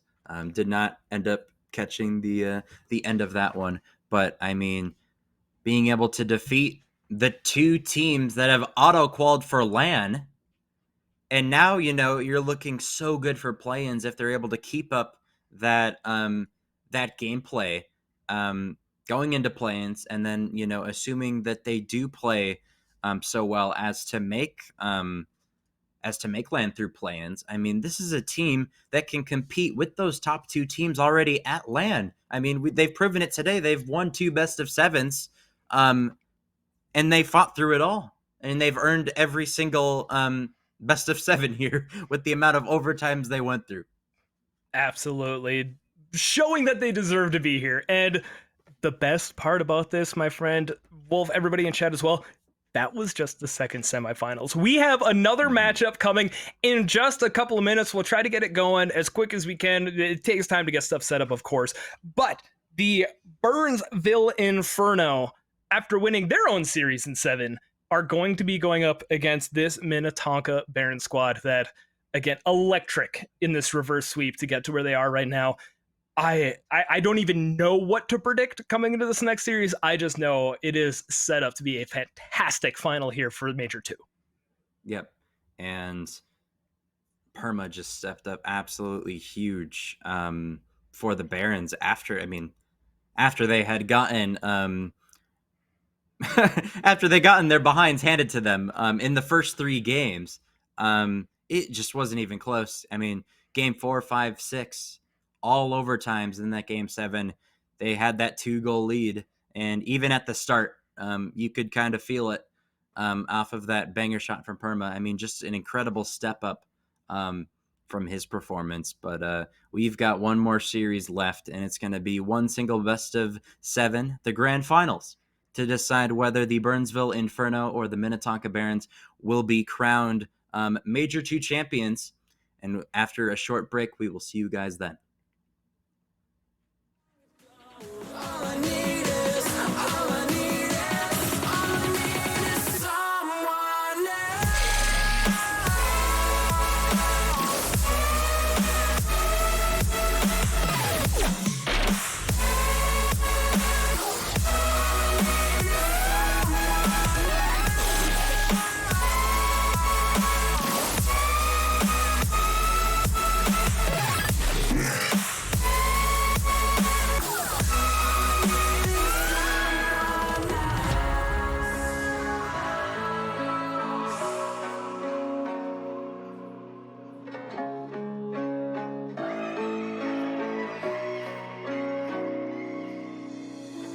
I've never felt more divided than now. Every word that leaves your lips never means how it sounds. You've conquered the best of me, could have just set me free. Games that you play and just said goodnight. And now I'm beside myself, no one your fucking hell. Let me just go, let me just go. And don't you lie to me. Say it's okay when it feels like I'm drowning. I hate to say goodbye, but it's time to go. All I need is someone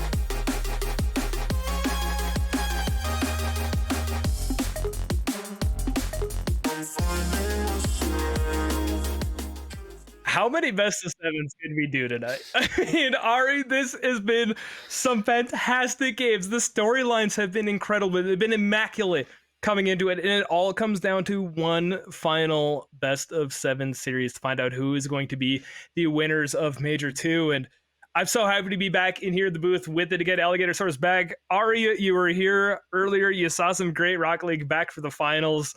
How are you feeling heading into this one? I fought tooth and nail behind the scenes to get as many games casting as I could for Bemidji Lumberjacks, and lost round 1 against this team. So you could say I'm a little salty that my team did not make it the way that I wanted it to, but also Barons, no clue how in the world they managed to do the things they did in the bracket, the reverse sweep. I was just like, I was playing a game with a friend waiting for the next series, and I was like, oh, I gotta leave, and like, oh, I can do one more, and then I look back and it's still going, and I'm like, okay, I might as well leave now.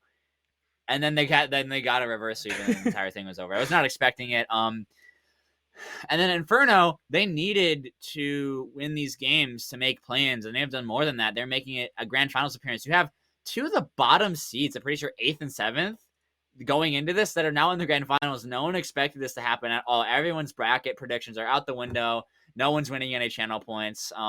It's all over the place. Yeah, it's been very chaotic, and you don't really usually see this from Premier either. Usually you kind of see some chaos stuff happen maybe in like Challenge or Rising Star. You see a lower seed team maybe after a roster move make a big jump, but a lot of these teams did not make major roster changes, if any. So to see the two lowest seeds going in here and going to the grand final, I don't think I've ever seen this before.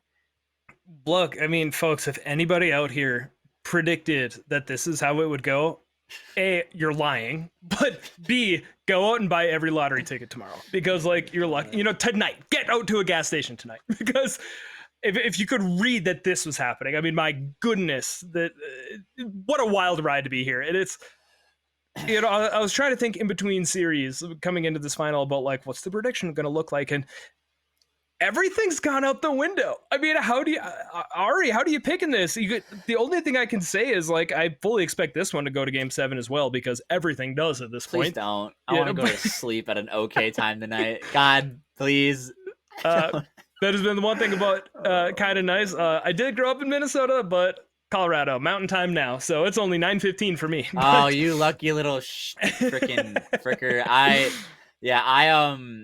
Man, so the day that we had to play for playoffs, it went till our grand final started at like 10:15, so like right now. And then our, God forbid, the day I try to cast, it goes an hour behind schedule, and we have to cast at 10:15 again. Yeah, I'm just gonna get kind of for predictions going. I'm gonna say, screw the fairy tale run. I want Inferno. Also, they beat Barons beat my team, so I want them to lose. I usually, when I don't have a dog in the fight, which honestly I really do. I love all of the teams here, everything that goes on in MSCS. I kind of like default to like the northern, more named team, just because I grew up on the Iron Range. I was like Mankato and Minnetonka, whatever. That's all southern stuff, but I'm excited for it.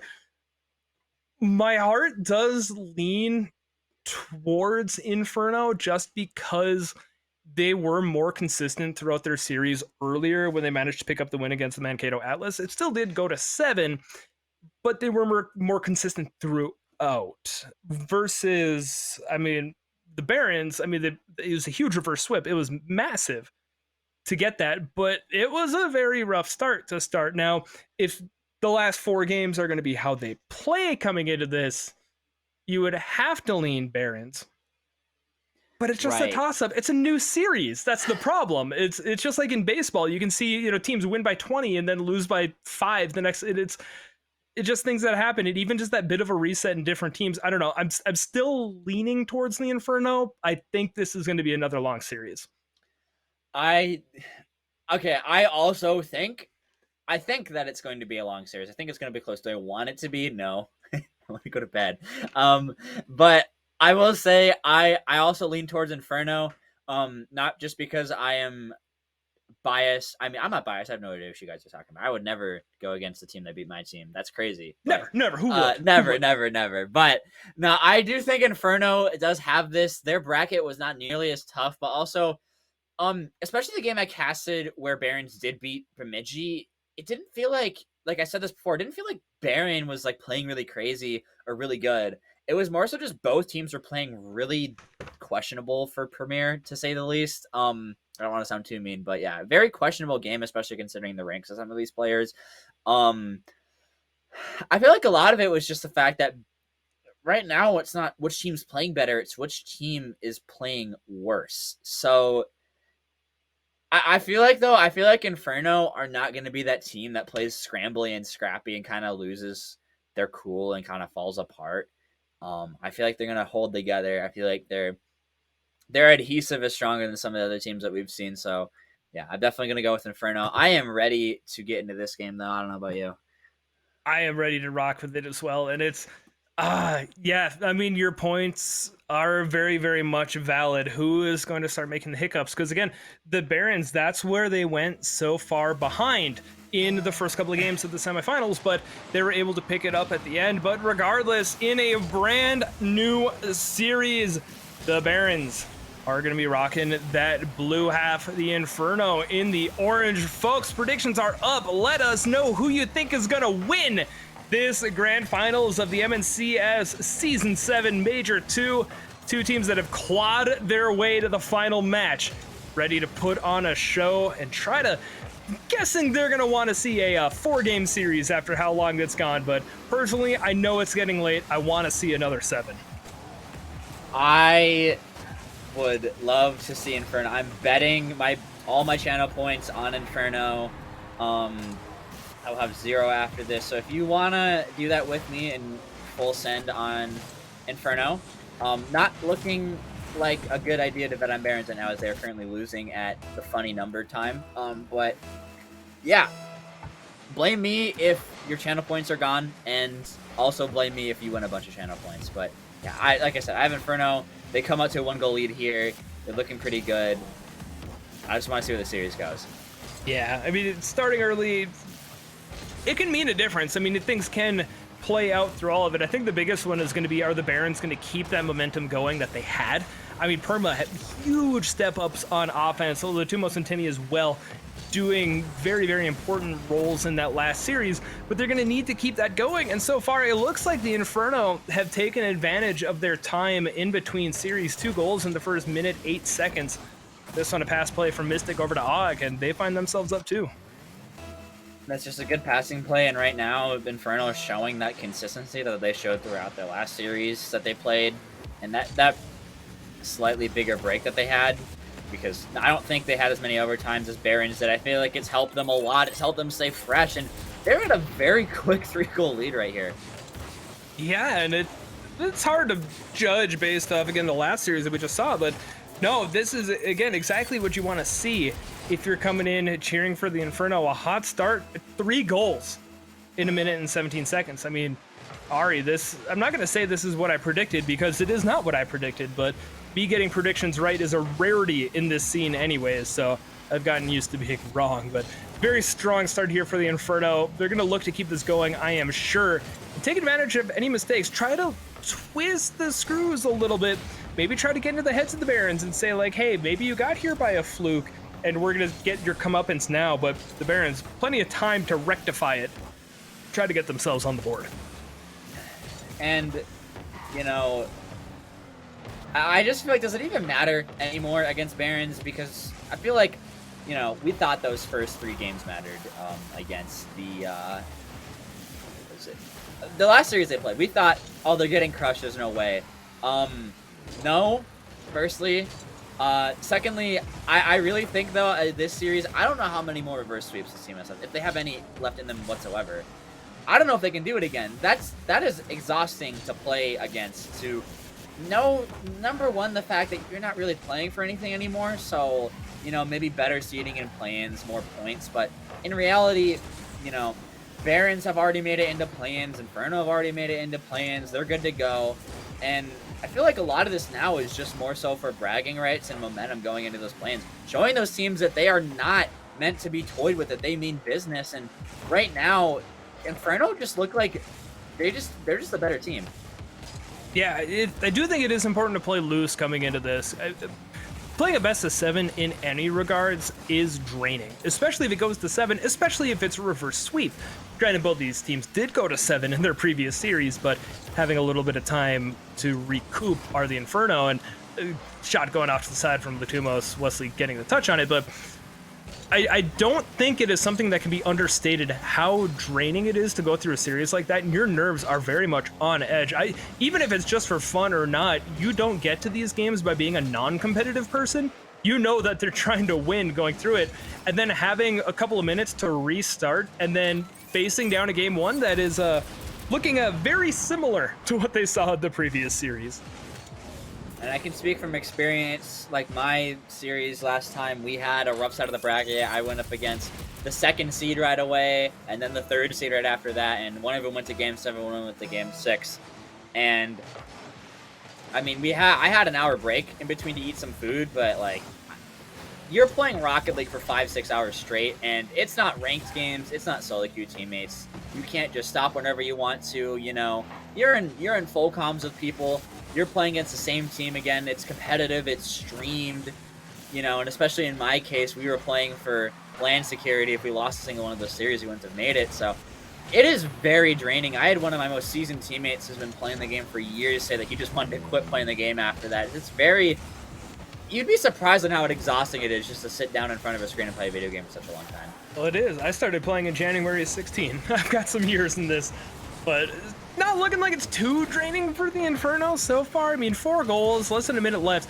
I mean, they're going to be taking a series lead here early on, as much as that matters. I mean, anticipating it's going to go a little late. We're going to see something on here. Perma secures the goal off the pass from Timmy. I'm pretty sure Timmy intended that to be a goal and not a pass, but hey, ball security, right? Perma getting that last touch. Gotta make sure that defender in the net can't get the save on that as he just slots it away. But hopefully the scoreline is a good omen to the series. You know, just like a good old 4-1. You know, game 5 we can make it a little closer. But I don't want anything. I don't want anything past game 6. I know the viewers do. I know maybe the players maybe the Barons might want to take this to game 7, but my head and sleep schedule would prefer not.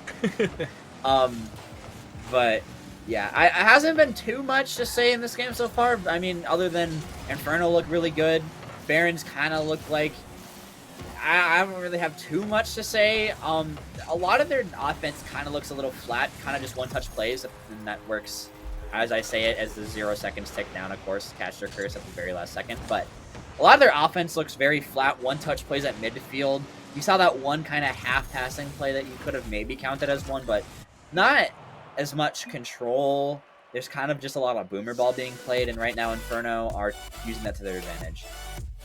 Fully agreed, and that's where we get so tricky because, again, we saw that exact thing happen in the last series, so... But that also means that the Inferno saw what happened last series as well. So they'll be aware of the potential coming into it. A very strong start for them, of course. 1 goal at the end going in there for the Barons. All intents and purposes was a 3-goal game until right at the end. So we'll see how things go in the moving on here to game number 2, which is going to make sure that everybody is okay with connections and stuff. We did get reports of slight lagging from one of the players, but looking to ready up. We should be ready to go here in game 2 in just a moment. And if you also look at the stats, I know it's kind of glitchy in the lobby right now because of everyone leaving and rejoining, but Barons have a ludicrous amount of shots compared to the Barons have a lot of shots compared to the Inferno right now. And you know, I'm going off of the fact that Inferno are missing a player. I'm going to fill in the gap. Even if the Inferno player had 4 or 5 shots, Perma had 8. Latimus had 4. Timmy had 2. Only Perma scored. You can't get by with that efficiency. That percentage is very low, and you know it wasn't super. It wasn't super high for Inferno necessarily per se either. But double the amount of goals. That's a lot to say here going into game 2 as they look to try to widen this lead. And even going back to the first semifinals, you pointing out that the Inferno putting a lot of shots on target, those were the games that they won when they were playing against the Mankato Atlas. They needed to get that offensive throughput going because when the game slowed down, it very much went Mankato's way. I would not be too terribly surprised to see similar trends heading out throughout this game. Of course, I made this whole point about every game being different, so who knows? But yeah. I do think, I mean, as long as Burnsville are putting those shots on, it is going to lean very much more in their favor. It is going to be something that the Barons are aware of. Of course, they have their winning ways as well. Only early in the series, though, Forbidden Temple may be the change of fortunes that the Barons need. Scoreless here through 45, but we'll be back up on offense. And Ari, we'll see what happens. That was a beautiful touch from Wesley. Cycled it over to his teammate. Ends up being a pass middle all the way down the field, almost scoring off of it. You're talking about the shots, and they are downpouring it right now. It is a meteor shower as another one comes through, and that's a top bin shot past all three Barons defenders, and they're up right now in game 2. Yeah, Mystic was claiming in the stream chat earlier that it was going to go for a flip reset, but maybe you just got to snipe it right under the bar, watch all three defenders dive at it, and not be able to make contact. That might even be more emotionally damaging than dunking on someone's head, is just to put it so close to their reach and none of them able to get it. But of course, the Barons are not going to back down either. Right back up on the offense afterwards, even to the quick defensive stance here from the Inferno. Inferno doesn't look like they're going to be in defense for too long. That's a good doink middle to keep it up. Latimos kind of overcommitting a little bit as a third, losing him in an awkward spot. Mystic with a good 50, can't read the bounce, low boost, gets physical though, gets a good bump. See Inferno starting to press again, and like I said, it's worked out for him. They're really good at keeping it on that Barons half, but they need to get out of their half first, and Timmy plays off the whiff. Getting that momentum going here for the Barons. Timmy taking advantage. A little too most of the pass. Mystic, missed touch. You saw that offense working out for him. The defense, not quite. So we find ourselves tied. Ari, 95 seconds in. Both teams finding themselves on the board. Be interesting to see how this plays out. Timmy, please, for the sake of my blood pressure, do not do that again. That was a very interesting touch for Timmy. He had a lot of space. He decided to hit it off his back line to try to maybe center it for get the transition going for his team. That's a humongous triple commit on the side of Barons, and that's a beautiful passive play down middle. Just kind of capitalized off of those 6. Unlike the first series I casted, this one seems that whenever a team does a triple commit, usually they score off of it. There's a lot of times I was watching Barons play where both sides would send 2, sometimes 3 players of the ball, and then the other team wouldn't even be remotely within the cubic mile of being able to counterattack off of it. So it's good to see that these teams are tightening up at least a little bit, despite the fatigue, that they are capitalizing off of the mistakes the other teams are making. Yeah, that can also go different ways, though, too. Precisely because of the fatigue. I mean, if you can strike and you can be tight with it, that is usually going to work out for you. But when you're starting to get tired, it can pay off to be a little bit more loose with it, take a little bit wider rotations, lest something go wrong. But I don't necessarily think that's worked out too well for the teams that have gone so far. I mean, it's the players who are playing more aggressively, been playing tighter, have had the better of the situations here so far in the grand finals. But we are still sitting at a 1-goal game with little more than a half burned. We'll have a bit of a committee discussion to see where the ball goes out here. A lot of, head-to-head chats to find out who's going to come away with it. The ball was pretty much unmoving there in the midfield. Still hasn't really gotten out of it too far. Latimos, the angle off the post. Couldn't get it. The defender might have had that covered, but even then that was a very tough spot to be in. Mystic there, smart not to double commit, gets a flip reset over 2 of them, dunks the third. Wisley there just to make sure that the 50 was won. Og now with the ball, gets a beat over 1, can't quite get the reset. Fortunate, but Inferno still hold on to this ball. It goes out middle. Og just barely gets beat to the ball. Now Wesley in a 1v3 has to chip this out. Not quite the touch maybe he wanted. Pass out middle, but all 3 Barons players were in front of their first man. Yeah, you're starting to see that signs of the fatigue. Like, the outlet passes are within like the cone of intended directions, but they're not on the laser, they're not on the zip line from spot to spot, and so the recipient has to make those adjustments as necessary. They've still been threatening because, again, the defenders have been in similar situations as well. 3 total goals, nearly 4 minutes played. Maybe see a 4th as Perma is going to sneak it in and bring us back to a tied game. That is off of another whiff on the Inferno defense. Kind of just out in blank space there. You hit off the sidewall. You maybe see someone push up from front post to go get it, but both Inferno players kind of just stuck on the back line, not really able to get any contact with it. Which was unfortunate positioning. So, about a minute left in game number 2. Forbidden Temple looming large in the background as we're going to look to see who is going to take either a series lead or a series equalizer. Og looking for more than just that first touch, but Latumos on the back wall able to make something happen across the midfield line. Bumped, and Wesley will try to drop it down over to a teammate, but the only one there is Timmy. Not too much momentum on it in the final 40. Og try to thread a touch. Mystic is going to keep it low. Og will not get the touch on it. Latumos off to the side, final 30. And Ari, we're getting it very dangerously. Not quite golden goal, but certainly silver goal territory here. Yeah, this is very scary. That's a big shot, but another big save coming through. You see a lot of these opportunities just present themselves and just the quick in the moment times. You don't really see a lot of the huge breezy coming out. Doesn't really get it on target though, but you see a couple times where you see a defender that could cut and make a redirect on the ball, or someone could get a demo, but you just see them not connecting on these split-second opportunities that present themselves. And that right now has been the story though, but 2-2, and Barons looking this to make a close overtime in a close series. Historically, overtime has been very nice to the Barons, and like all history, it can be rewritten by the victor. 8 seconds in, Timmy is going to get a touch on it. Lat, awkward because he had to dodge a demo. Mystic driving it home. And another game win here for the Inferno. Only 8 seconds into overtime.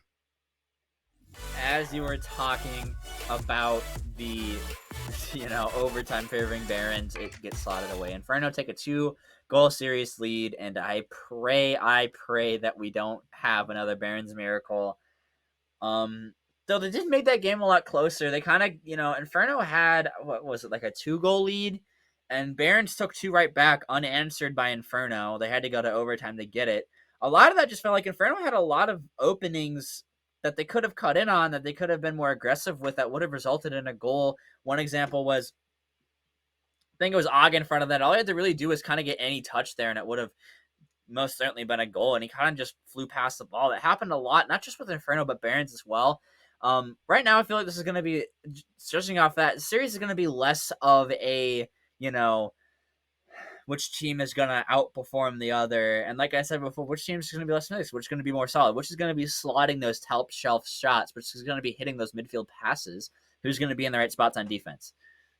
Yeah, just playing with position, rotating well, and getting the touches they're looking for. I do feel the need to say that I did say historically it's worked out well for them. I didn't say futuristically it works out for them. So still right.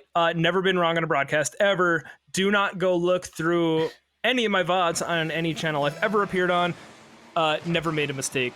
Never caster cursed ever.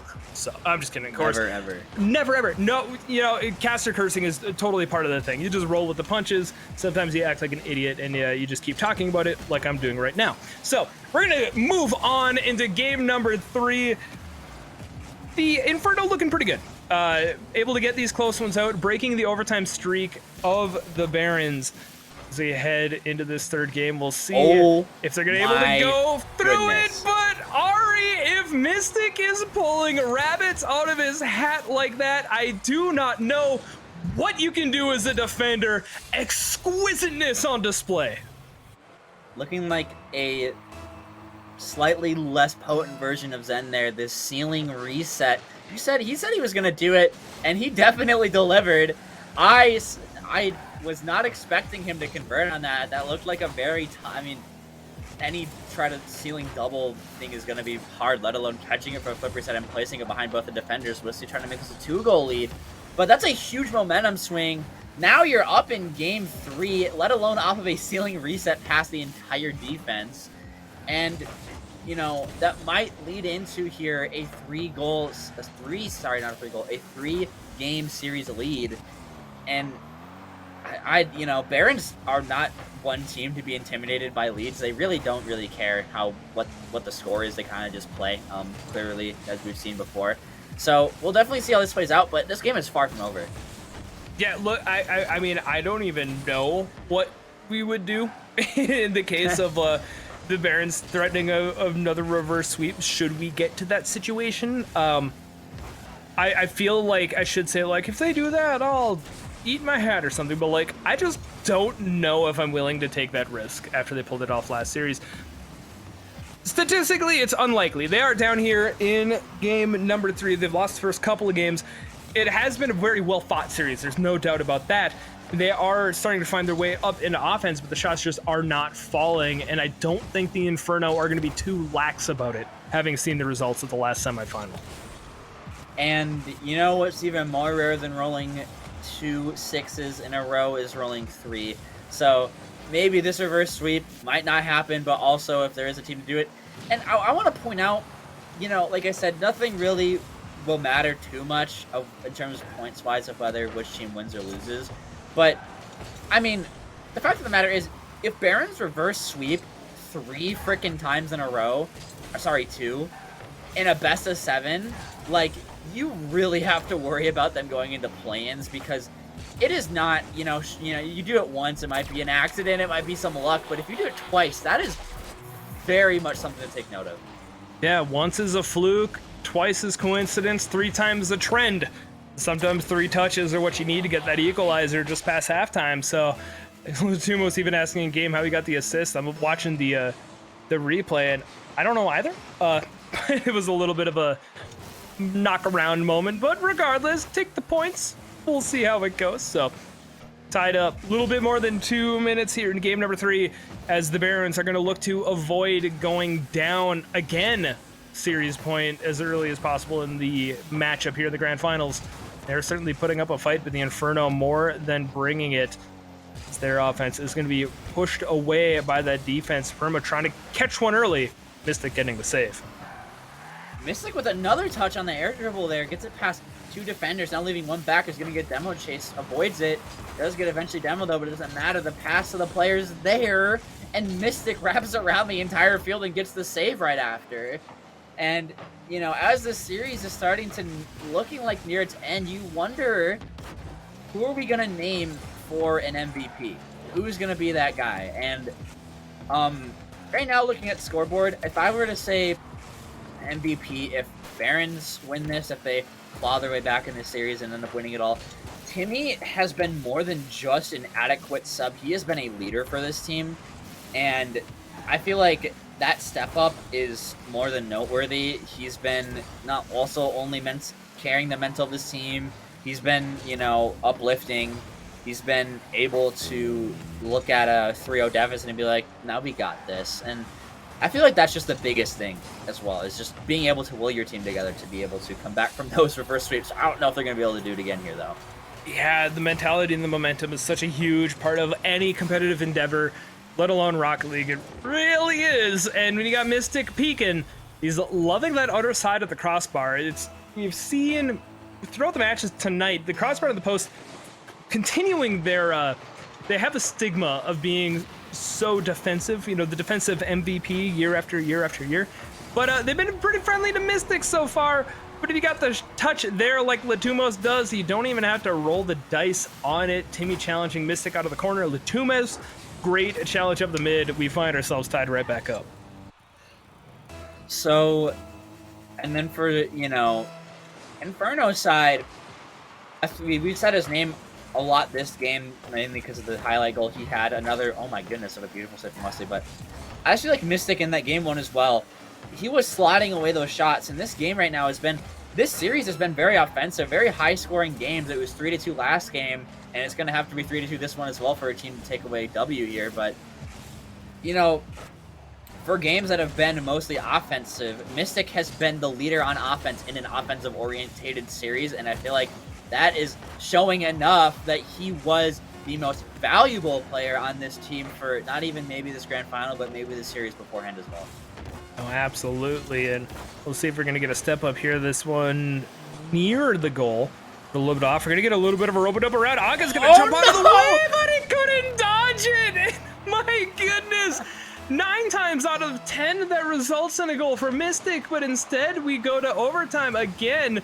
I don't even know how many overtimes we've had tonight. I ran out of space in my notebook, but continuing to battle back and forth are these teams. So close there at the end of regulation. We'll see if it's another quick overtime or if we're in for another multi-minute endeavor. Yeah. Denver, Colorado, baby. We Denver. love to see it. I'm an hour from it. I'm close. I was about to say that was a beautiful play from Whistly there. Faked out a defender, then baits out two for him and wins the 50. Pass out middle, just quite unable to convert. But, you know, as I was talking about Mystic being an MVP, he almost slots it away there in 0 seconds to seal up game 3. But right now they're having to deal with this offensive push. The reset, why isn't there Wesley able to not clean that up? But Og's there. Timmy with a beautiful 50 pops up middle, but no one on Baron's expecting that pinch. As pressure mounting here, they're not able to get the clear. That is a humongous whiff. And now Barons take a game back in this series. I don't know if I've seen a single point all night where all 3 players from the Inferno, any team, but the Inferno, all missing back to back.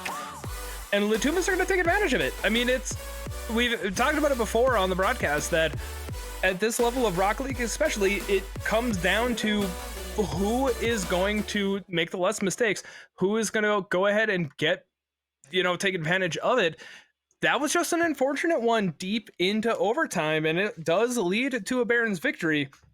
Will at least bring us to game number 5 in this matchup. But again, I anticipate that this one is going to go long, and sometimes it just takes a couple of hiccups like that to make it happen. Yeah, I mean, like I said, Baron's still putting up more shots than Inferno, but like I said before, Inferno's conversion rate's a lot more higher. I just feel like they're a lot more consistent of a team when it comes to the offense. Unfortunately, the only thing that can really stop them is themselves, not only from the save on their own shot, but the whiffs on their backline as well. I feel like, if some absolute cataclysmic disaster doesn't happen again, I feel like they do take this series as that's what it's taking right now for Barons to stay in this. Is it's taking a 3-man whiff. It's taking an own goal. It's taking a person streaking across the net and saving a 0-second shot. And if that's what you're relying on to win, I don't know if you're going to be able to rely on that every single game, especially when we're playing in these SSL, high GC3. But that's the thing. They just did it the last series. That's why I'm so hesitant to rule against them at this point. I mean, even this matchup, game number 1 was a multi-goal game. For all intents and purposes, they lost by 3. They got one at 0 seconds, but they're already down by 3 goals at this point. So asterisk the second goal out, to be honest. But then game 2, going into overtime, they lose 1-goal game. Game 3, going into overtime, and they win. I'm inclined to agree with you that if you need to rely on that is not good. But also, good teams find ways to win, and the Barons have been finding ways all evening, pretty or not, wins are wins. That is definitely true, but I don't think Barons are, like you said, to credit their consistency, I don't think Barons are one of those teams to be consistently whiffing every single time, unlike some other teams that weren't able to close it out. Right now, Barons is looking to get to that match point in the first place. Is their offense, talking about fatigue, their offense hasn't really slowed down ever since we saw it in games 1 and 2, and 3 even. They've still kept the pedal to the metal. They're still keeping up pressure. They're still relying on their infield passes and their mechanics. They get goals. Wesley, that should have been one. We've seen that a couple of times too throughout all of the broadcasts tonight, where you get a couple of players up like that. They both almost seem to pre-read each other, and it ends up falling by the wayside. And that one just happened to happen in the grand final, so it looks a little bit worse.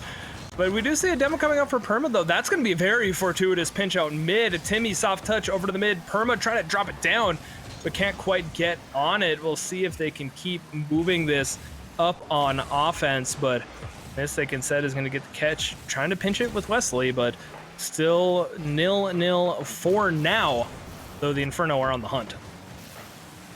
And you saw a sidewall redirect attempt from Mystic. If he slotted that one away, that would have just been absolutely bonkers. But, we stay at a 0-0 game, and it looks like Inferno are a lot more confident relying on their mechs, a lot more confident relying on those flashy goals, which is a lot, saying that this is a grand finals and they've been playing in these tight series for basically the entire night, and the fact that they're still relying on that flashy gameplay shows the confidence, but maybe that might not work out for them as Barons with a quick counterattack here. They make it a 1-goal game. Yeah, Latumos is going to go for a little bit of a musty, little fanciness Timmy is going to try to go for it as well, but ultimately that bounce off the post to set it back out in front of Lat, that's all that's going to matter.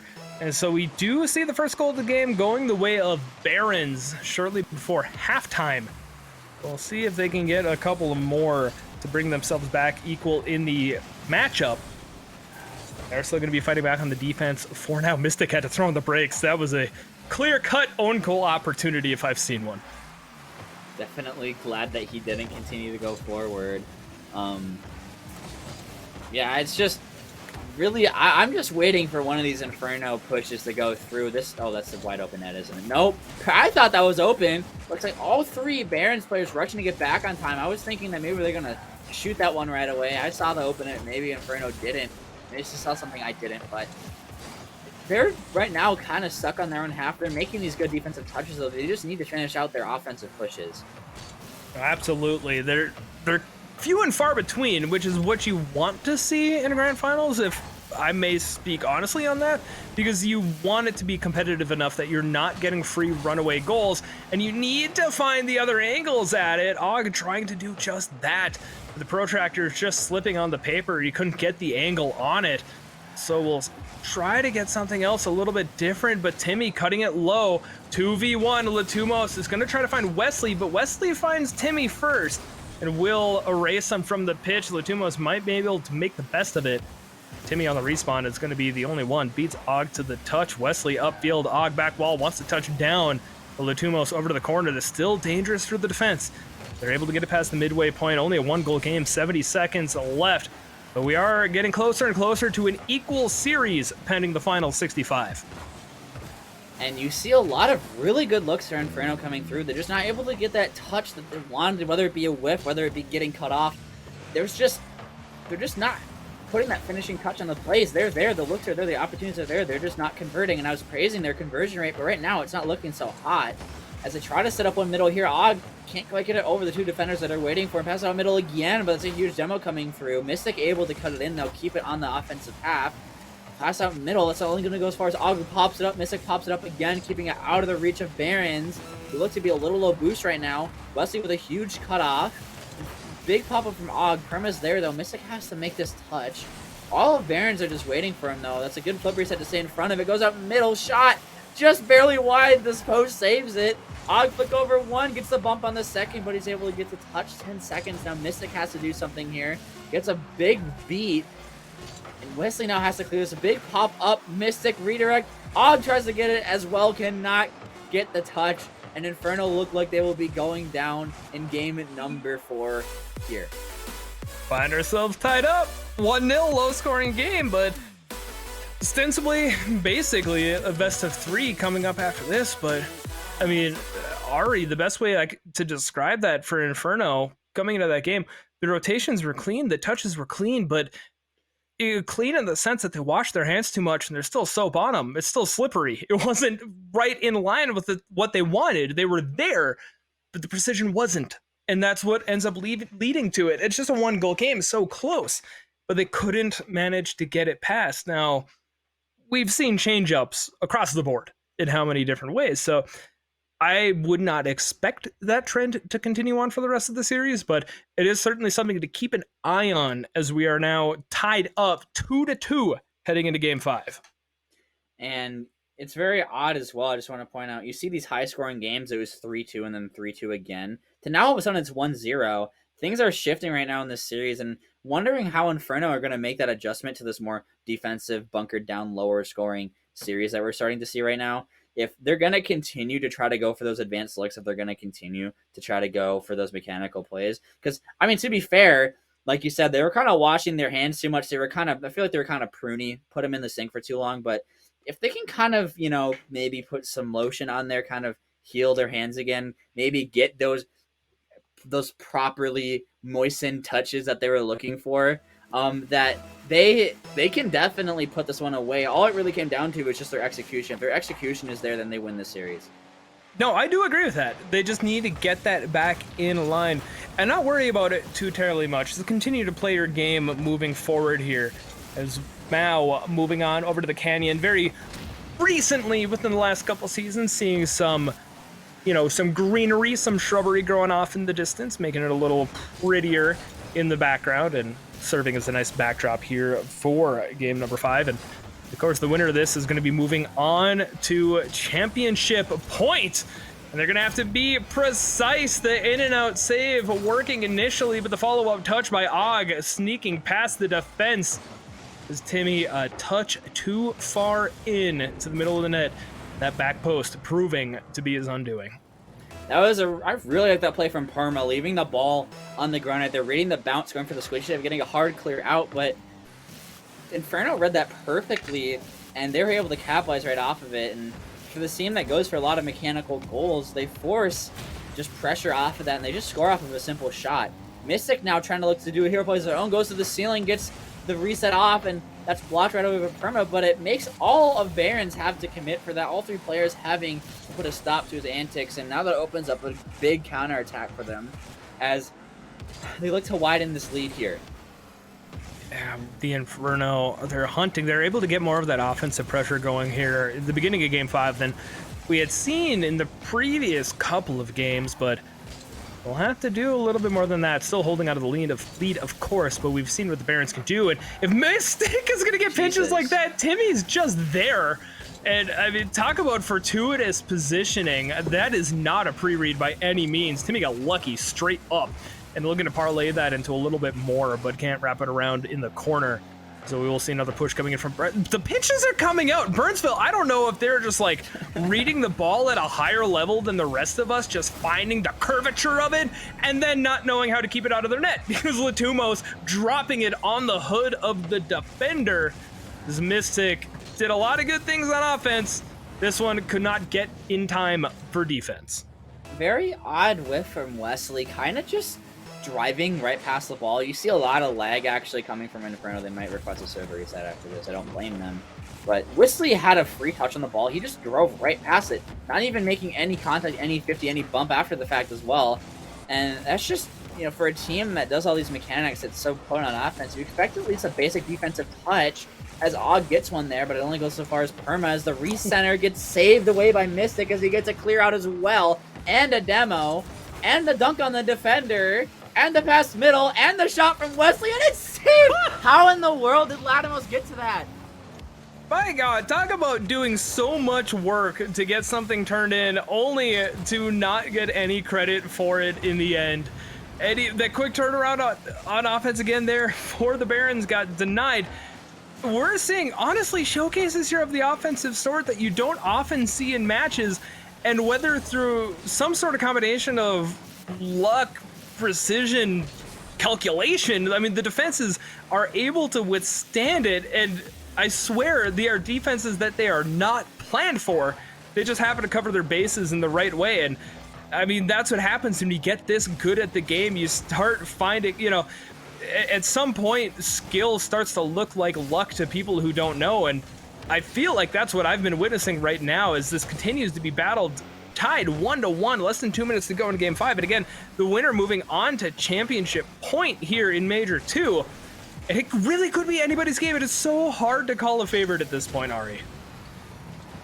And you just really tend to look at maybe just the stats in this kind of chaotic environment to see which team might have the edge over the other. It is dead, almost dead even right now with shots, saves, and definitely goals right now, as Latimos tries to put that one away himself, but it just goes above the crossbar and hits the backboard. No one able to get the rebound off of that. As Wesley with a quick counterattack. Oh my gosh, he gets back in time again to save it, as that somehow stays out of their net. That's a big double demo.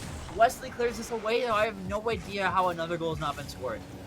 It was a 3v1 for the moment. Granted, 2 of the players out of position because they were scraping off car parts from their hoods. But still, 1-1 tied up. Timmy going for the ground play. Latumos looking for the redirect off, but Wesley there to meet.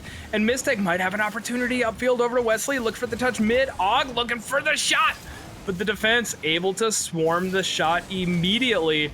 Mystic is going to try a different offset speed, but Timmy up quick. Wesley to Og. No, Wesley's going to double touch himself.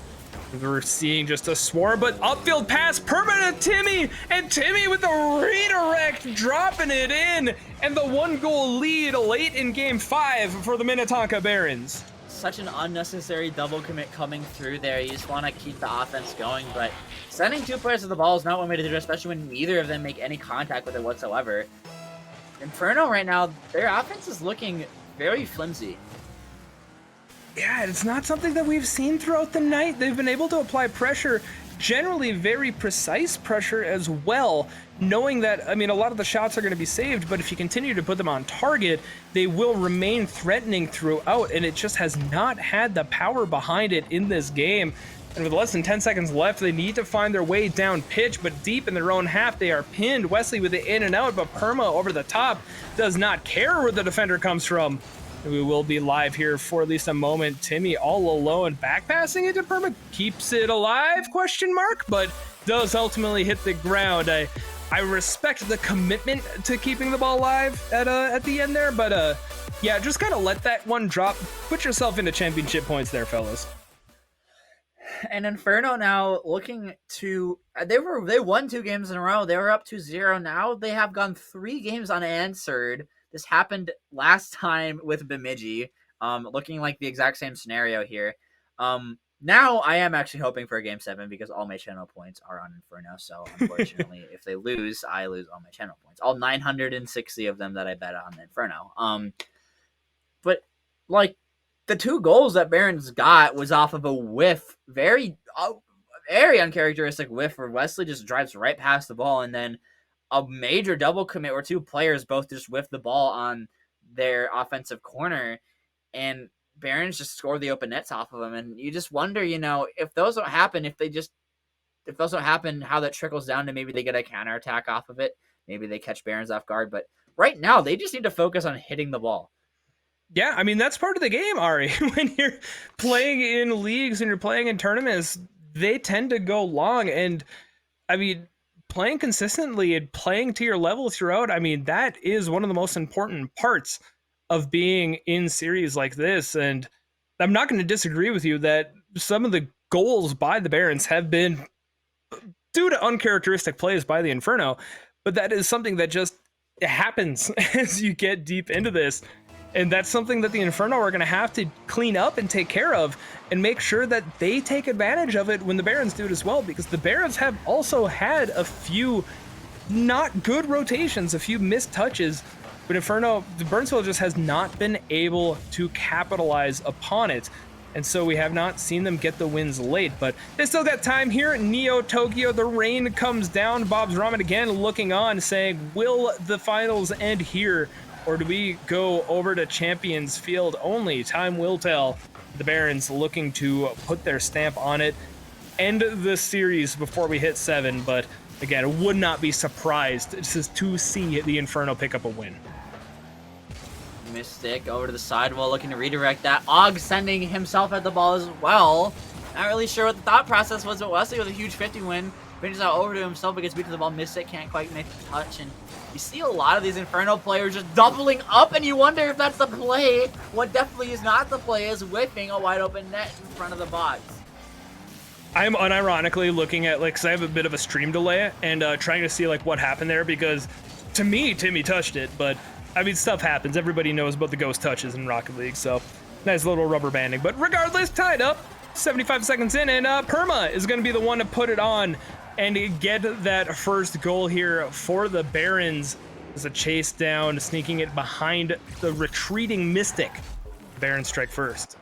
And now, down in Game 6, they need to find 2 goals here to guarantee a win to go to Game 7. Their championship hopes rely on this, but not their play-in hopes. Just like I said, nothing really matters too much right now except bragging rights, but at least maybe one team wants to make a statement here. And that team looks to be Barons right now, as they just look like they want it more.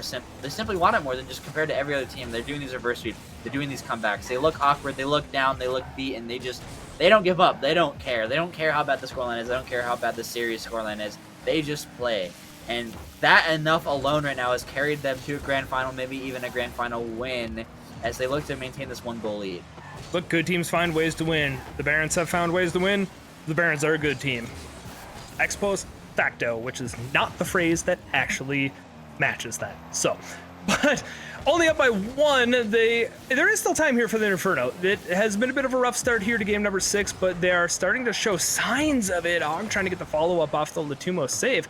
Wesley should be able to get it, but no, Timmy, again, a good save. That back wall save is one of my favorite ones to point out. It is so much more difficult than people realize, and we've seen a few of them here throughout the evening. As we get to about halfway through Game 6 in Neo Tokyo, 1-0 lead for the Barons. 2.5 minutes away from securing this championship here in the second, my apologies, in this second major. And we'll see if they can stand up on defense here as the Inferno. They're going to be looking for that goal. They don't want this to end now. And you just see a lot of double commits and kind of just mistouches come out from Inferno, and a lot of them wouldn't be as bad if they didn't send 2 players at the ball sometimes, but they're sometimes sending their entire lineup just for 1 pass out middle, and it's really hurting their defense. They're not able to, like you said, kind of keep that infield stuff going to keep the pressure. As how in the world is that not a goal from them?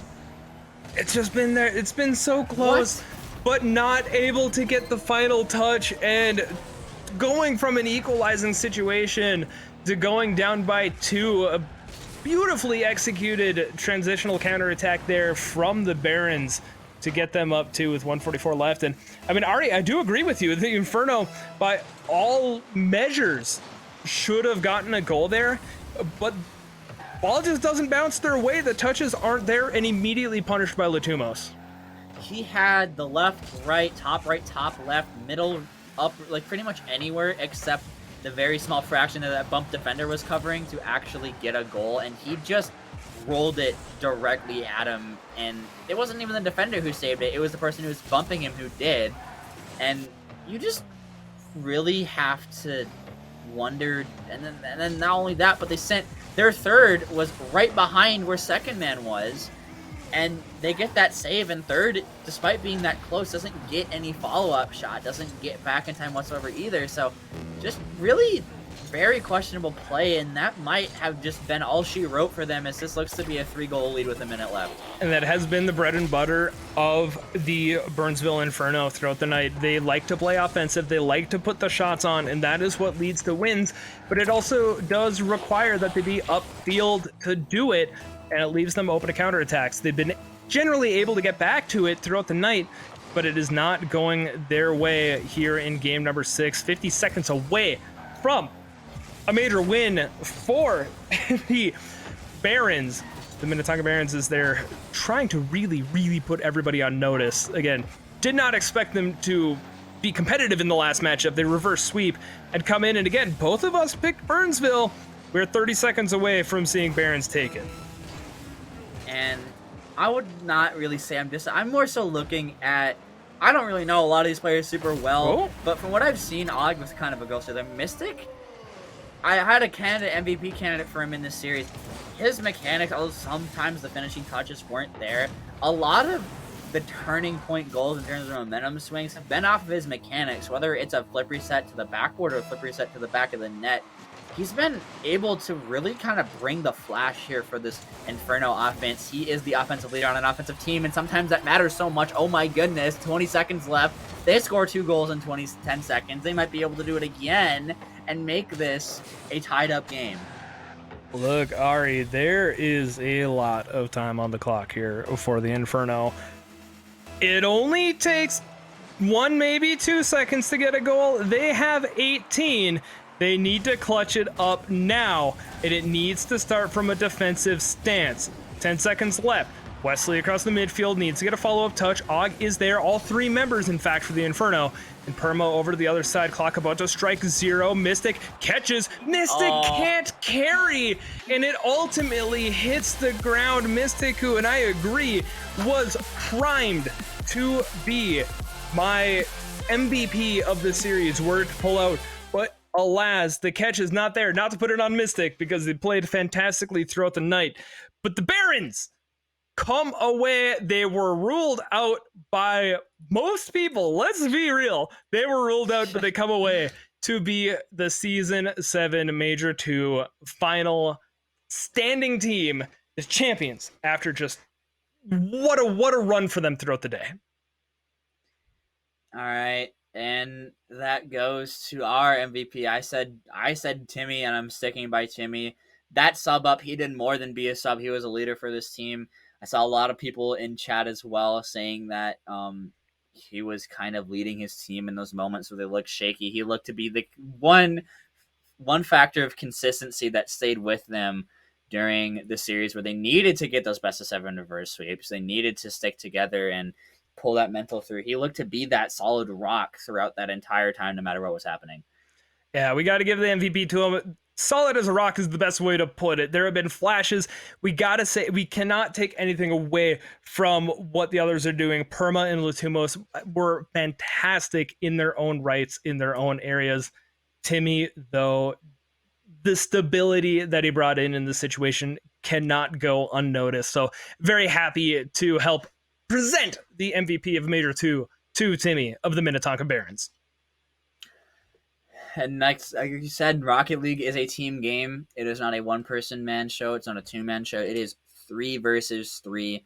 And Barons, as a team, do pull it away here in the grand finals. They pull away in their reverse sweeps. Timmy asking in chat, why did we name him MVP? I made the candidate for you, Timmy, as an MVP because I didn't even know you were a sub. I'm going to be honest. First game casting, I was not told that there was a sub for the Barons, and you did not look like you were out of place at all. Not only that, but you have a sub that needs to go through a best of 7 reverse sweep in Premier, and they pull it off, and they do it in the grand finals as well. They pull off that sweep after going down 2 games. For a substitute to be able to not only just be able to weather that storm, but also to be a main contributor during that time, I feel like that's what made us pick you over some of your teammates. Yeah, no, I mean, any player could have gotten it. There's no doubt about that. It was close, but no, happy to see it. And very, very solid run as well by the Barons. We got, again, hats off to the Inferno as well. Great run, fantastic matches. I was very happy to be able to cast them earlier as well. Ultimately falling a little bit short here in the major, but Minnetonka Barons reign supreme at the end of the night. It's been a long night, but it's been a great one nonetheless. Thank you all so much for tuning in to the Minnesota Championship Series. Always a great place to be to catch Rocket League. If you want to join out, hit that exclamation point Discord. Check out how things work. Maybe get in a little games yourself. Always a fantastic event. Maybe get the opportunity to play on LAN as well, as a lot of these teams have been playing for. But Ari, you got any final words at the end of this night? I do not have any final words. Like you said, make sure this league is very nice. Thank you guys all for tuning in here. Got a total of 28 of you sticking around after the game. It's been a late night yet again. 11 p.m., an hour behind schedule. You know, would not be an MNCS stream if we're not off by at least 10 minutes at the end, maybe even more. But yeah, good Rocket League being played. If you do want to join, this league is not only open to SSLs, it's open to people all the way down in Champ 1 to, yeah, like I said, SSL. Really good way just to, maybe get in the league. It's definitely a lot different than ranked. I feel like it's a lot better than 6-men's as well. You get to stick with the team, get to have that flow. The GMs do care about you. Our production team is really nice. Stewie knows what he's doing when he's running the league. So does every other owner of the server, not just Stewie. It's just an amazing community to be in. It's amazing to play in. It's amazing to cast, and it's amazing to watch. My heart goes out to the people in the production and in the owner and running of the server. So well said. It's a good place to be at. Of course, got to shout out the people, Nate, pushing the buttons behind the scenes. There's always a lot of work with the production. It's Stewie, the broadcast director, who puts a ton of work behind the scenes as well to make this all happen. That is going to be it for us tonight. Again, a great run through the bracket here. Congrats again to the Minnetonka Barons on picking up that win. But that will be it for us for the night. Late into it, but a happy Canada Day for all of those up north. For everybody else, I hope you have a safe weekend heading into 4th of July. And for everybody else around the world, happy for whatever else you celebrate. But hope it's all been good. I know we're all going to sleep well tonight after a fantastic night of Rocket League. We'll catch you guys on the next one.